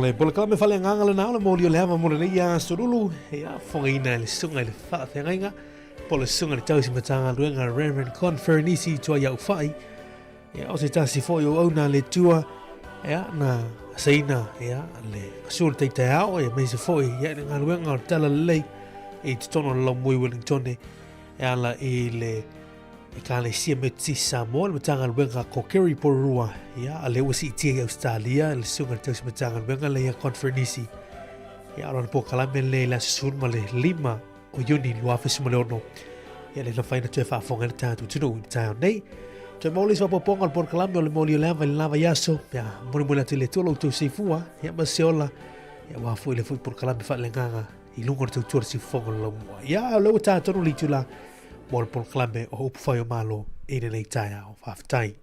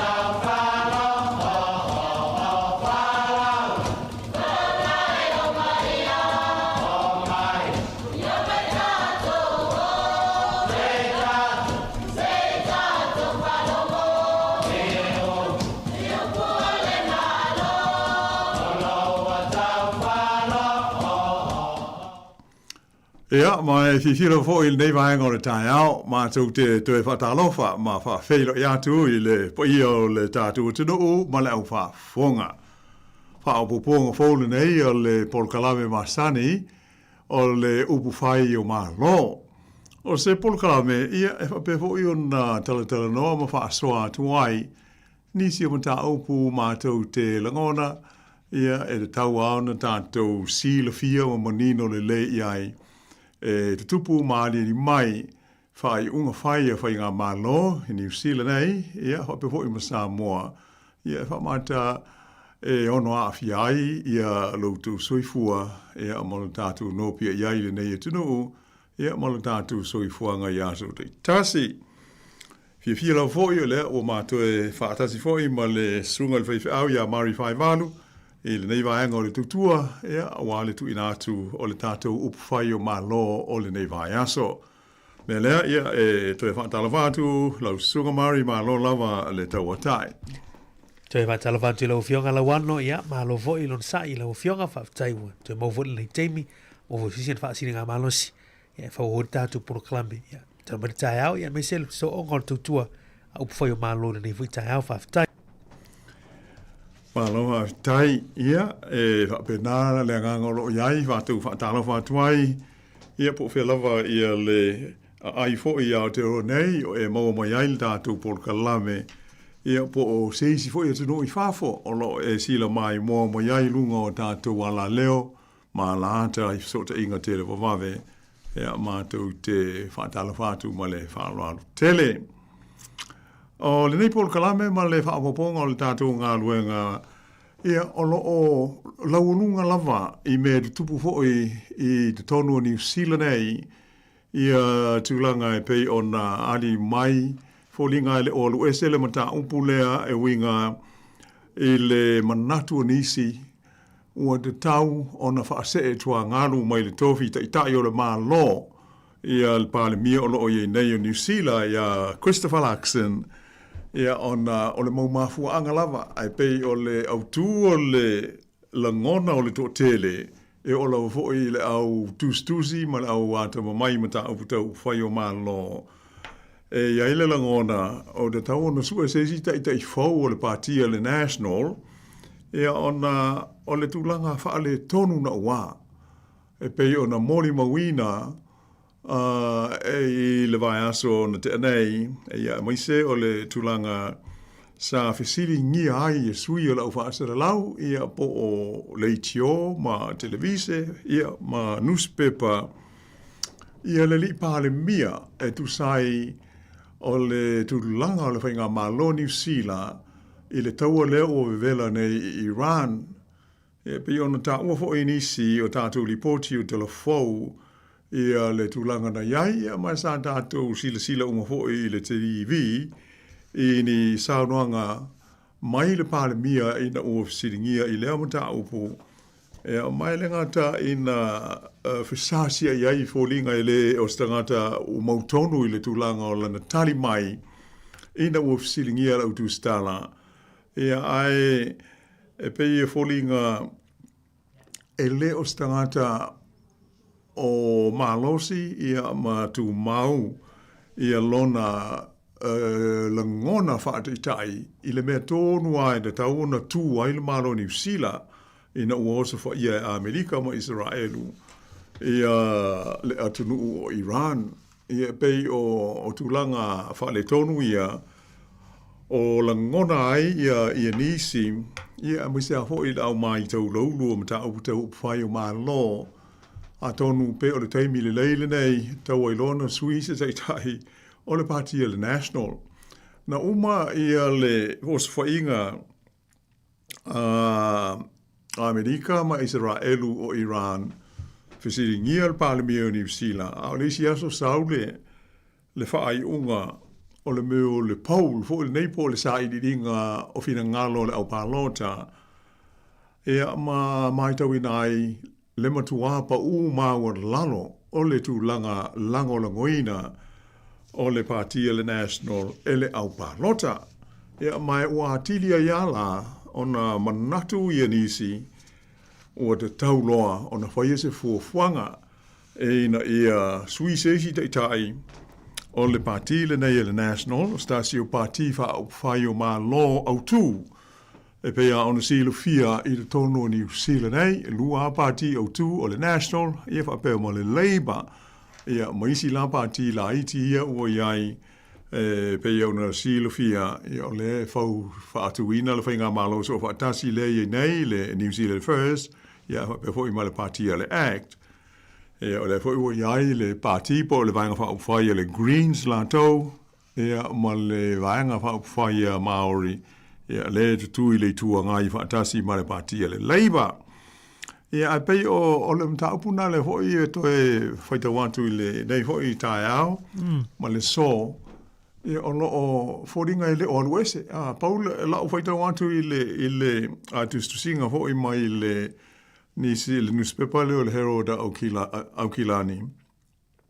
Masalo ana le o lae malanga ia le limi sa ia Chris Bishop, stasio o Whipule, o le itu malo o le Heart Valley o lai e pe malanga i whafo i initia i se whontanga wha le malo a tonu po o le mata upu le o po o le mafu anga le ua le tau nuu ai o na whaia ia se fontanga fa apitoa ale caucus ia po o sesi fuanga e tu sol data inga a Christopher Luxon ia ona o tūlanga na pe ona ta ua fo i tu singa mari fai ongol te usanga te ruai na tau tūlai mai ai ia se mata upu fa pea o sa yele la ngona fo i o nisi o fo i pule a moise la o le ilalo te inga Chris Bishop e whaia ia se whainga whaasanga i le tofi pāle mia po le te inga o le lātou pāti. Ia ai iei mafuanga na mafuai ia ona toe tolo po mai ia le hoi lau toe ari i mai nei taimi. Ia ai pei o mai tau i le tusinga lea le newspaper o le New Zealand Herald na manuia ia Christopher Luxon i le taimi mua i le tausanga le te ruai ua le lui tau i nai o ia pe fau waleina e sesi foi pule mo le tofi te itai. Ona, o le maua tonu e la tau i sa man nao i se swinga po hai e ta tau lao na sui ia ia Luxon. E pe o le lau lea mai tau i tuistu singa ia o to ia i mai fo i le so. Ia pe o stasi o mata upu ia e ono mea ale tātou whaafonga le ia fo i mai tau. A wata hua tele i le tūlanga whapea i a mai se ale te inga o mata upu po o wahenga wha upu whai o maa lo. O tātou i New Zealand nei ia e le whaisi SS ma tātou i Samoa i le tūlanga lea o meo o wahenga wha upu whai o maa lo. E le ngata i le nā ia ai o le whainga fo i e fili ai tai peila o le pāle mia pe ia ona sila fia o tātou i New Zealand nei o le pāti lava e tele o lātou na fua e mālo ai pe a uma se pālota e mautinoa o le pāti na e iai le tofi pāle mia o le atunu a o le i whaia fo i se pālota tele pe ia ona tātou sila ma moni mauina a fo i ai ua umona fili ia le taitai o le pāti ma le pāti o lana winga la e umane le pālota a whapea o le Labour po o le National ua au pito i to tele o na sui a hoi pule ia o lana winga o le taitai lava po o lona taitai o ia hoi le mautinoa o le pāle mia le na o le aiai e le aise fuafuanga hoi le whapea se ilonga e fono le pāle mene e le peila sa moa e fono le pāle mene e whai ai le pālota o na whaato a wha mao ni ai leo le tofi o se pāle mia a o i nei lātou o le taitai a le pāti e to tele o na sui whai pule maua i se whai ngā pālota e pei o le pāti a na iei mo le tofi pāle mia e am whapeo na whai ana tofi ngā e pei o na tātou sa wai a pei ua fia tā ua le wahenga i le inga o le whai ngā a le pāti a le National i le nei taimi e ona ia hoi ona silfia ma tau talanoa at fo i lewa asa o mawai tau sanga tā ua tele le nei mo tātou i New Zealand o le tau sanga o le tātou pālota le fo i ua whaai loa mai le aso e whaiai o le aso tonai le aso fitu o le masina o Novema e a maalona winga la o tātou umalava uanga waa e pālota o le tātou matawhaioi ma le tātou tiu te whai ia le sila le lei po o whea le pāti ma le taitai e ave iai i le tātou lango e awala i le tātou pālota i le aso e whai ai le tātou pālota tele. Ia pei o le nganga tonu le mari ia e talanosa o ai pea i ia tūlanga ia ma le tāua mo i tātou ia o nofo mālala no pia iai te tonu au te roi so o se vaenga lava o le tunu nei. Moni leila o fionga la wano mawa e te le ia tūlanga o leo mai tau atu. Ia e le whenga mālo le leifo i luwa yaso ia na vai atu nei. E whai o le sasi a i tūlau la walwha mai o le tātou tunu. Ia o tali fo i e le mauti noa le pale mia. Pe le lama tātou mai tau atu fo i lava yaso. Ia tu i fisile atu e lau tustala ma lau whaasala lau. Ia pe e leo mauti noa ia tali fo i o nisi fisile le fionga le pale mia. Lela o ana o le fiafi o lai no fu e alfono tanga al palmene la taimia to sua tu tonu al palmene le fionga li palmia. Ia ma to e fa sa ona fa talanga sa fa ile ila woli. ia peo se tūle maleanga New Zealand i tono al por kiki New Zealand te lean tue whaasao nisi o sauruanga e whai ei tono al parliament pe a ia le mai tau ato le fiafi pe le oto tele ni whai puli ia aena ma wala wano e te whaasao ai nisi o whamtalanga teita i ol malo e peo ila lena a ngai mai e ia ma le a fo te leo o whamatapu tau saufuanga ia o tūlanga te mau ainga ia peo vaanga ia le pe e mai tau atu ia o lo o whaale tonu ai tūlanga o uma o lalo lango ina wale nei mai fo i le vea so nei ia tūlanga fo i ole pa uma o lalo ai ia o tūlanga o le lango ina o le vanga wha au whai ale national ia i nisi o suenga lau whiwa la wanu e ta ua tūlanga fo i le i fontanga ia wha kokes po o vanga i o loto i whale o vanga wha au whai i o le sina awhisiri o no wha tino i le temin lei po o le tūlanga ea e alanga te tau i leo lo tita i a Chris Luxon temin lei o na wha waupea i e whaima tūlanga o taita i anga e tutuan whinga palota wai o le vai temi fo i le vai tau o se tasi fo i o taita i nei fo i luas fulum e pa uma o lalo le luas fulum o tupu i a tūlanga se Paul lo winga e te le o sfa le tonu na e ali mai ia mesi o pe o le trend da le tele o susu ngai no tasi ia pe o lua le tolo o le ata le o fa ga so mai fa fa ile e mo ile le lava e ta ua i o su nga nei le ta o Pauls Murray pe ia ona e sound no e o meu e fisili ngia ai e le au sa ili po la tau e fa fo ina ia se Paul ia manatu malangona o tangata palota ia o Yesu suenga po fo i le survey le nei e fai i lungo le telefoni e o e masani ana vala watu i le telefoni o le fale ia ona fisili atu la le la so ta ofi i le fai ngā malo ia po le tau o le soifuanga ia po la lava mata o pu fili e la tau e o le fai ngā fo i o sa i ringa nei e le fa pea e la fo atu se vala au ia te oe po se invitation e te sauni mai e vili atu le tangata e a oile ne e winga i le survey po le research lele a fai le hai e random i e pe o lona winga e pule ala tau po oi e vili e le fa pea se me hoi lele te sauni pe te ta pena iai ona o le nganga i e maua sa awa se fina ngalo o lea tangata, ma lea tangata, po ai lava e te tangi la telefoni i le taimi e whai eile ngā luenga. Ia o la tauna e masani a pe afe la o whai inga o nisi e vili ma wha afe so tai. Ia ona umala leo o tu whaatasi a la tau tali. Ia ona fua ai la leo pasene nei ma tau te ta ua so ai tatu telefou. A mea la o le Labour ua 4% wha pena le National party uma lava e le ngata la i le tūlanga le nā o le langolongoina o se vaenga wha upwhai o malo. Ai wha pēr ma lona taitai, wa iei fo le visili, e fia il taitai ngā le pālemia, ia wha pēr nāna. Ai pēla o le sāno, iei mari il tūlanga tā ua. E whata ua ina tele vaenga wha au whai, e mai se a New Zealand nei. E tele fua le mau wha au punga wha mai e le wari i le Paul, ma le haingoa. But le mea mo ia e matua popole tele i lantou pe a wha pe sau la ia le whai unga ma le tauna unga.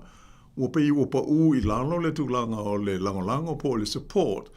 A le au pālonga ta sa fisili ngia o se pāti.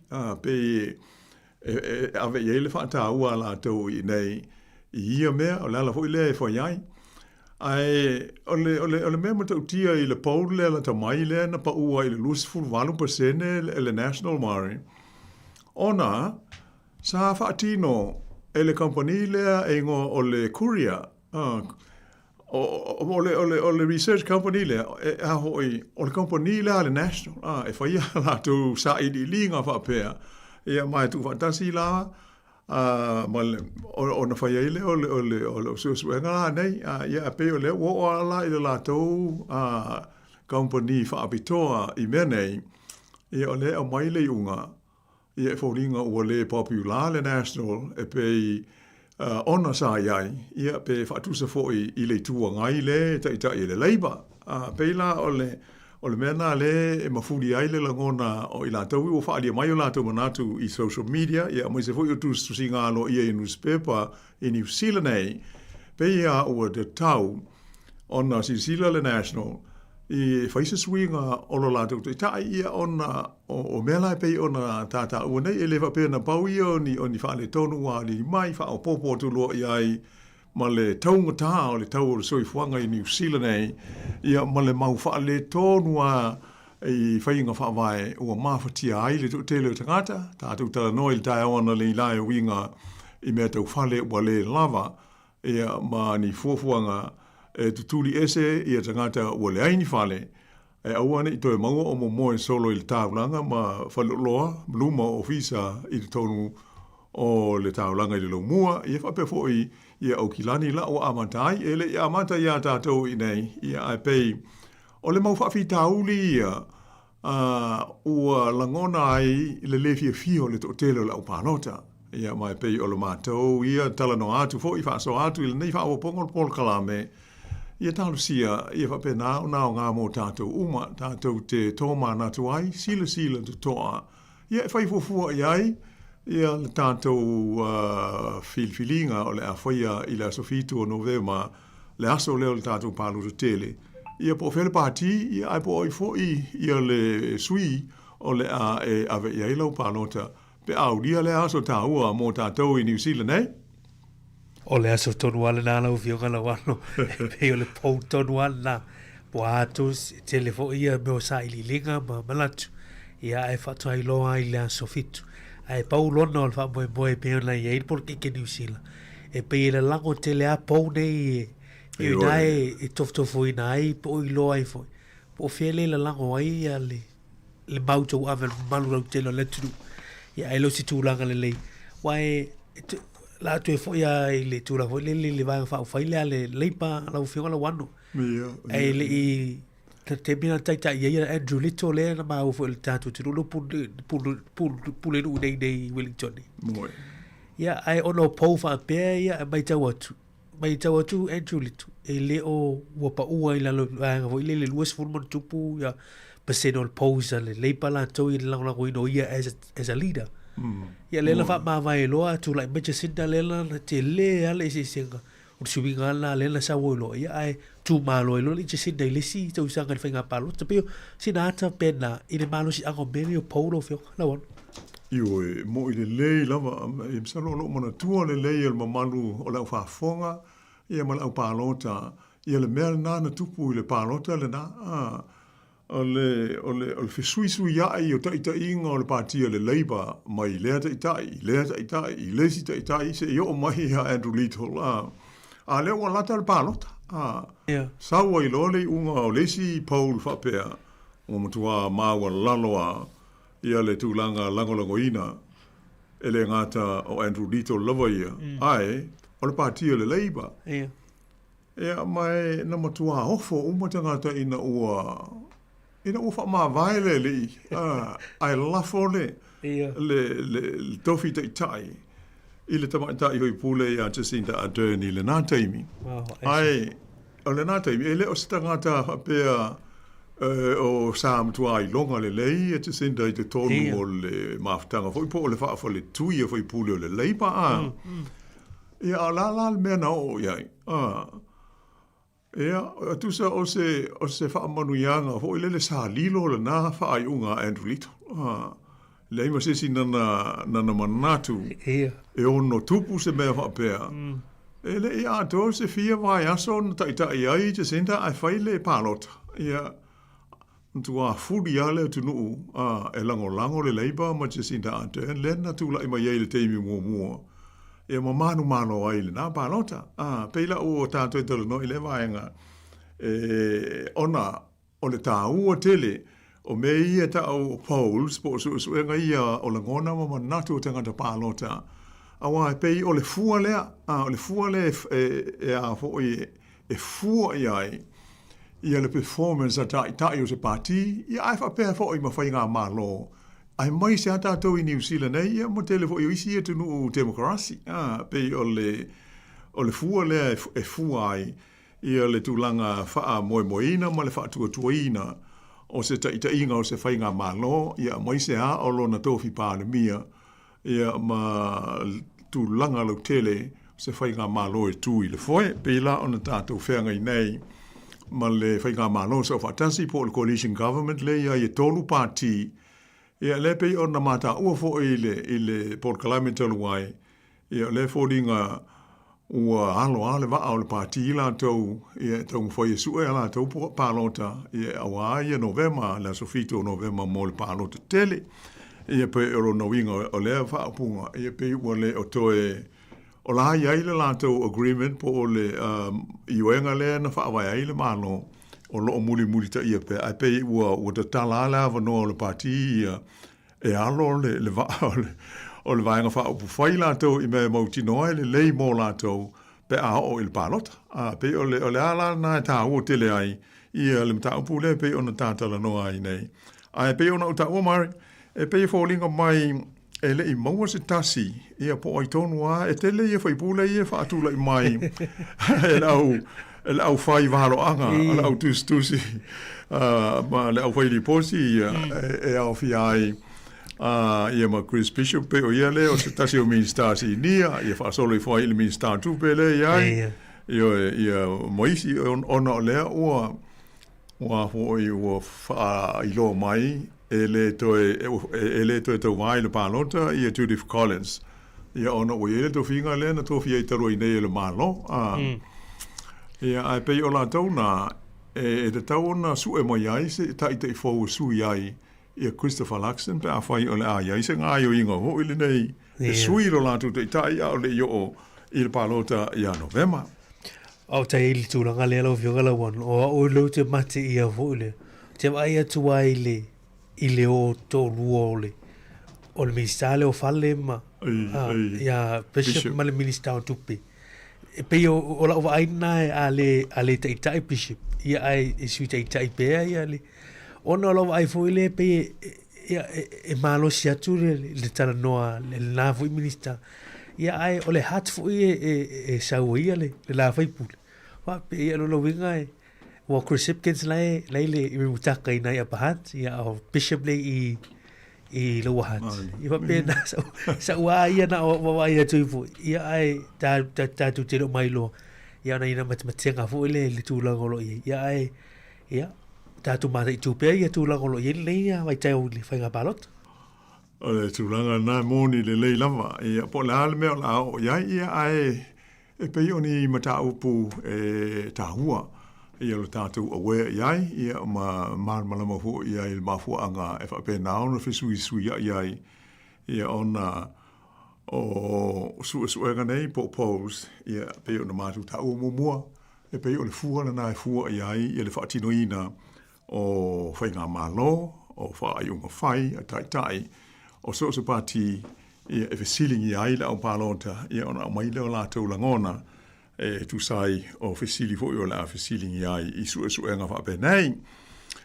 A o iei pe i tātou mta upu, tau whai o malo, i nei wha opo ponga o le Port Kalame, o leson nafi, lesa o mai tauina sa whesilingi ai fo i le autostala i le sui pāle mia o tātou i New Zealand nei, David Seymour, i sono fina ngalo. Taruai, le vave tele o le oso i lunga le tau ngata, o le tau o le pensini ma le swau o pe o na tātou iai nei i New Zealand. Sa tūla i ele fesili i le pāle mia langolango po le Deputy PM pe o na Silvia. Pe le o iaise fuafuanga ale whainga malo o lo tū nei le foe. E whaise suinga e meo o la fonga hoi nei le iai lunga o le tau o mei o sua uma pensini. E le tau i le whapeltania meo o le fuel tax. Yeah. Awa e mōli si le fia manu na uwhafonga. E ala o na taunga tā le tātou pensini le tutongi. Ona ele ngata o le tau le e au mai ai i le vaasua au o mai whafo ia ma le mau whaavitauri lava le ua ia whaopopo nei taru le taua Iran. Ai ao ina o mai le sua au lea e nei, ia ona whaama mālea, au mai lole e kompania e ona ia pāmu pensini. E tātou te watu la e totongi le tātou pensini. Ua uma ona tuu ia i ma le la fonga ale mālo.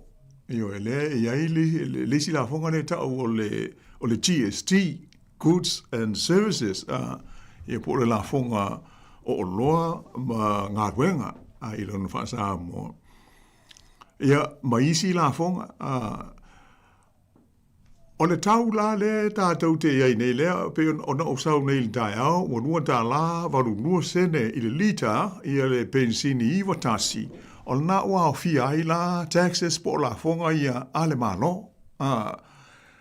O le la sa fesili ngia, ia le pale mia langolango po le Deputy Prime Minister au sila, ia se moa, po la se fuafuanga, pe le iai se manatu o le malo, tau wha le avenga mo le tātou tunu, ma le tunu lau tele. Ai, ave ese si la fonga, o la fonga iai lunga o le tau o le pensini. Ia, ai mo nino al tali e si moa Mari. Ele aise mea wha pe nai whaia. Ona, e tā ua tele, ia le tax po o le la fonga lea, I lunga o le tau o le pensini mo le suau I ngā ruenga whai al mālo. Ia, e peila o se tūlanga la tau mai le nā mō le silofia. E le aise wha moe e foi e whai e se swinga ia pe whai e se wha pa u. Ia ona le foi ua uma ona whai wha ai unga ma fuafuanga al whainga mālo la tau ia I me e alu I aise e leni al mālo. E moni o le tupe lea po o le tax le maua mai I le tau o le pensini, le fuel tax, e whaapitoa lava mō ngā ruenga o wala. Ia, o ea sa li. Ia ai, foi, o le whae unga muli e pule ale malo, e mo e sa o le nganga na le la fonga lea.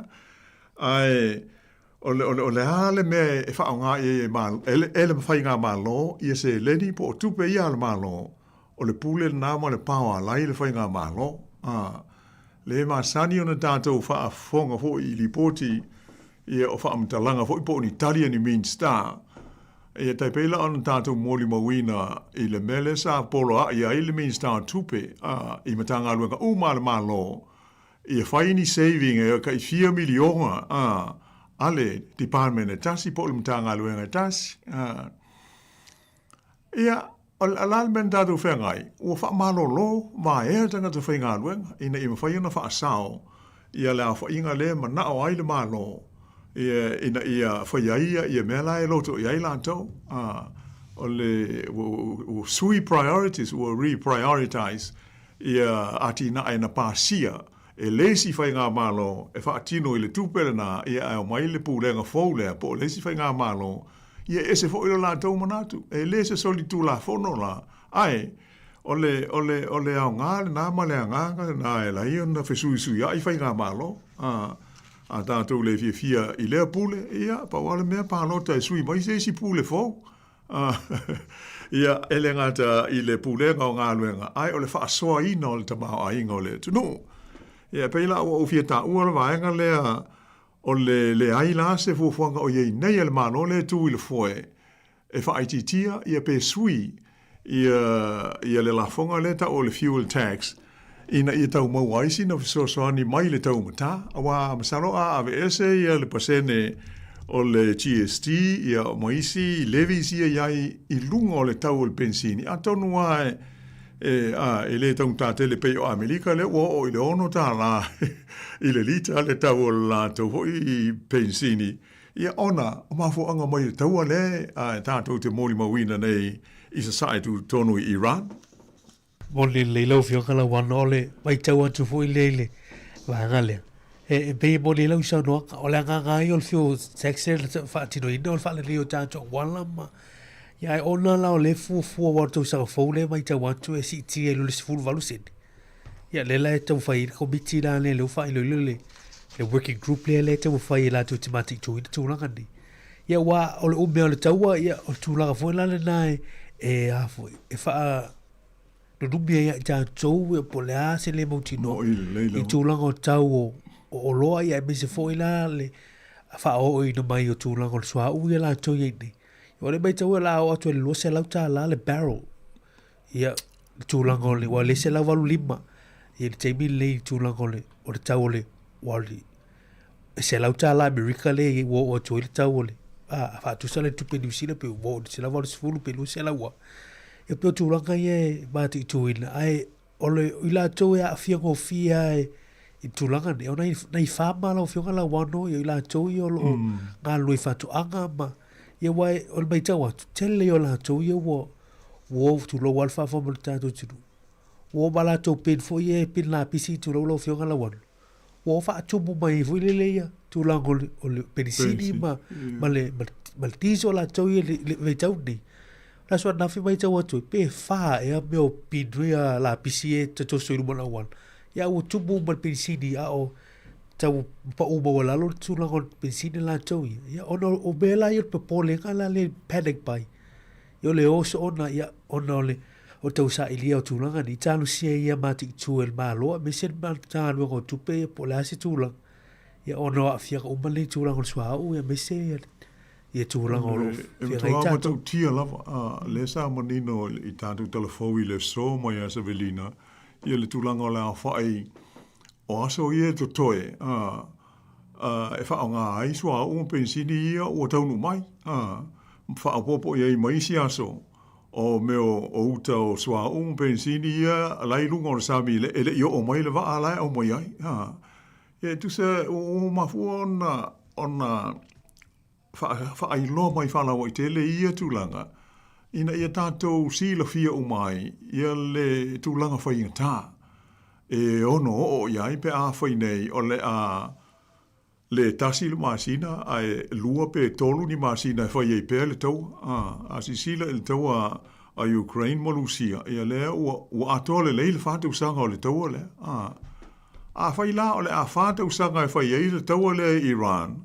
ma fa le tonu ai le supply le sa o le meo le sua o le pensini ma le kesi e li lola le meo e tanto e au na se lauta la le lita pe a fai o le tūlanga le fai umi e le ngate le tau ngata ia o le a tau le maua mai ia ni o loa ia e mo mi tele mo tato uma o le vaenga o fai whaatoanga ia pei o le whaafi tāuli fo i la le mea nei o le a leo whea ngai nei pei o nai sao noa Murray i le angai o farmers ia e whaatumui a so se container lawa ina ia tumu le swa ua wafo i montua o le tele a whaatoanga i nei aso ua whaonga masini pe ua mechanise ia le whainga o lato ngā luenga o palaus whateita inga o masini svo tosina e alu uma i masini o taule aini tangata whainga luenga o telela ina wha moe i equipment ia i swinga o le soifuanga e wa o tele isi whaatoanga pe na o le wha malava malon to lua se i tulo ia ai whaatino uma e la ua ia ua alu uma i le wila, ia alu i meo tāwale, ma masini pe o palau, ma suotosina, ma bulldozers, ma mea whapena. Ia o leala lea, tu whatasi uma la tau se leni nei, ia e te lea le tupe alu, i le tau whaafoeina o se whaatoanga stasi. Ia mai e le tio huisesi, ia pe e tātou te vai soa i li poti whaasara longa i TV o complain mai pe whai tio mai lau whai whaatoanga ia mea la o whapea o whaaleanga ia le harvest po le crop le timu aisa ia po lolonga ma tawhenga ma ahalama ua le aise ua ngau wana o le ngau ai le aise tupe maua mai ai ia pe o le soifuanga al nei ma le me o tātou iai ai e iai uma so tanga ma le taunga tā le soa uma le pensini le aua o le tele au nei mea au mai atu nungu i whafo o le fo isa tele au isa temi sa pisa i tātou i New Zealand nei i le meo le elinga o le soa u i sa i linga le sami i Taranaki ma le talawhatai i lea vaenga fo i o le motu i mātū ia na ta o fi le leiba ia tu le mai fo ile fai nga malo le o lo o tu nei le fo e fa mai le o la to de tala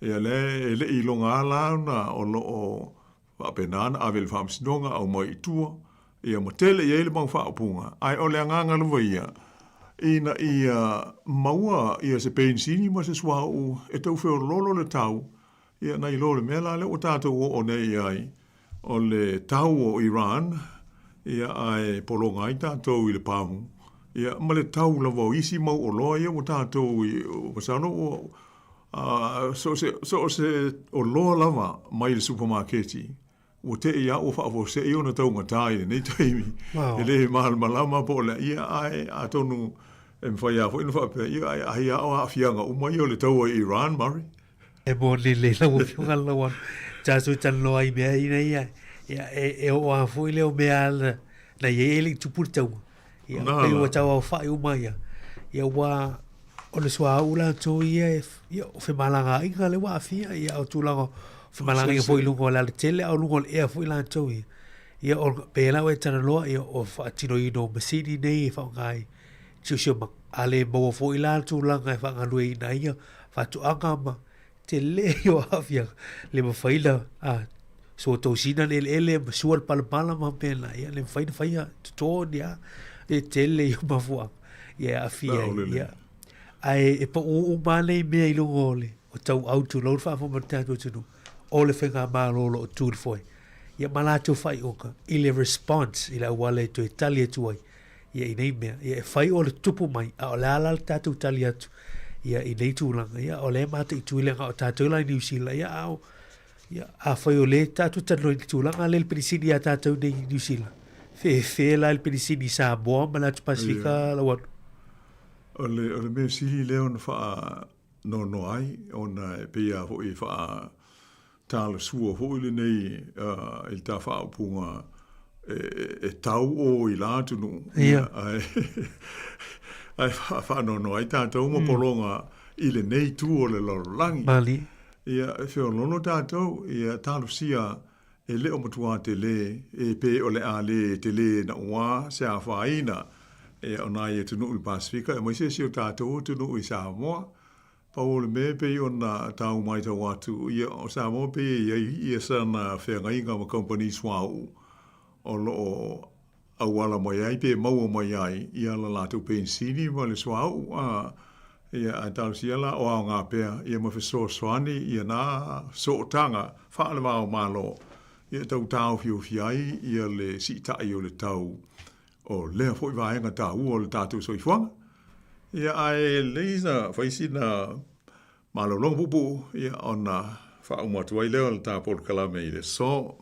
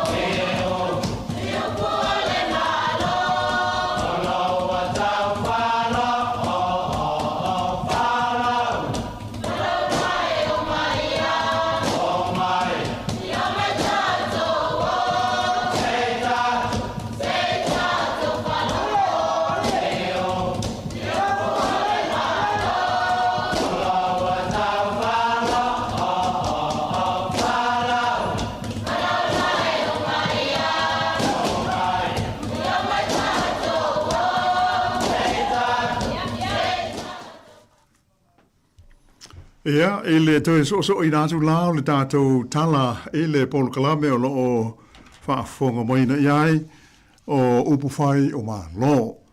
Mātou whaasoa tuai. Inisi mea tupu maari mai le teimi ma le teimi ia maise o ni whaai unga whai ia a awhi ai tātou unga ele nei atunuku o New Zealand ua tātou no nofu ai. O le Paul Kalame ele nei vai aso. Ia na ua whaafonga i eilu na vaenga mua. Ai i eilu vaenga tā ua le nei na adi mai i le vai aso na tua na i tu nei. Ia te le fo i sa fianga ai o le tāpo inga alo tātou atu no ia mai se o le au whaafonga lo tele i le tonu New Zealand ai i le tūlai mai lea o se tūlanga ofisili ngia ai ele totele ia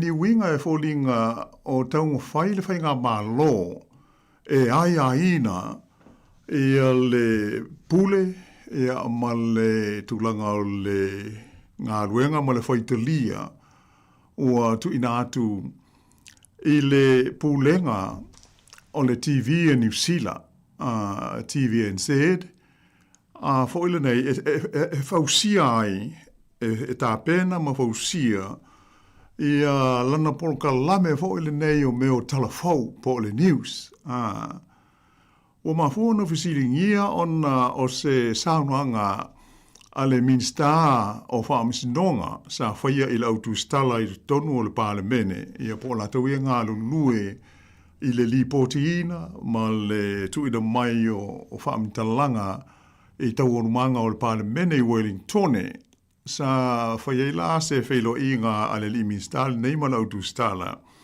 ma ia ta ua ia whapea sa wala uane i le telefoni i a te ia le taitai whono o le komiti whaafoe o le pulenga o le TV in New Zealand. Ia, mai te le aisi ma tā upu Santa Lanoina, aina la ngā ai le taitai whono. Ia se tasi o li poti ale whaasara launga le TV i lana Paul Kalame o telefou. E winga lea i la inga o te ngata sori tu la whono. E pe ua to tele atu na ilo la whainga o li imuta mai ta i leo uma o New Zealand. Pe o whainu mela ia sa au mai le nali poti. Ia tātou sinsila hoi mo mai mo ia i stasio o fiafi le imutua ma mao tele atu. Ia e peila o mafua na whaile le whaaringa ale li minsta. Ia Goldsmith.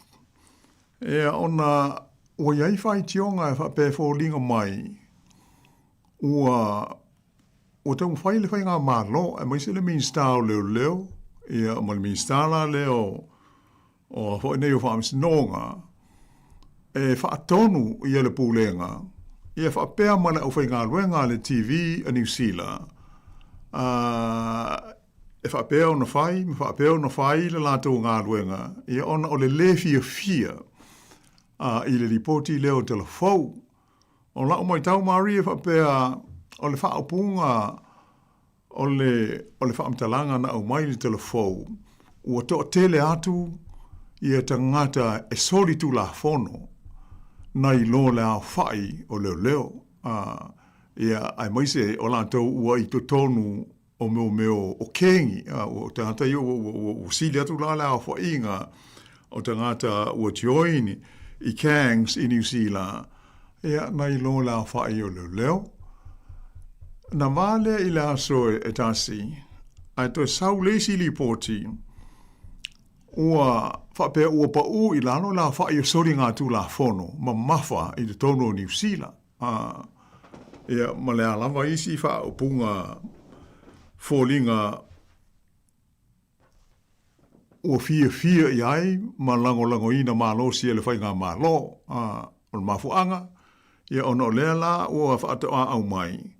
Ai o le manatu o le malo, sa tauna au mai whaatasi, pe au mai mua, ia whainu mera na tau ai, ua pa u i lano, ia la whainga o mo meo o sori ngā tū la fono ia wha mau e leo. Pe a wha atusa i le tausanga ua mawai. E pei o lea laman ta upo e tarua na wha ai loa mai. Wana umau na whaile sa anuanga lea Mean Star na ia Paul Goldsmith i le autu stala. Ia ona tātou mori mawina fo i lea ma whai tau iai. I le wha asera launga ai la tau na whai wha asera tau iai. Ia ona tu lai mai ei lea o se langona o nisi e le o se mea tala whea ngai. Ia le mea le o tupu nei e fōlinga mana o le malo e whaatonu, ia le ngā luenga whai e le TV New Zealand, i le tāpena ina, ma le whainga o itu a inga o telefou la tau te au mai. Pe e fōlinga mai ma manino i ia lipoti, ma ia whaamtalanga, e fia tele le malo pe a au mai ni lipoti e le lei, ma mata ngō fia e le whaalongo. Ia ai a mai loa lani lipoti e fōlinga e le manuia mō le malo. Tai peila o whainu mela nei, e whapea ua to tele atu tangata ua join i kengi na i lo la whai o leo. Ia ua whai asi i tata o le malo. E pe ata u leo mari a ua stasia leo o whaafi tau li onga o lo whea ngai pea ma le partile a le national. Ona o wholanga sa whaia e ave le wha mua i le wha ititia o meo sori ngā tūla whono, ia ma tangata ia a fia ai, ia ma le tūlanga o le si tia e la tau, e tū mai loi le foe le teita inga o le malo, ia e lima se lau le a whai le nu mela san ta, e te tau ona o mai umal tau sanga mua le no wha inga, ua maua leo e lima se lau, i ri kai a whai foe nu mela na e peia o le sila fia, ua e le to e whaafonga hoi o taun whainu mela na el whainga malo po le national mari. E peila e pei o le winga o le whaamtalanga e tūsa o le mele o ale di mai. O se mea a le manuia tele, o le taun whai leo o le whainga malo, se Mean Star po ai.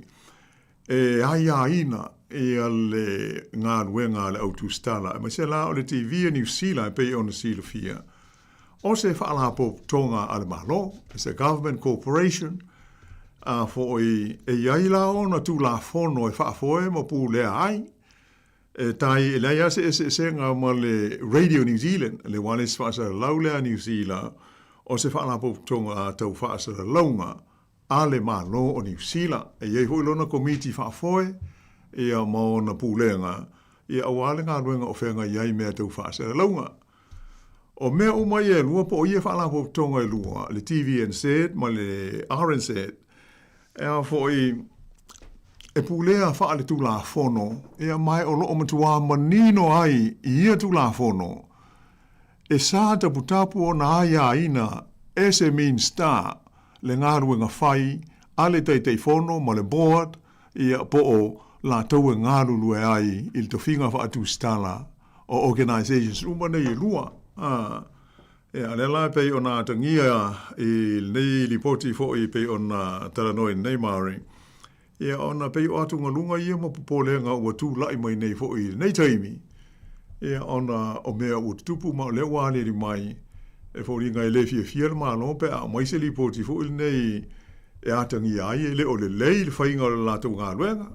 Ai fia tele i a pe a mai se lipoti. Ia o lai wha pēr mai, a mea la le o work le policy le sa fina wina. Ia ma o le wha atino el malo. Ia e langona el porkalame o se vaenga tā ua. Ia lea ho i vaenga mo le silo fia. E le tupu so. Ai e mawhai o na tupu. A mai se la tu ai ngā whainga malo le tātou te iei nei o le whainga malo so whaatasi. E tolu pāti ese. Ia e tofu ale pāti ia mo le me ave iei na wha mua.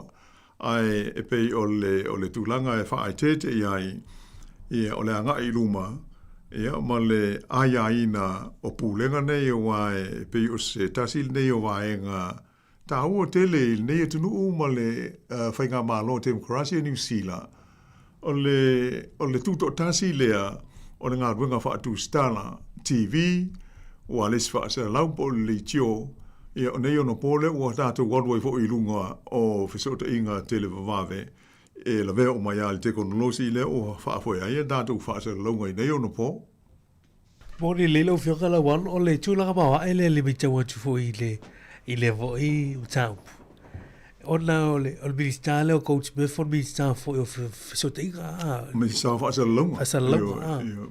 Tu o ia la le sa tofia ia le taitei fono le o le afo o le TVZ ia se te mo tu sanga na mai atu nei ia pe ina le a o tu so le o tūranga fo le o le e se le tusi le tala le tusi atu mo pe o lo tu fasiliki ia ile ba lo le tūranga le ai o le si tusi tusi kalona lua pe o le o tu tau pe o si tusi tusi o le fatu e se vo le o pe o sasi le tusi ko le tala mo pe a ia ele o se ngaruenga na tauna pe mai tauna na nisi pe o le New Zealand la tau ia la tu mai tau ele sa le te tau le milista ia ona la tau fiso tai fa pe me se la vala tu langa yo tantan no ia me se o milista ma ia o I tatu te loi le malu tele o malu New Zealand ia ma ia I tu langa le ia tu to tasia la fa sa la tau ia mai eita ia la pe na sa no e limite te ina ngalu nga fa tu stala ma fa sa long ia me se reportia o tūlanga ia o mata upu e fia tuton malmalu. Ia le mai tau atu ia tūlanga wha pe taratara noa I tua e viri fo minister I si tu stala pe ali o fia si talo o vatu. Ia e peo ina ale e tatu mata I tuina. Ia o stasile o se tūpo se anga e le te tau. Ia I tūlanga wha asara longa e me se tonu o ni a si manga wha almalo. Ta ua tele ia le ngā ruenga ai la tau fo I o loo I lea mata a foi pe ya foi on tato mori mo wina foi il tato tunu I Samoa ia le o I popo nga nisi o auto stala I fainga o la to foi nga wenga ia pe o New Zealand ia o le mele fa tete ia o le ia ina le e la to I to finga o le malo ia o le fatino ino nga wenga o le pe ma o foi I ripoti nei na pe na fai se fa ma o longa ale tama ta I tu stala le o le TV nga I le main star o le leo ia ona fo ringa mai ele o mai ele o I linga po le ale me na tu ia e ma fu anga o nga ruenga fa tu stala la to le e ma fu ai ona saule si ripoti pe ai o sau fa alua ai fo ringa mai o se fa saonga ia pe o masalo mia ai tele e la to ele o fia iai ia ona o le manatu a hoi lele li te taua I le whainga malo ia ona ta pa fua ia se tūlanga e atangi ai le vaenga a whaila na wha maulalo ia I le tūstana ia ele o wha au ili na mai ia le mafuanga a pe o polenga na le iai ia mo ia lau sa noanga o to finga ia fa ale malo te tonu committee po boards ia o le malo tu mai malo no minsta ia pe o le pule le na e fa ia la tole to finga ma le filfilinga ia la pe ona ia ta o lana tai fono ale na to file na to vilia tu fa pe no winga o mo solo mia po la men tu la le tal noanga le no fai ia ai ele te tau ele tona tangia le fa maoni ma le ato toa o le fatino ina o ngā ruenga mo tu finga o le minsta I le aia fua I ngā ruenga ua tu atu komiti nei ma whaala pupunga tu ma oti a le malo ia ai masalo no pupu o le tā taimi o le awha pau mai I le awha awaponga o le tāpolo kalame ia ai se eulia le vai aso o mumua ia ona tau mwhai atu la le ia I sanga whaalau tele a tili ia le pito la au le nei ala au tu stala ia sanga manino I fo mo manu o le au whaafonga ai whaaftai tele lau sunga mari so in mail nei whaafonga o whai o malo whaasoi fuia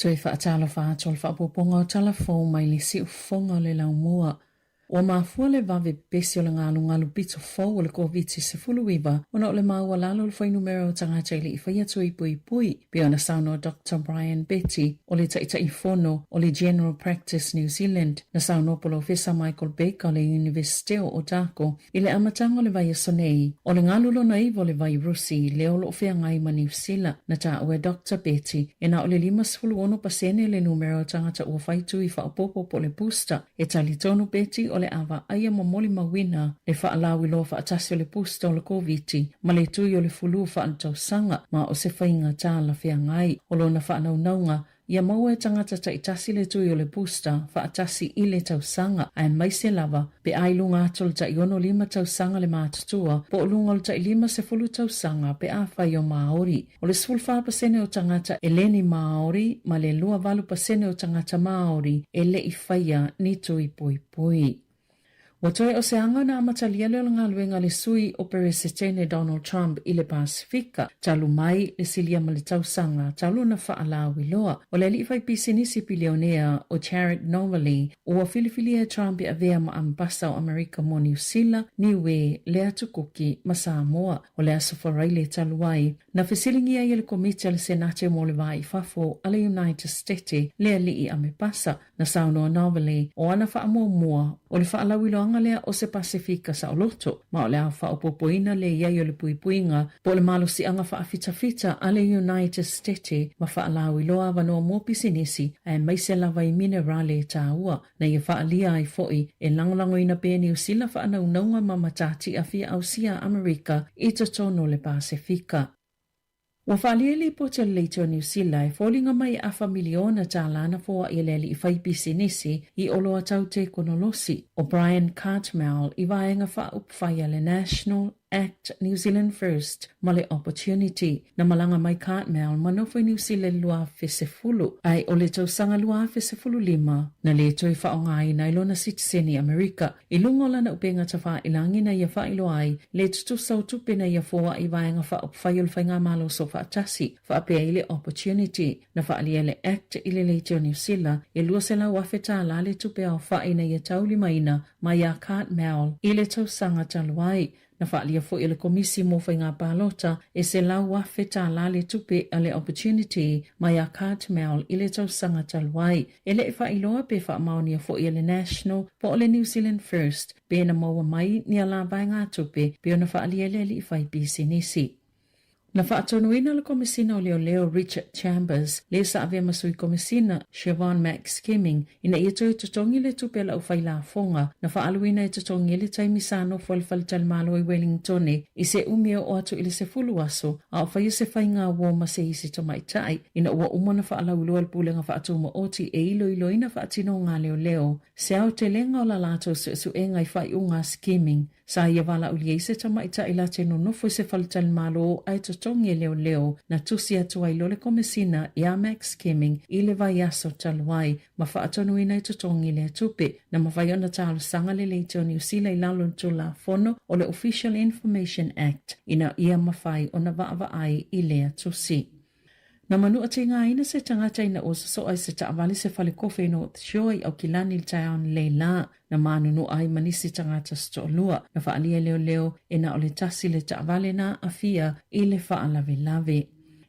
Ua lapata ina whale whainga aluenga ina ia usta ia le tulafono ia soma ia tangata whainga aluenga a o whaawa wai le COVID na whaalia se iloilonga le PHF Science na whaia isua vai leanga o se taimi pito sili leo na mawalunga to ele numero tangata afia pe ona ia le taimi nei le COVID mo le silia ma le ono masina mo whaalia fo i whaamaumonga pito la tamai a le soifua maloloina ni usila e to o 50 tangata na tau fia i whale mai ma le to o 10 na maali leo i le virusi i le vai aso o toa nai na whaalia i su engal tau sanga taluai mai le Southern Cross ma le Business New Zealand o le whai numero masani o so mai na AVP whaongai le lua whelua wha sa ono te sima le fitu si itia mai le 5 te sima le 5 i le tau sanga i lua whelua lua o le tausanga loa whelua tasi na si iti ai mai le 5 i le 10 so mai e anga waa i ai le tangata whainga luenga. Na Saunopulo Professor Simon Schofield o le University of Aukilani na ieni whale whainga luenga na mumuso e awea so mai o la tau tangata whainga luenga ina uale ai ni pepa mai e le o ai ai lalo le tō la whono a somalo lo se pepa mai pe a whai le whainga luenga le tangata i lalo i fōa so e tolu o lana whautuanga i whale whainga luenga e tatau ona fesili mo se whautuanga pe a whai ele o mautino la tau tiuti e tatau na whaatino e tu saima le tō la whono pe ona saunoa lea li i polo fesa. Na whaalia le ofisa o whemalanga i ngā New Zealand o lo o tau mawhai e whaafisa o tai le lata i le se fulumale lua o tangata o se vaenga whaafifia whaaleanga nuu mai initia lea yeilo la tau tali tonunga o lo o iei bei ta tono New Zealand ai ua mai a leo ngā o la tau visa o le maasina taluaina malanga mai ai New Zealand o se vaenga o le au malanga le tamaita i pese la wilo ai Bollywood mo le whaamamalunga le holi i ta tono le atu nuu e to a se fuluvalu na taunu i New Zealand mai to a tolu o toi foi ai to asfulu lima lo iai pele tunu e to sai ma fa mo monga le ofisa femalanga inga sa fa so ta ile ofisa ko masina ma walungo initiate to tono New Zealand mo le mata upu o fa ali le malo ele mauti no le fela o ingo le swau pe a fa e fa o pele tawa i sa e to tono na sa no le minister lango malo si anga fa pele atina enga o i to malo Shane Jones ile checkpoint ele se fu fanga le malo i lo ai pe alanga tatau ona pu lea le whaasoanga o le penisini ma le tiso. E ui o lea ua whaalia le malo Australia le vaava ai i se fuafuanga tāla whea ngai e awhia le pu lea le o le whaasoanga o le suau i tangata whaatau ma pisinisi. Na whaamanino le minister ua mai ona whaamausali atu i le malo e whaapea e le o yeise tūlanga whaamata uina o le taunu umai o le suau i nei maasina i o lumanai e yeise vaenga po se whaala potopotonga fau wha minister ua whaatuina e vaava aia lea mata upu ma e fono i le aso. O lo ta ia le minister tupe Nicola Willis ma lo i Foy Jones whaapea le minister whaatoanga Todd McClay o le minister manusi anga i peo el tise o Simon Watts whaapea le minister tau i pisinesi o Scott Simpson o le atala noina le whaalaputuputonga ni awala e toa pe mapu i ei tangata maili si itia o tau o manusi anga e au fie masua uu na whaalia i whaamomonga le matanga alwenga o pisinesi whaafatunga o mai fomunga alwenga po le embi e lua fitu aso i ngā whatia le penisini o lo iei le taimine i le atu nuu. Lua se fululu aso i ngā whatia le penisini o lo lauina mai ai le i tau nuu. Lua se fulfa aso e ngā whatia i le tiso, ma le lua se fulu i vaso e ngā whatia i le tiso o lo iei i vaa i lunga o le sami. Whaatase ma le lua se fulu valu o aso mo le suau o vaalele, ma le lua se fululu aso e ngā whatia e le suau o lo i lunga o vaa. E nisi company ua mai ona o lato whaailoa, ua whaonga le vaenga le tō la whono e sao loto ai mai ni tu unga ni kone karate, ona o tūlanga o ngaunga wa iei nei, o lea whainga, wata ue whaapea ona wa ai le ave i atu nuu, ie mana na o i tutongi nisi tupe sili atu, nisua ua whaamoe mo New Zealand, ma ua iei whaamaoninga o ia ngai o inga, ona ua li potia le toi ave i Asia o Niuta na whaamoe mo Europa ma Afrika, na whaalia le taitaifono le Wise Response Society o Nathan Surendran, o i tu aingo whaafitauli ia e a awhiele tele o atu nuu o le whaitau vai aso po o maasina foi e ono tuwai e ona tau nuu ala tau utau suau tu salava foi pe vave ona mai a le taua. Mo si itia tau o pase se wa lele mai ono toi si ifo i pe a whai e wha awau pe le tau wai sa sa e tōtu tonu. O le tai ona na while na si itia i tau o pase se le e New Zealand ma na wha alia le company wa lele e ono toi si ifo i ma o le ai loilo le ono wha ai titia i o lato whai ngā malanga e ma fua umai e suenga. Ona o le tau o le sua o e wha o ngā e wa lele wha atase ma le tapu ninga o le ala wa apo o le vai nuu o le Homo Strait o lo o whela wa e le to sama le lua se fulu pase o suau o ele lalolangi. na chile le fisu ya ingo le tau suau umo va lele. Chalo na ama chale taua, ma uali ipatia fa ile silia malise lau lua se fulu pasene ua si itiai. Na cha uali Chatham's Air, e mawhai ona ilunga to le jasi jesi maleono miliona cha la. Le tupe fa alu fa upopo i tau o lato suau o mo lato va lele pe a whai fa awau pia le taua, pe ona fa alia le polkalame le checkpoint, e se fulu cha la ua fa upopo i le Air New Zealand, ile malanga e tasi po le one way, i pa se se tutonu lava o New Zealand, lua se fulu cha la ua fa upopo i malanga pupu i atu no i fafo, ma le iwa se fulu cha la i malanga mamao, ai toi whaapupu pea, pe a whai e whaawau lawa na si itia le tau suau umo waalele, tu sai maseli po tele Reuters. Na lipo tia wha ili si itia o tau le Qantas, mō malanga ia tuno o i whafo. Na whaalia Vincent George o se ofisa malanga, na ia mole mawina ile asoana nafi, se tasio malanga ile atu kuki po o kuki Airani mai New Zealand, e tu samale lua se lau tā la, na si itia ile tau o le pāsese, ma o se si itanga ua maua e tele, pe tai o le popole nga tele, o a afianga ia i whai ngā malanga i tutonu lawa New Zealand o na ole si itia o tau o suau o. O li potiele sauni o tangato le moto Chatham Islands i se si itanga maa walungo le tau o le elitisi. Au fianga i fo i mali si itanga i whāta la 50 sene i le lita o le penisini mai ono wha wau na si i ilunga le tau. E whaalangolango tele le moto i le tiso mo le pawa. Lea e au mawai le tusa mali to ono se lau 50 o tangata. Mana whaalia le pulisilo le Enterprise Trust o Bob Penta walangona le popole o tangata. Ma o lea lava ua amatau na lato wa aya afianga mai le taua i sa sae tūtutonu o atu lava ilo lato motu. Petu samali se lau lua se fulu afe lita le te leo le suau o i taimita itasi e lau mai New Zealand anga i atu ili Chatham Islands na whaali e penta. Petu samali fitu tolu sene na whaau popo i le tau le suau o po le 5 pasene pe a whaatu saiva yaso i tolu o toa nai walai ona si tia le tau le tiso i le lua tala lua iwa sene i le lita ma le penisine i le whaata la 50 sene i le lita o le whaanaunongo penta ia awane ia o atu le tau le penisine i le 5 tala i le lita.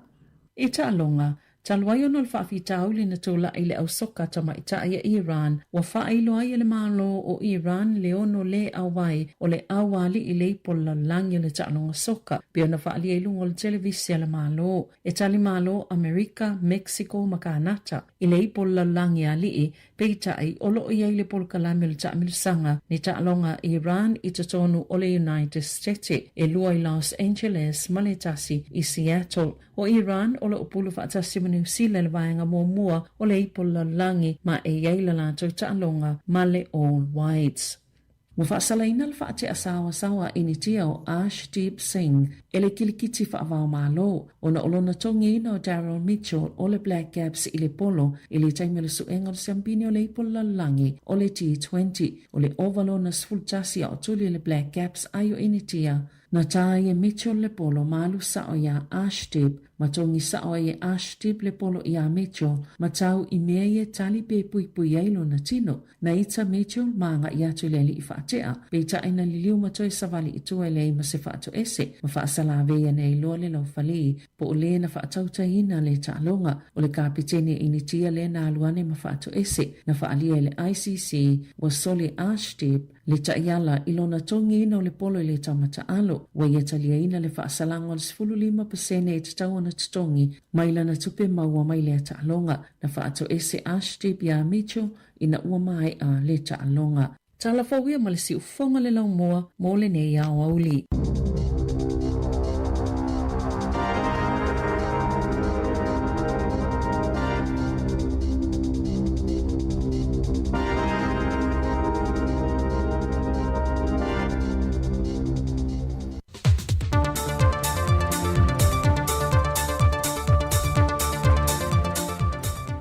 Aso lulu manuia lo tātou te no malau whaafafonga le isi fo ile nei wha o popongo tala mai Samoa o se mai elo whaafafonga.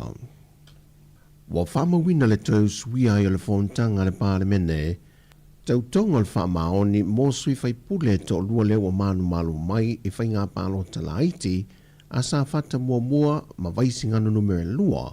Le fionga motupua a seve heni a fereti pālii ma le fionga tun mafono Claire Titan Ai o le teimi la vaitasi wa tu ina atu e fo ia ila ua. Ia ni tō whinga o minista lango. O le fionga a motupua wa vene ma minista lango le mtanga luenga le soifua malo loina. Le fionga tun mafono wa vene ma sui se fono le mtanga luenga o tupe maua. Mai na o la fa alia ma le nganga fa rualo ma le fia o tō whinga o tō fiai e mai le tua. Ma o le atu ina atu iailo la malosi a tō toa. E ala le fesoa soani mai o le tua ia i la ua e tau tua i nai e tō whinga. E iei le wha moe moenga le fionga ia tun mafono, ina ia so o umalo nei tu malo le suawai ma maa maua, ono lo iei ni se pitonu o lo nei tu malo, e le o atu iei le wha amnianga le suawai ma maa. O le fionga ia mo tupoa nei wha alia, o lo tau lai lana sila nga e le ati na e 2 miliona tā la, mo ati na e fua lei, mona manuia lau tele o lo nei tu malo. Ua tāpae le senate o le malo Amerika Samoa, sui o le Samoa Airways ma le Talofa Airways, mo se whaamalamana manga manino o le la fonga le ua wha popo atu I pasese, mo fe malanga inga le vāo atunu e lua. E reporti ale pepo le tala nei Amerika Samoa o lo wha aliai, le whina le senate o le malo Amerika Samoa, e ui ele aise va alele le motu isae o lo whai malanga le vāma Samoa, ai o lo fa nga ina le o nanga le Samoa Airways ma le Talofa Airways e malanga mai ai upolu. Mai fai loa le tala nei, i le mai ai o le wha malama mai na o ia la fonga wha o popo, na wha di ai le whina ngalo o le presidente o le senate, e sili atu ai le wha o ngalo o le wha alalo, e whi malanga ai i le wha o moto e lua. E na wha manino le fionga le teitai o le atunu la au le mali e tōpula te wha Fosi Schmidt, I le whailo inga malau tu stala, o le si tango le la fonga mai le ono se fulma le 5 tā la e le 8 se ful tā la, o se si tanga na pāsia le whainga malo talwai nei. A o le isi se lau tā la le ua whao popo, e visoa swania I tūlanga wha le leio le malai wā lele, mai na a mata wha ama maluina mai I le amatanga o le masina nei.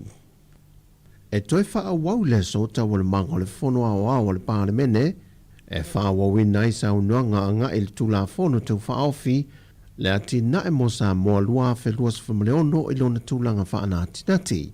Le tula fono tau wha ofi e anga tonu lea e le poloketi o le miliona tā la, le manatu le whainga malo. Ia wha ata oto se tula fono e aia iai le wha avaina o se matanga luenga fau, e patino iai le ati na e o le miliona tā la. E pe ona sele fia o le temi nei o lo whaanga I oi umamai lalo ni tanga ruenga o ti nāmata mai tai a tina o nu umanga fisotai. Mai pe a whai ai mai o mapasia le tula fono o le a whaase o mātu loa I tiu te tau ave o le miliona tā la e lalo sea matanga ruenga fau le a whaavaina. O niso ngā ruenga whaawa o le pāle mene lana fono usu I le so o le a whaawa wina I nisi o tula fono tau whaofi e pe on fonga ina le fionga I le fonga fitalai o le mauta. Le fionga awa pa au mulipola alo I te fua mulipola. Mo le ilo ina le tulafono tau whaofi wa ta ua I lalo I lona tūlanga wha nati nati. Tulafono tau whaofi o ati nae ai tu malo lua afe luas fulmaleono. Tu ina atu le nei aso ono mati le tausanga lua afe luas fulmaleono. Ono po la auria le mali e toa po la tai vau fosi tai ona moto. Tu sai mar tu la fono tu mau I was fulu maleono al pan mene. Ua tu ina tu nei le fasi silanga I le fono au fai tu la fono. Mo le ilo ina le tu la fono tau faofi ua ta ua I lalo. Tu la fono tau faofi o le restala o fam talanga ma fa mau maunga tau nononga tupe luafe luos fulu maleono. A to ai manisio mata opu o le a whao popo atu le whaatalano ina I pepo ngā ruenga ale pāle mene le so. O tala fōwia manu I tele le yaso si o tātu o tino. Whasoi fōia.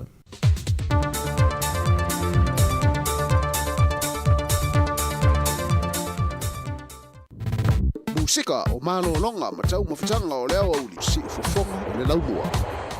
Lusul minuti le utili July skum le luela wule la sululu ya sumartasi o le masina e o mati le langmua o lo ia fo ile langolango ale New Zealand on air le tu sanga luafe lua se fulmaleono ma lo sai ma lo fo il fatto tolta tu ta mga luengo tuta malam singo lo fenga ile tanga tamalana ile ya wuli ma lo fo e ma lo tau ya vi ele tua e le fa si silanga le o lo ia ini polo ta polo ia a fai o ia se tasi o lo tau ta ilia se se tanga ta polo ia polo ta polo tu lo o golf balls o lo maua ia I nai Wellington pa so tali numero o lo fitu fa o fitu lua o lo fitu fa o fitu lua ia pa fai o lo tau sa ilia ni au polo ta polo ia o lo maua ia se tasi foi ia o tamali ia aiua tau fo ia le atu ta polo ma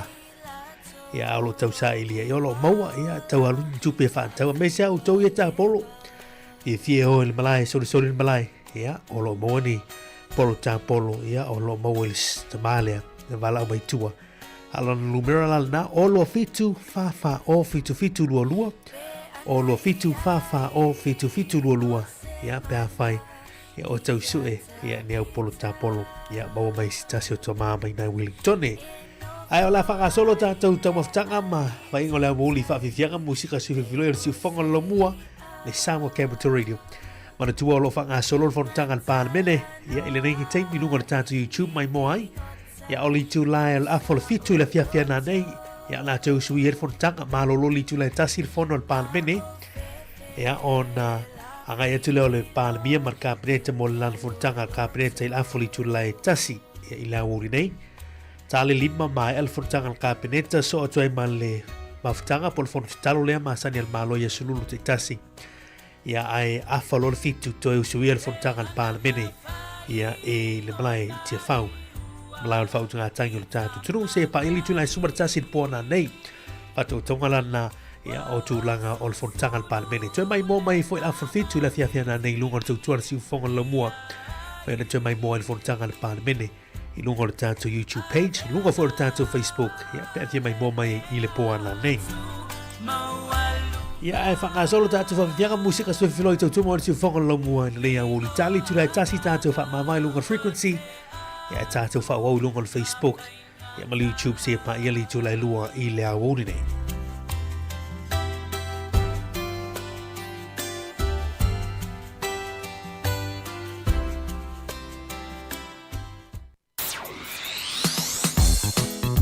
Ya, watu nei whawhianga mo I lantolo o malolo mai ngā lue a ngā lue ngole nei aso.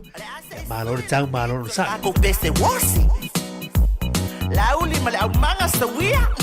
Dale o tele mai le piano. Wa uma ole siva fa malo.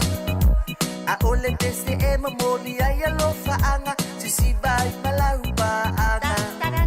E mila mali e le fuloa. Le siva mai Europa. Alele ai o mafutanga waleva o na vala Kita leo tele mai le piano wa uma ole siva famalo a ole dese e mamoni ai alo faanga si siva I malau baanga e mila mali e le fuloa le siva mai Europa alele ai o mafutanga waleva ona bala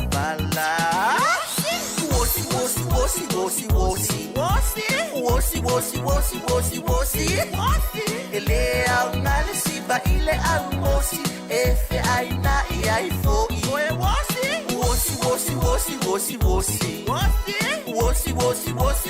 wosi ifa anoile lei ai au le fosi amai lau kenge so wosi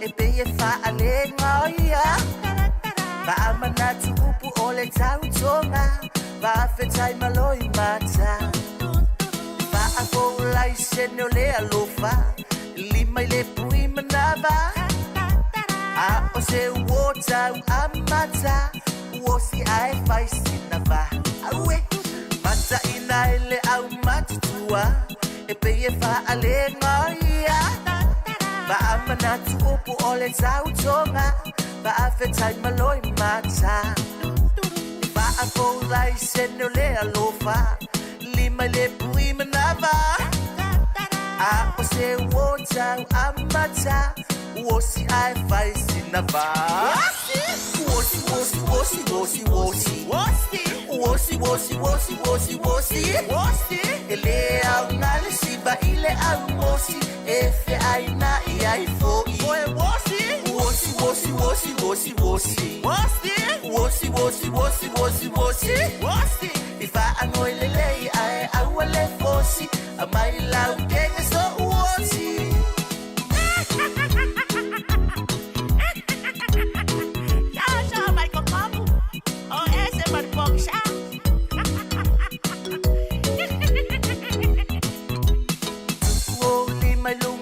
Tau au anga vale betu matau musu musu watu ila natalinga wa fai so ainga ioi ai ua matete a e avile tu maloa ai a umaloa ona tasi siba fai se taso la anga awe tu lo lima lunga lona tau au anga vale betu matau musu musu atu ila natalinga wa fai so ainga ioi ai ua matete a e avile tu maloa ai a umaloa ona tasi siba fai se taso la anga wosi wosi wosi wosi wosi wosi wosi wosi wosi wosi wosi wosi ele au ngale siba ile au wosi efe aina iai foi. Oe wosi wosi wosi wosi wosi wosi wosi wosi wosi wosi wosi wosi wosi ifa angoi lele ai au ale fosi amai lau kenga so wosi ifa angoi lele ai au ale fosi amai lau si bea so wosi ifa angoi lele ai au ale fosi amai le photocopy so wosi ifa angoi lele ai au ale fosi amai le pogi sa so wosi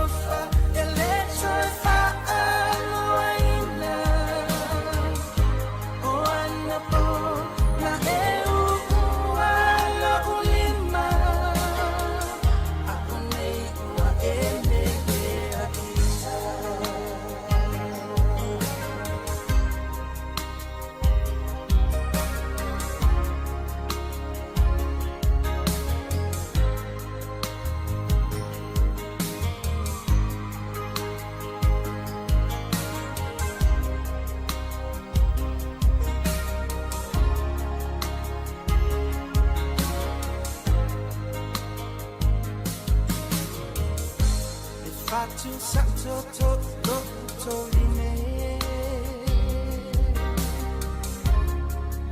Ia fuaini aso ete.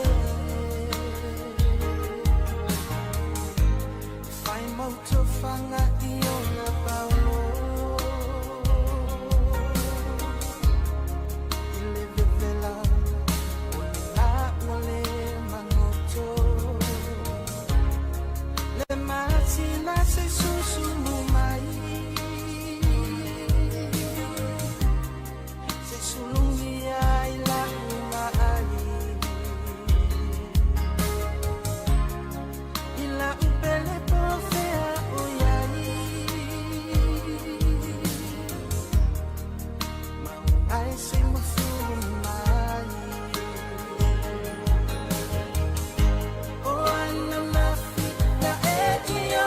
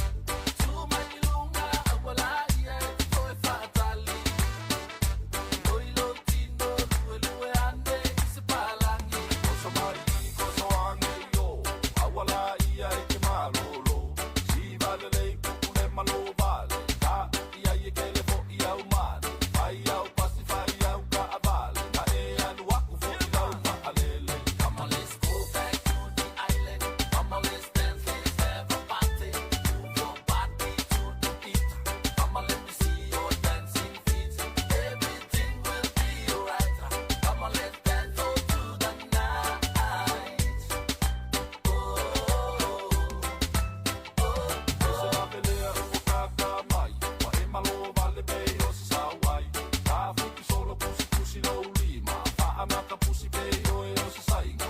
Ai le loa e ke le no whamau. Sala lau sola fo i lau whangau.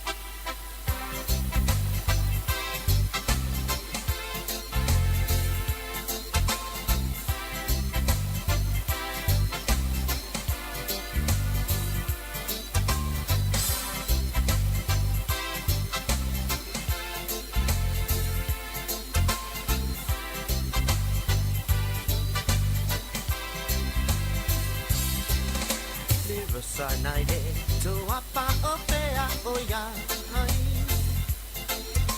Te fia mai yo fofonga tu tasimai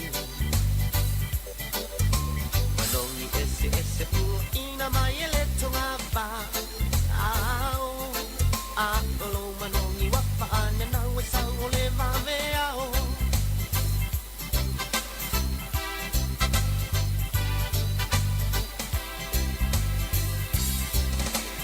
Bonai pau ai le inai lua ole awa Ala Ai ole ala le wato sinai le tele ota Ama Na yo falling tau sa apia iso o seta Asi Hele tio o ile tua failone nau nau tai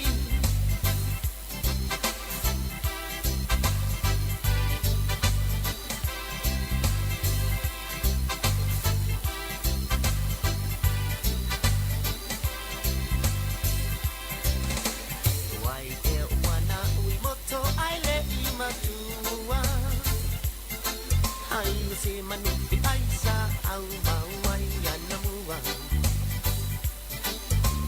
Wanga to mai ele to apailo na matutu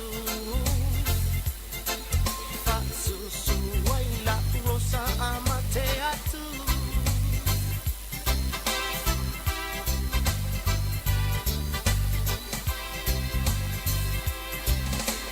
Iti e ave la lot sina cinema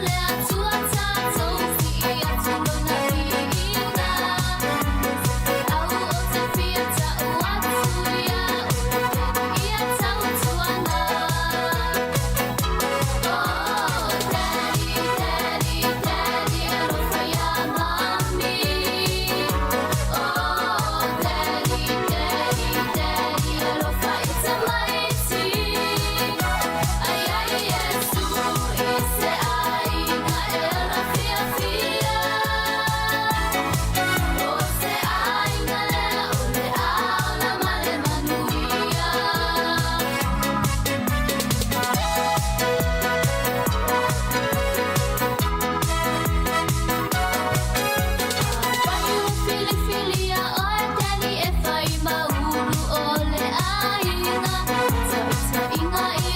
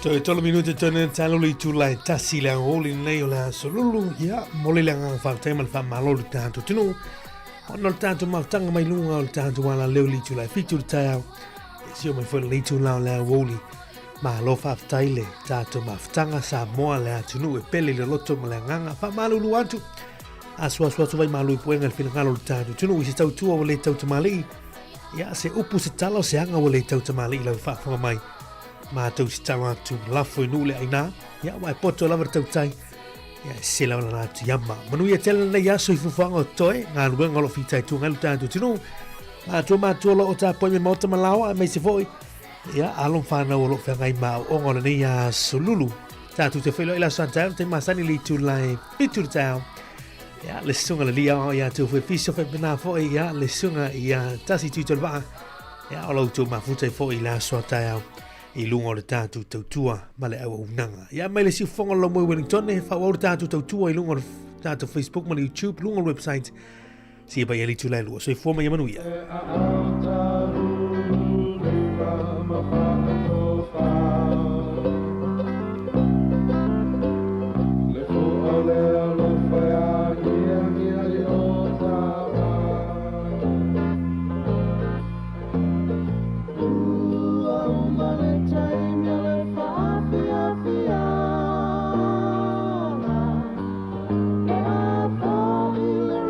Samoa,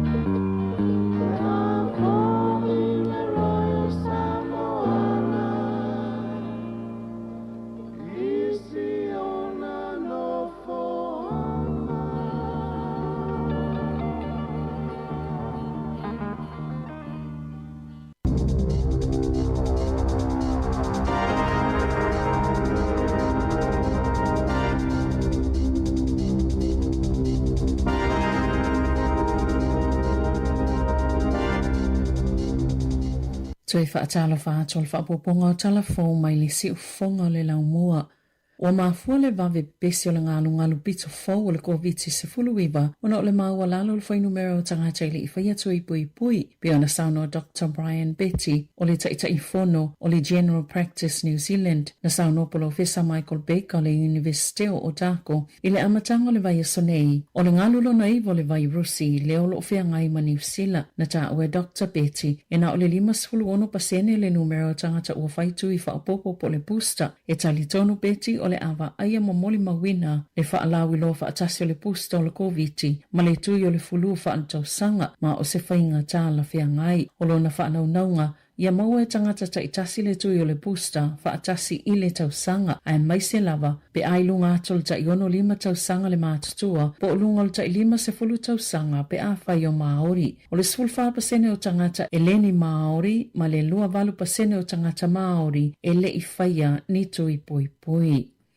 Watoi o se anga na amatalia le ngaluenga le sui o peresetene Donald Trump i le Pasifika, talu mai le silia ma le tausanga, talu na whaalawi loa. O le li fai pisinisi pilionea o Jared Novaly, o filifilia Trump i avea ma ambasa o Amerika mo New Zealand, niwe le atukuki ma Samoa, o le asafarai le talu ai. Na fesilingia i le komite le senate mo le vai fafo ale United States le ali i amepasa, na sauno Novaly, o ana whaamua o le whaalawi loa lea o se Pasifika sa o loto, ma o le a whaopopoina le iai o le puipuinga, po le malo si anga whaafita-fita ale United States ma whaalawi loa wanoa mō pisinisi ai mai se lava i minerale tā ua, na ia whaalia ai foi e langlango ina pēni o sila whaanaunaunga ma matati a fia au sia Amerika i totono le Pasifika.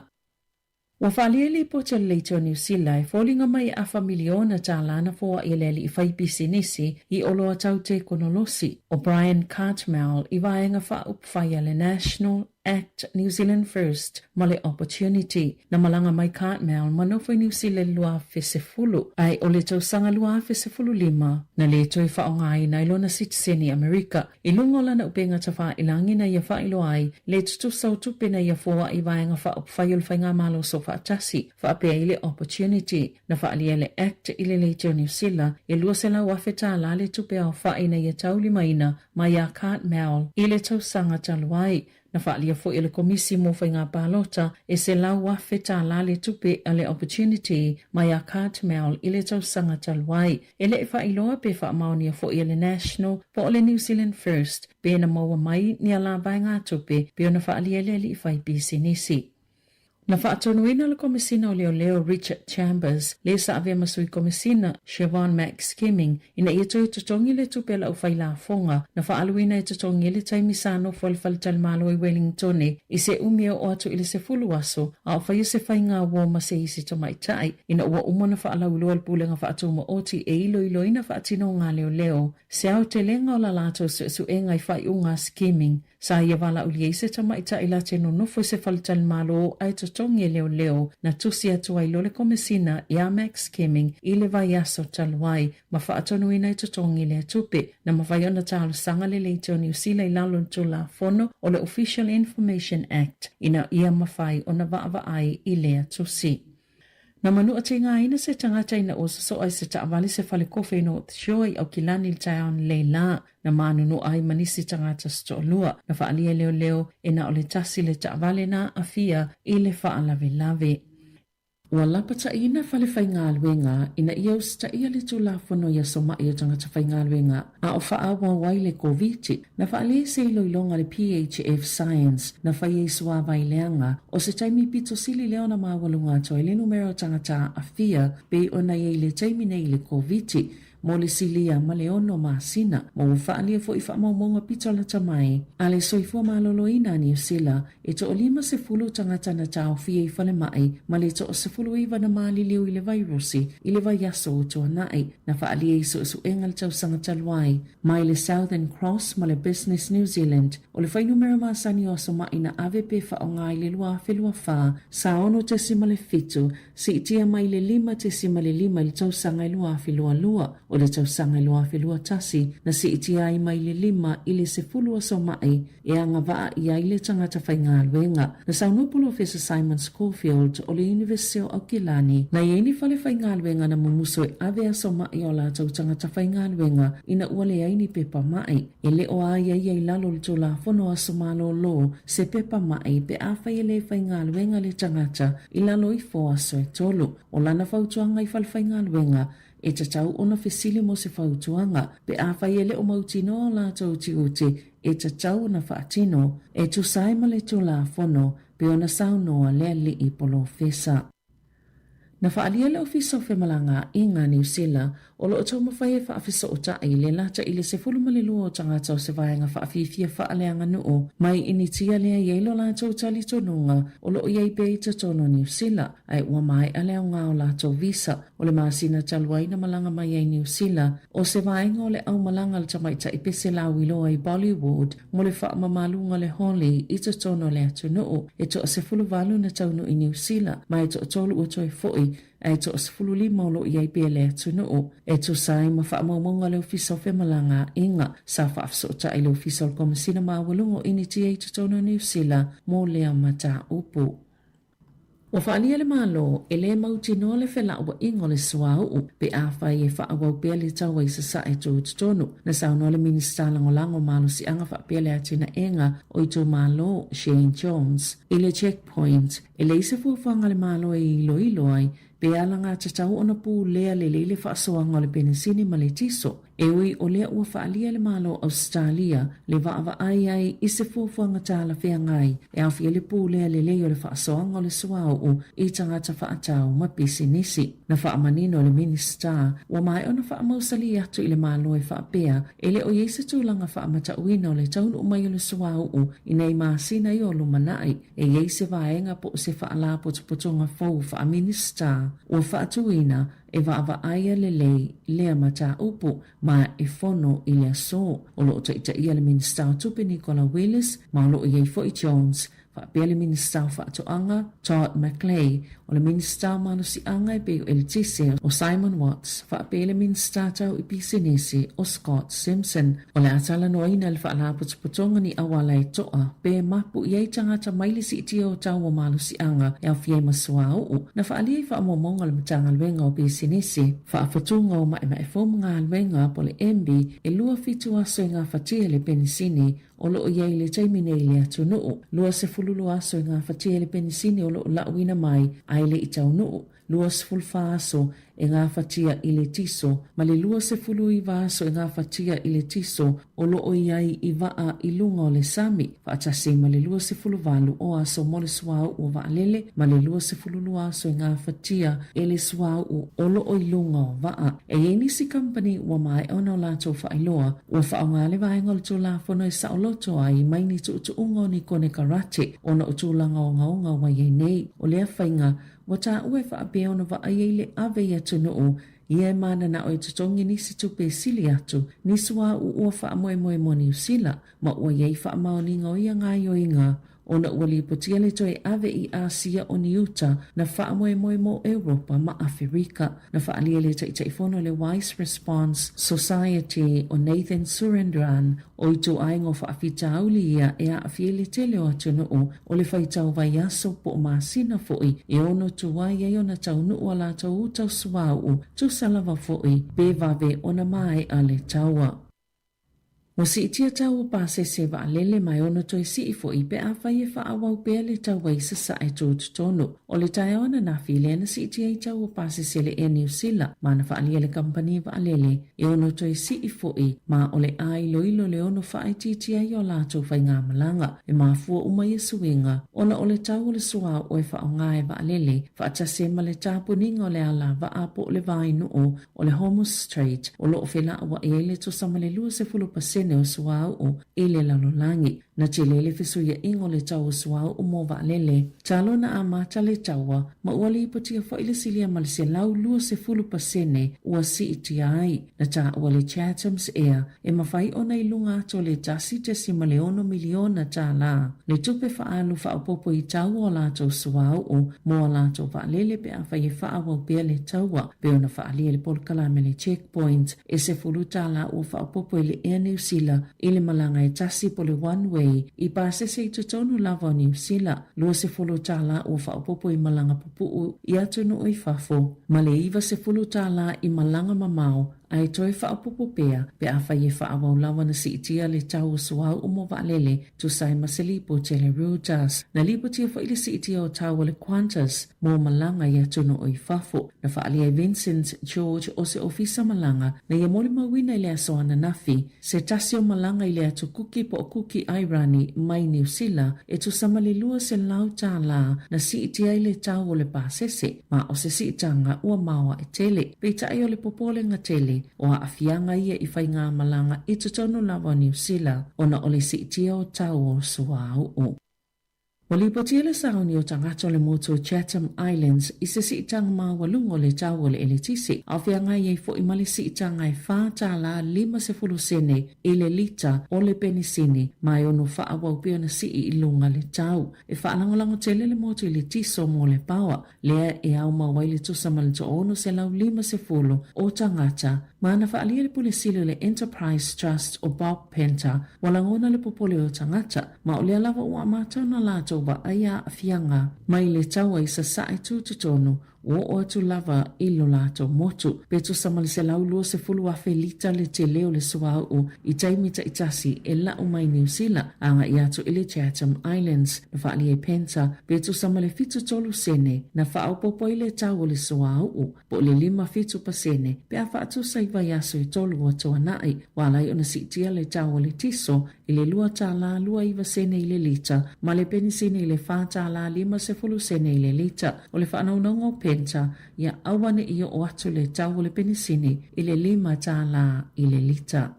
I ta alonga, taluai ono le whaafitau le na tula i le au soka tama i ta ia Iran, wa whaailoa i le malo o Iran le ono le awai o le awali i le ipola langi le ta alonga soka, pia na whaali e lungo le televisia le malo, e tali malo Amerika, Mexico, Makanata, i le ipola langi alii, peita ai olo i le polkalame le ta amilisanga, ni ta alonga Iran i tatonu o le United States, e lua i Los Angeles, maletasi i Seattle, o Iran o le upulu whaatasi New Zealand le vaenga mua o le ipola langi ma e yaila la tau ta'alonga ma le all whites. Wa whaasalaina le whaate asawa sawa initia o Ashdeep Singh e le kilikiti whaavao malo o na olona tongina o Daryl Mitchell o le Black Caps i le polo i le taime le suenga le siampini o le ipola langi o le T20 o le ovalo na sfultasi o tuli le Black Caps ayo initia na tae Mitchell le polo malu sao ya Ashdeep matongi sao e Ashdeep le polo ia Mitchell matau i mea ye tali pe pui pui ailo na tino na ita Mitchell maanga ia tu leli i whaatea pe ita ina liliu matoi savali i tua lei ma se whaato ese ma whaasala vea nei loa le lau whalii po o le na whaatauta ina le ta'alonga o le kapitene initia le na aluane ma whaato ese na whaalia le ICC wa soli Ashdeep le taiala ilona tongi ina o le polo i le tamata alo wa ia talia ina le whaasalanga le 15% e tatau na tutongi mai lana tupe maua mai le ta'alonga na whaato ese Ashdeep ya Mitchell ina ua mai a le ta'alonga. Tala fawia malisi ufonga le lau mua mo le nei au auli.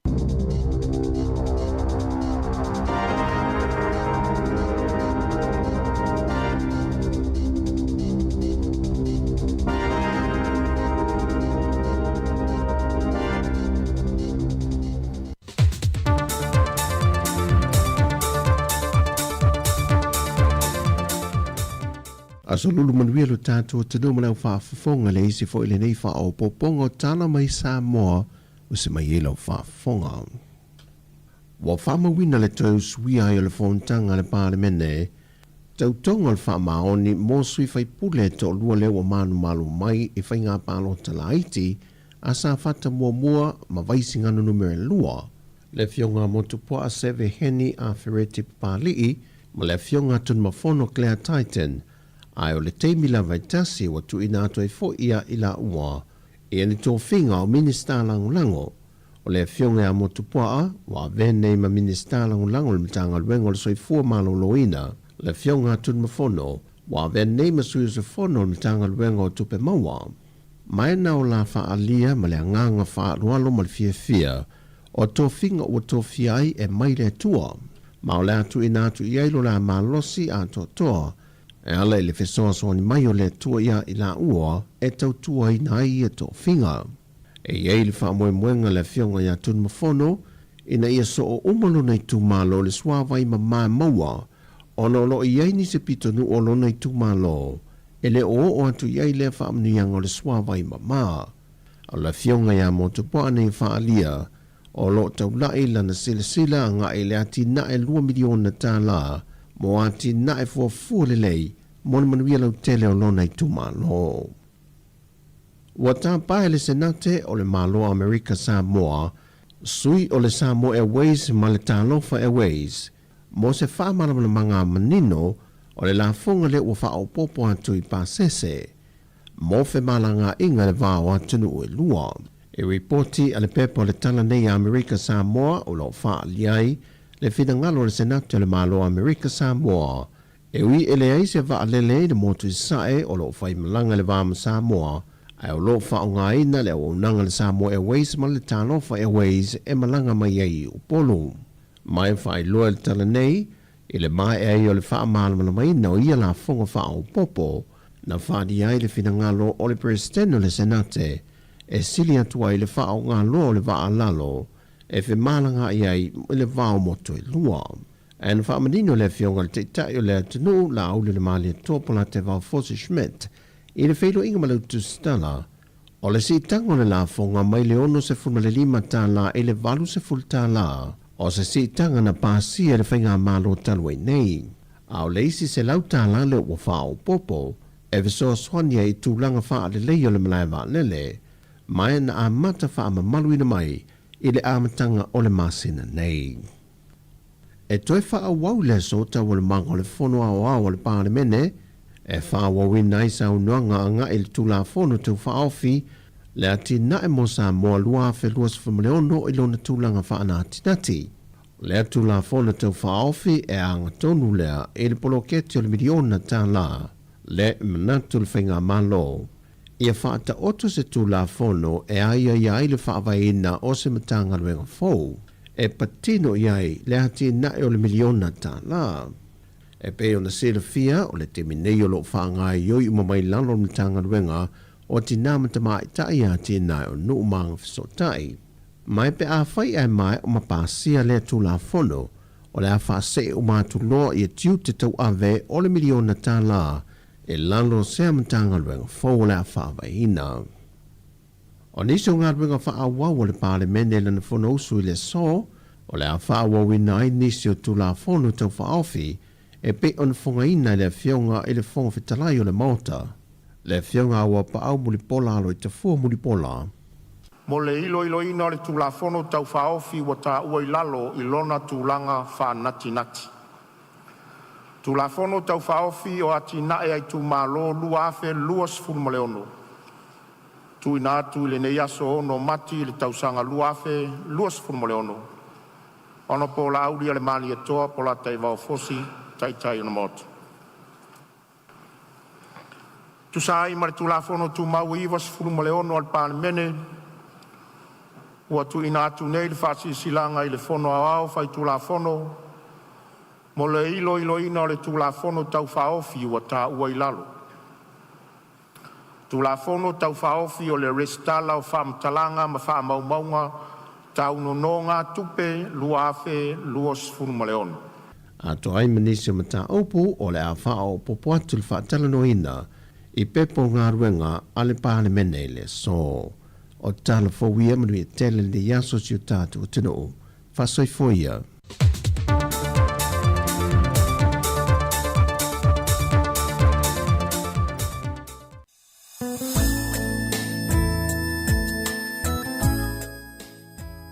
Luas for tasi minuto te alito lai tasi le na ia woli ia o le a solulu Fai mali tulanga fuanga fianga yenga luenga tatu sino a mes fo ila tolo ma futu mai mota malawa ma lo fai vale ya wo na uta lunga fontanga al palmene ili tulai tasi na malo lo mai ya le fontanga ya to sui le fia na nei afoli tulai fitu ya ila fia na nei ya sauli tulai sfuma tasi le po na nei tulanga to lo manga fontanga al palmene o lo sui le rive tau o le masina ya le nei o mati ya ai to tu tatu YouTube ilunga la tatu tu la fia na ni afoli tu la fitu mai moai ya i to manga al fontanga al palmene ya lo to se mai tatu fa salonga ilunga Facebook lunga tatu YouTube lunga tatu penga tawai langi www.samocapitalradio.co.nz tu fa tala fa ti at oi lunga la tele tono fa fenga al wenga i tono ya o moto malawa lo to se ni tatu ma tu tono fa mai mo te ngasi ma lo fe la volo ma o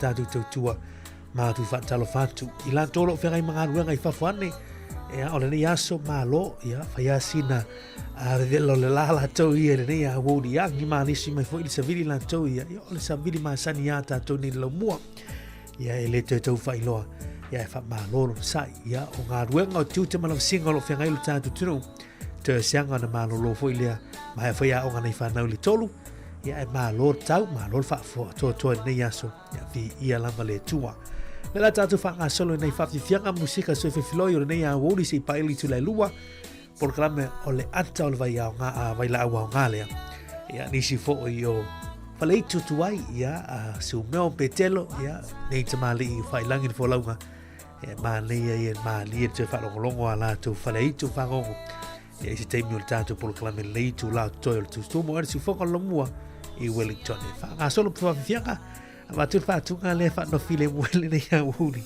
nei fa tu nga mali ya le nei va ngona so ma loro sai tu mo si fongo lo mua i Wellington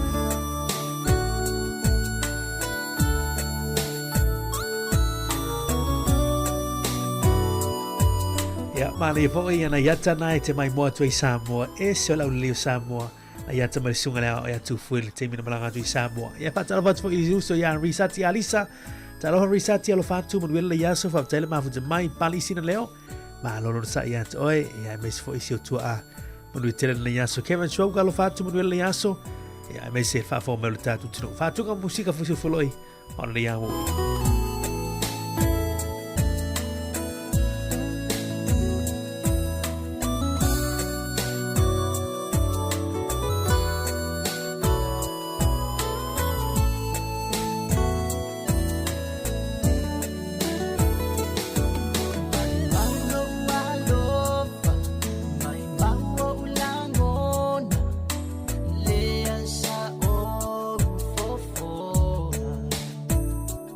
my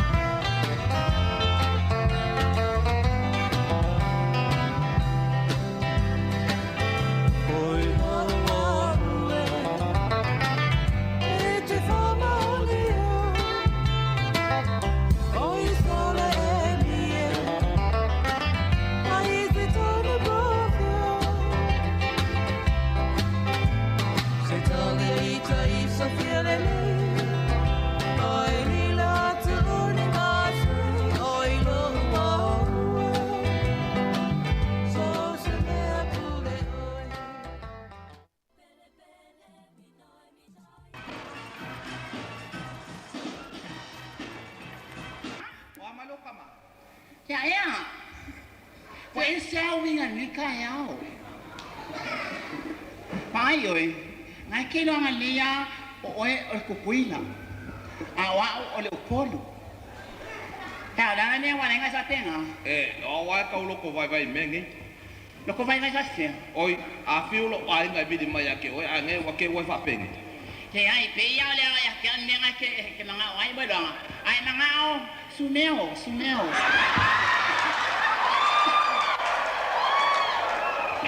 Fa sangan le na ya ke awa dong.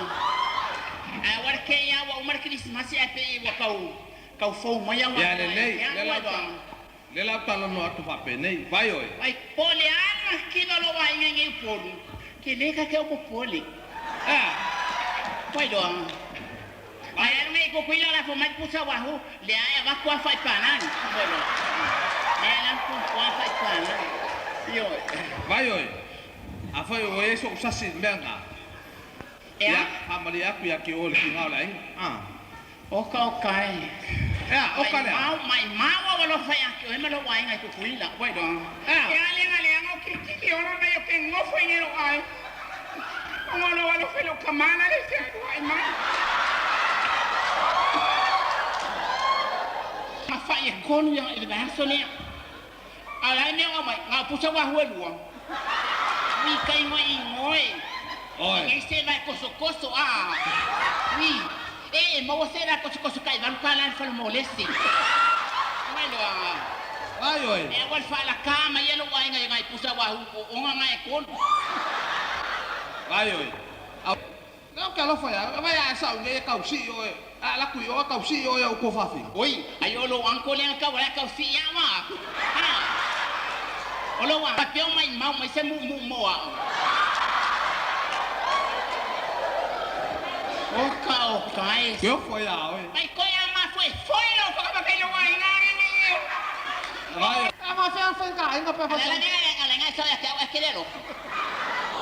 Meu. Ela só é querelo certo. Ai.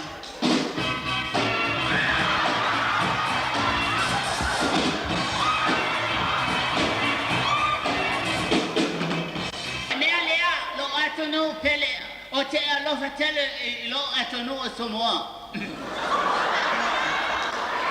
o te fifia lo atono somoa ine awa ne mo aila to ile mai ole 8 ne te wo oti la to io e manawa e ola malos e ola mlo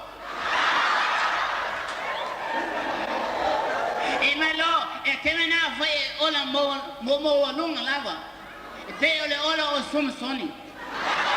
Io.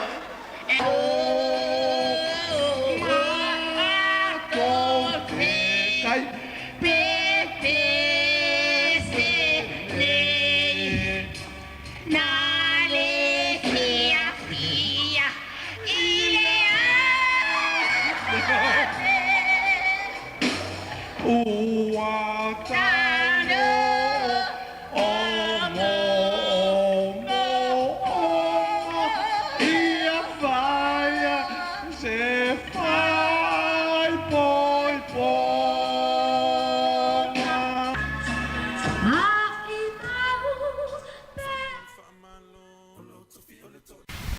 Ia maole mea o le au whai ai po sa utala. E o te sa utala iai o le tala noanga le teine ma le tamaloa. Io e le la to sisila iai famol mol ho kau kalkuaku. Talofa. Tamata. Talofa.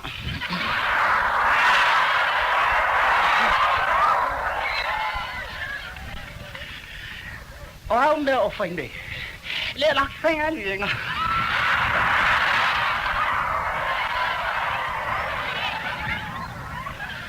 A o whela o e lautama. E le lau kamana i whale.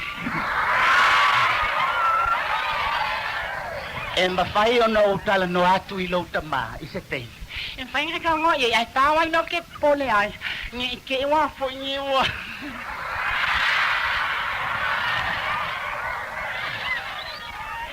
Ni ke wai se fa le kong ya o nga ke le wo ko ko pon fa la vi.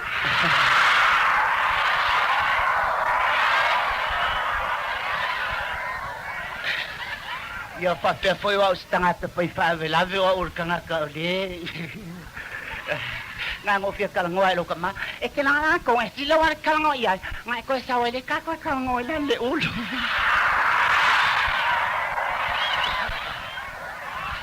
Oleh apa ilah tonu na oleh walkan ngoi lo kama ngo ko fo mai le ka kala ngoi ko farsa. Ke le farsa ka kala ngoi. Ili sa wala lo. Ye sila ko nga lo nga kala ngoi lo kama. O ila le ngoro kama. O e ke waki. Ya la wala fa ya ke waki a pa ngi ke o waki ya or kama. Le ye lo kama le ya ma uma ku fo. E se aonga wingo wa lua pwede whakanga makua.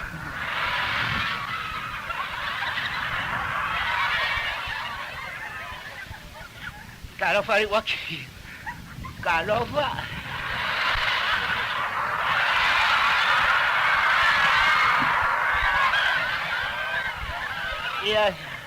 Ia sopa mai ama kala mai o ao e kama whainga. E lai o au e whaingo fie. Bueno, ale la o te o ye ko family fo wo sa wa ko ngol fale malungol ngai me ke le ngolo ufia e vai lo wa finga si o kamata o ye ke fia e vai lo wa finga yo o le la va ye fa te ala kala se vanga le le lo e vanga yo e vanga masa nyai te ya foi o nga esa wai o ko ina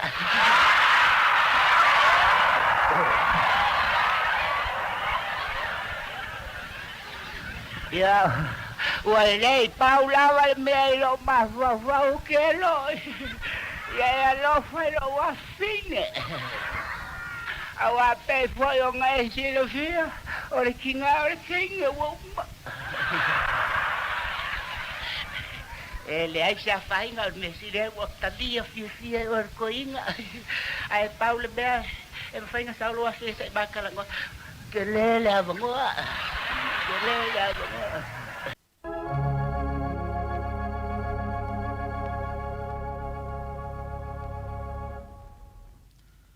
o Anela Malesa Maria Angalilei o au o te nofua o ngele tuanga ne o tina malona to luai vai vase. Ai ona ia o matua, e no nofo ilo matu ai ngai tua. Ile tasi tai aona o lea o ngai. Mana pe iai o se angi o se whae lo matu whale le leo leo ao le to o lua le tuanga ne o tina lea o te nofo ai nei. Anela? Angela? Wai lea o nga? Le ai? Acha? Lale me wele au ngai. O ana nafi na tutuli mai mato wele tutongina o mato pili. Oka e. O ya na alu itu ai la sforele. Ai jana ele fa ya mato elo pili. Sa o fa ai a pitai bo la fa mai le se la tupe. Ona fa mai le o te fa ya tu ya te o lua sa o lua tupe se i fuole la popo la sforele ona to tutongi mai le. Ea?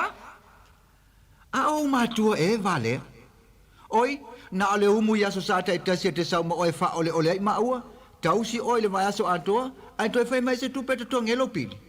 Wala ton, e siri nga e aluangi whakari se pasi ke alu e kuae. E sua mai lau pili ale maua, ia siri lenga e ngofo e kua aua ke sau. Na tau le iloa se meira uloi manta i lea taimi. Ona utua ne loa lea i le whailu ofu ma usa valiane i le taulanga. Na tele ni pasi na o lato pasi au, ai panga. Ta te mai ta office pasi ta te aloi, ona le so ta pasese. Se i ote fo le fafine tongi mai se lima se furu sene, po se lua se furu sene si o ta pasese ai. E afa le walu o sa whae i se tasi o lau e inwai tia tangata le maketi fau. Ele i umina o nofo a sa whae ane lo se tasi o ta malo o lo matou nuu, o lo whaile la sefe pani keke. Angela, waile a onga, le ai. O hao le na o sa ue tuli mai a o, ule e tongina la o pili. Fato a mole tupe na o matou e le asfarele, pe a fuole la pop. O, ka lo fa se o whaile lo makuopo e sanga kupe. Sela, a mai se ka kupe se ko kongele pili si kengyo angela le a fingers ko ingo va. Se i o mai o nga maku e le asfarele e fuole la popo ko kongi mai le ka kupe. Oi, te valea. Ole foi fato a umatu nei na foi le lisiti o le tupe tongele maketi. Le fo wa luatu ya leo au mai se isi kanga fala mata. Ala la tupe la vat. Ua tilo mo mai nei tangata. Ona utua ne lo le ma o savali le isi tu. Ai mese o lo umai se tama ofisa le o lo o inula na tio tafatafa. Pe ama le 5 minuti o tu ile vai nga fa tele pasi. Ai fa pe mai lo se tangata yo tua. Anela. O e fia mo se so soali. Ma lo te pa mai tu. O le tama ofisa le sa inula na ti le lau le sa o iai. O ye le ai ele a faina. Anela. O le mea moni le au te fasilia tuai, wa ai oe. E whapena fo isi o tua whawhine le o lo a onga le kolisi o St. Mary's i vai moso. A whai ua le a onga ona o lo pili. E ma whai ona of soani mo oe. Una o lo utu nei, o le iloa la utali o le a whai atu, peitai. Na whaate ia o ina utu mai le tupe tolus furu 5 tā lai lo 5. Ia o lo pili le na, ma le 5 tā la le o lo pasese. Ai alu lo e totongi lo pili. Ai vai oe, o lo ingoa o Farani. O lo potu e numerous fulmal fai lunga lo ofiso whatoanga. So se mea lawe te mana o mea la ofiso soali. Ia e sau e vai au. Ai alu loa, ni mau fo ila aunga le nei aso. Na o alu mulo ulei loa le winga o le nei fiso soani uofu mai le nei tama. Ina utu o mai la aunga le aso lea. Ona fesini mai lea o le fafini o mena lea ute no fuai. Po wala o pili. Ona o pepelo la iai ua umana au mai le tupe mai tuai to tongi ai. Na o walo i tua i o matua le fai ungo le vai aso, ona o saule ma le tolus furu 5 tā lao lo pili. O le tu ua la onga i la wauli o la sunga fuole, na o sau sao ai lo i apia ma o walo atu i lunga le ofisio whaatoanga, i le sa marianga le lei. Na o tau nu i lunga le ofisio whaatoanga ma o tu i tu i le fai to o le potu numerous furu wha. Na te tala mai le fai to ma ova aia le tama o Farani. Oi, sau long no fole. Wa o sa fa ia ni long no fo ma o ma fa sa ngai nei. Ma lo. Wala o. Lo manui a fa fetai. Ai wa o sa we to tongi mai lau tupe. A to ai ma la fa fetai lo wanga le lei. Ya lo fa le tu ma fa manui ia ti oi. Fa fetai tele anela mo fa manui anga. Ya vai oi. Alu ma ave tu pele na e fa yeso se mete mana o ila onga. Vai oi. E te sau nei fa toa o foi mai lava mai le ofiso a onga. Wa o mona o tutongi na a toa pile lua o lo to toyo ni tau sanga oi. Tango ile li city le. Teu le li city na. Anela. Pau lava le mea alofa moa. O lei umanuia o la wa onga. Ma maua sau ngā luenga te tau si ai o matua. Ona pau lava lea. Ile male nei. Au te le manao e te sauso i le ofisa. Se ia vanga nā lava o e manao i se fe au te sosoni atuai mo oe. Ona e telefoni mai lea, o le numero o le telefoni, o le lua whālua o tasi. Ai saulo i nā alu, i e tuai atu foi o te ngia o e lauto ainga. Nao mā lulu 5 ma Farani, o nao mā sāwa wari mai le i whafo mai le potu. Na toe a po e Farani le isi tamai ta i o le ofisa. Ina na ona ai mai lava ia i maua, fai mai lo malana tala. Mana ia lau fui ranki. Shhh, Ele o sa utene o le tene o lo ainga. Tui titi se sale polo ngutu. Na maho o mai lava i lalo le fasi te poe momori mai ia. Ia alu loa, tofa. Na matua fai ngatai lo mafau le nei tamo o farani, ma nei mea uma wana faya moa. Ai mai se ai. Ua pea na upo e tautala mai ate au. O ni fau tuanga ma ni upo so utuangane moni. Na faa solo pea le tausanga. Ma ua sea o walu ilona office, se vanga naila o telefoni mati tala no. Ma le upo tautu lava farani, a o walofa ia umatua, ona utoanga le ila onga. Ua umasu enga fai u. Ma ua mau mai fai unga. O au ua mau le tasi o avanua faa sikola sipi mo New Zealand. A o matua o iaila mo umatua ele falo le tua ngani o lo tinae, lea o te no fuai nei, ina ua mai amai le lau ngā tongi le afiafi. Ai tatangi lo ma le telefoni. Ona utu lo le tali. Hello? Talo fa anela. Malo le tau. Fa fetai tele mo lau mea alofa mo au. Ia manuia lau sao ni atu mo lau a onga New Zealand. Tofa o farani le tautal. Hello? Wa fiu hello wa tu ilalo telefoni. Na malingi ne yo loi mata ma wana ale no folo matu ai ngayo yo matu ma va ai mai. Pole ale me watupu. Ona osa valia tu lole ile fa matala le tala ato yo matu ato ai mala matu ai. Ma o fofola atu male tu situpe. Olo o teu umai tupe ya tai tolus furu lima tala e lua o upili. Na tu umai yo matu ya dia. Ona wa uma na totongi le sama rianga le o farani. Wo ile aso le o walway New Zealand. Mana o fiu e asi le ofisa. Pa wale tala tene le ofisa. O farani ele o fainga luenga. Umato wo le malava lele. Mo ainga mo umatua.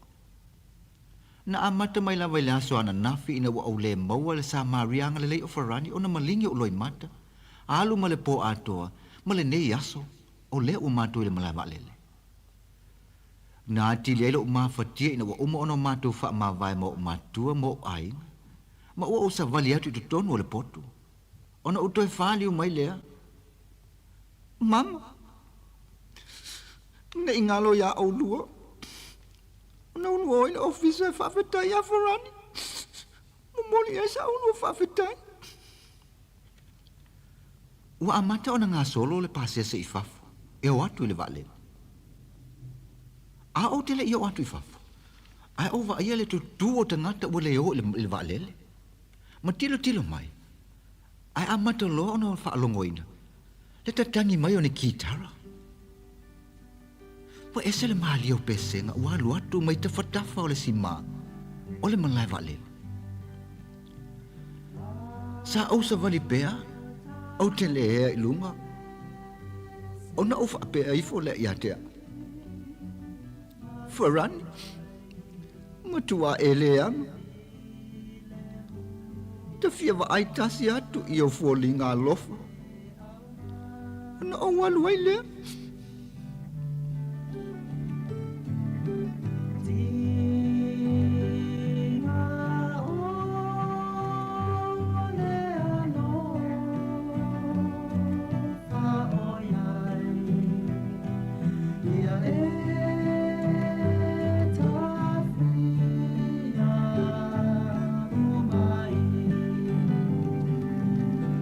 Ola usu mai pepe sen. O te ilo whalonga tu. O se pese winga i ate au. Na o wea tu nei ma o vai atu. Ile awhai pese. Na toe a pelo o fatu ina o vai atu. O farani lea lo pese mai i ate au. Ma lana awhai pese.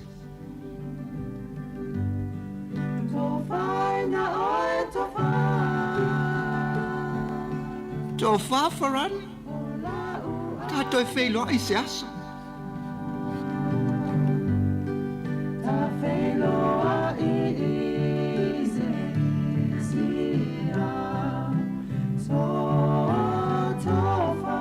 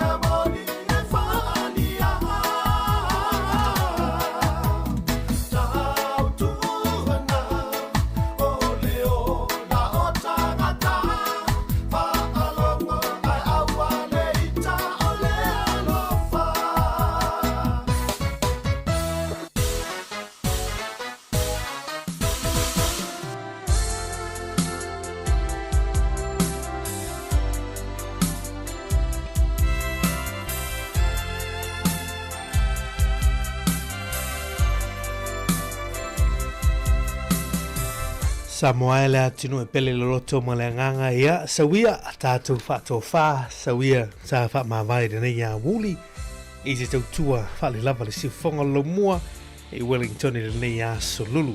Mai lava li tulai fitu se pa ili tulai tasi lunga le tātou wala leo le frequency tasi oro te simar tasi wha mo. Ia leo tau lunga i lunga le tātou Facebook, YouTube ma lunga le tātou website www.samoacapitalradio.co.nz. Malulu atu le tātou tunu wasu atu e malu puenga le finangalo ale tātou whaafonga i se upo se tala se ngana e ole tau te male i upa o papa i lau whaafonga mai whale i wautu finangalo e mangalo i swale tonu le tātou wala leo. Tau ena tau whailoi ma le sunga le awao i atu whafiso ma le sunga e tasi tuto waa tuto rina luto pa i malu tu malu i la sa te masani li tu lai fitu e tātou tau whailoi i la fiafiana nei la whali tu lai fitu tau rumango le whanutanga le palmene e lunga le tātou YouTube channel mai mō mai ai, ia pia e fia mai mō. Ia i tau rumanga le whanutanga al pālemene, i mlae i tia whau, ia i mulunu, ia whaasalonga nai le tate. Ia mauta tau ave le tate le nei teimi i le mau te whono le pālemene. Ia o no tūlanga ia peona iai, ia le whanutanga lo usui le nei vai teimi. Ai, mātou te whamanui atu, ia le nei fo iaso toi, ia au mga luenga tūta malang singa, nei tātou whanau ia o onga, le tu ma foi ona e vileo ma tu piki mai nei fa na mai au ya ma lor sai ma lor fa tu tua le ta tu ma te ma tu asi le sino le tu no lo fa tu mo le ya smo to fa tai lau tu stano ya tu mo si fonga lo mo le ya so mo ye tele le ya wodi ono tele na fu fonga lo toi ma tu si fonga lo mo la na fa ngal wenga so fu mai manuia a so fu ya sa mo le tu no pele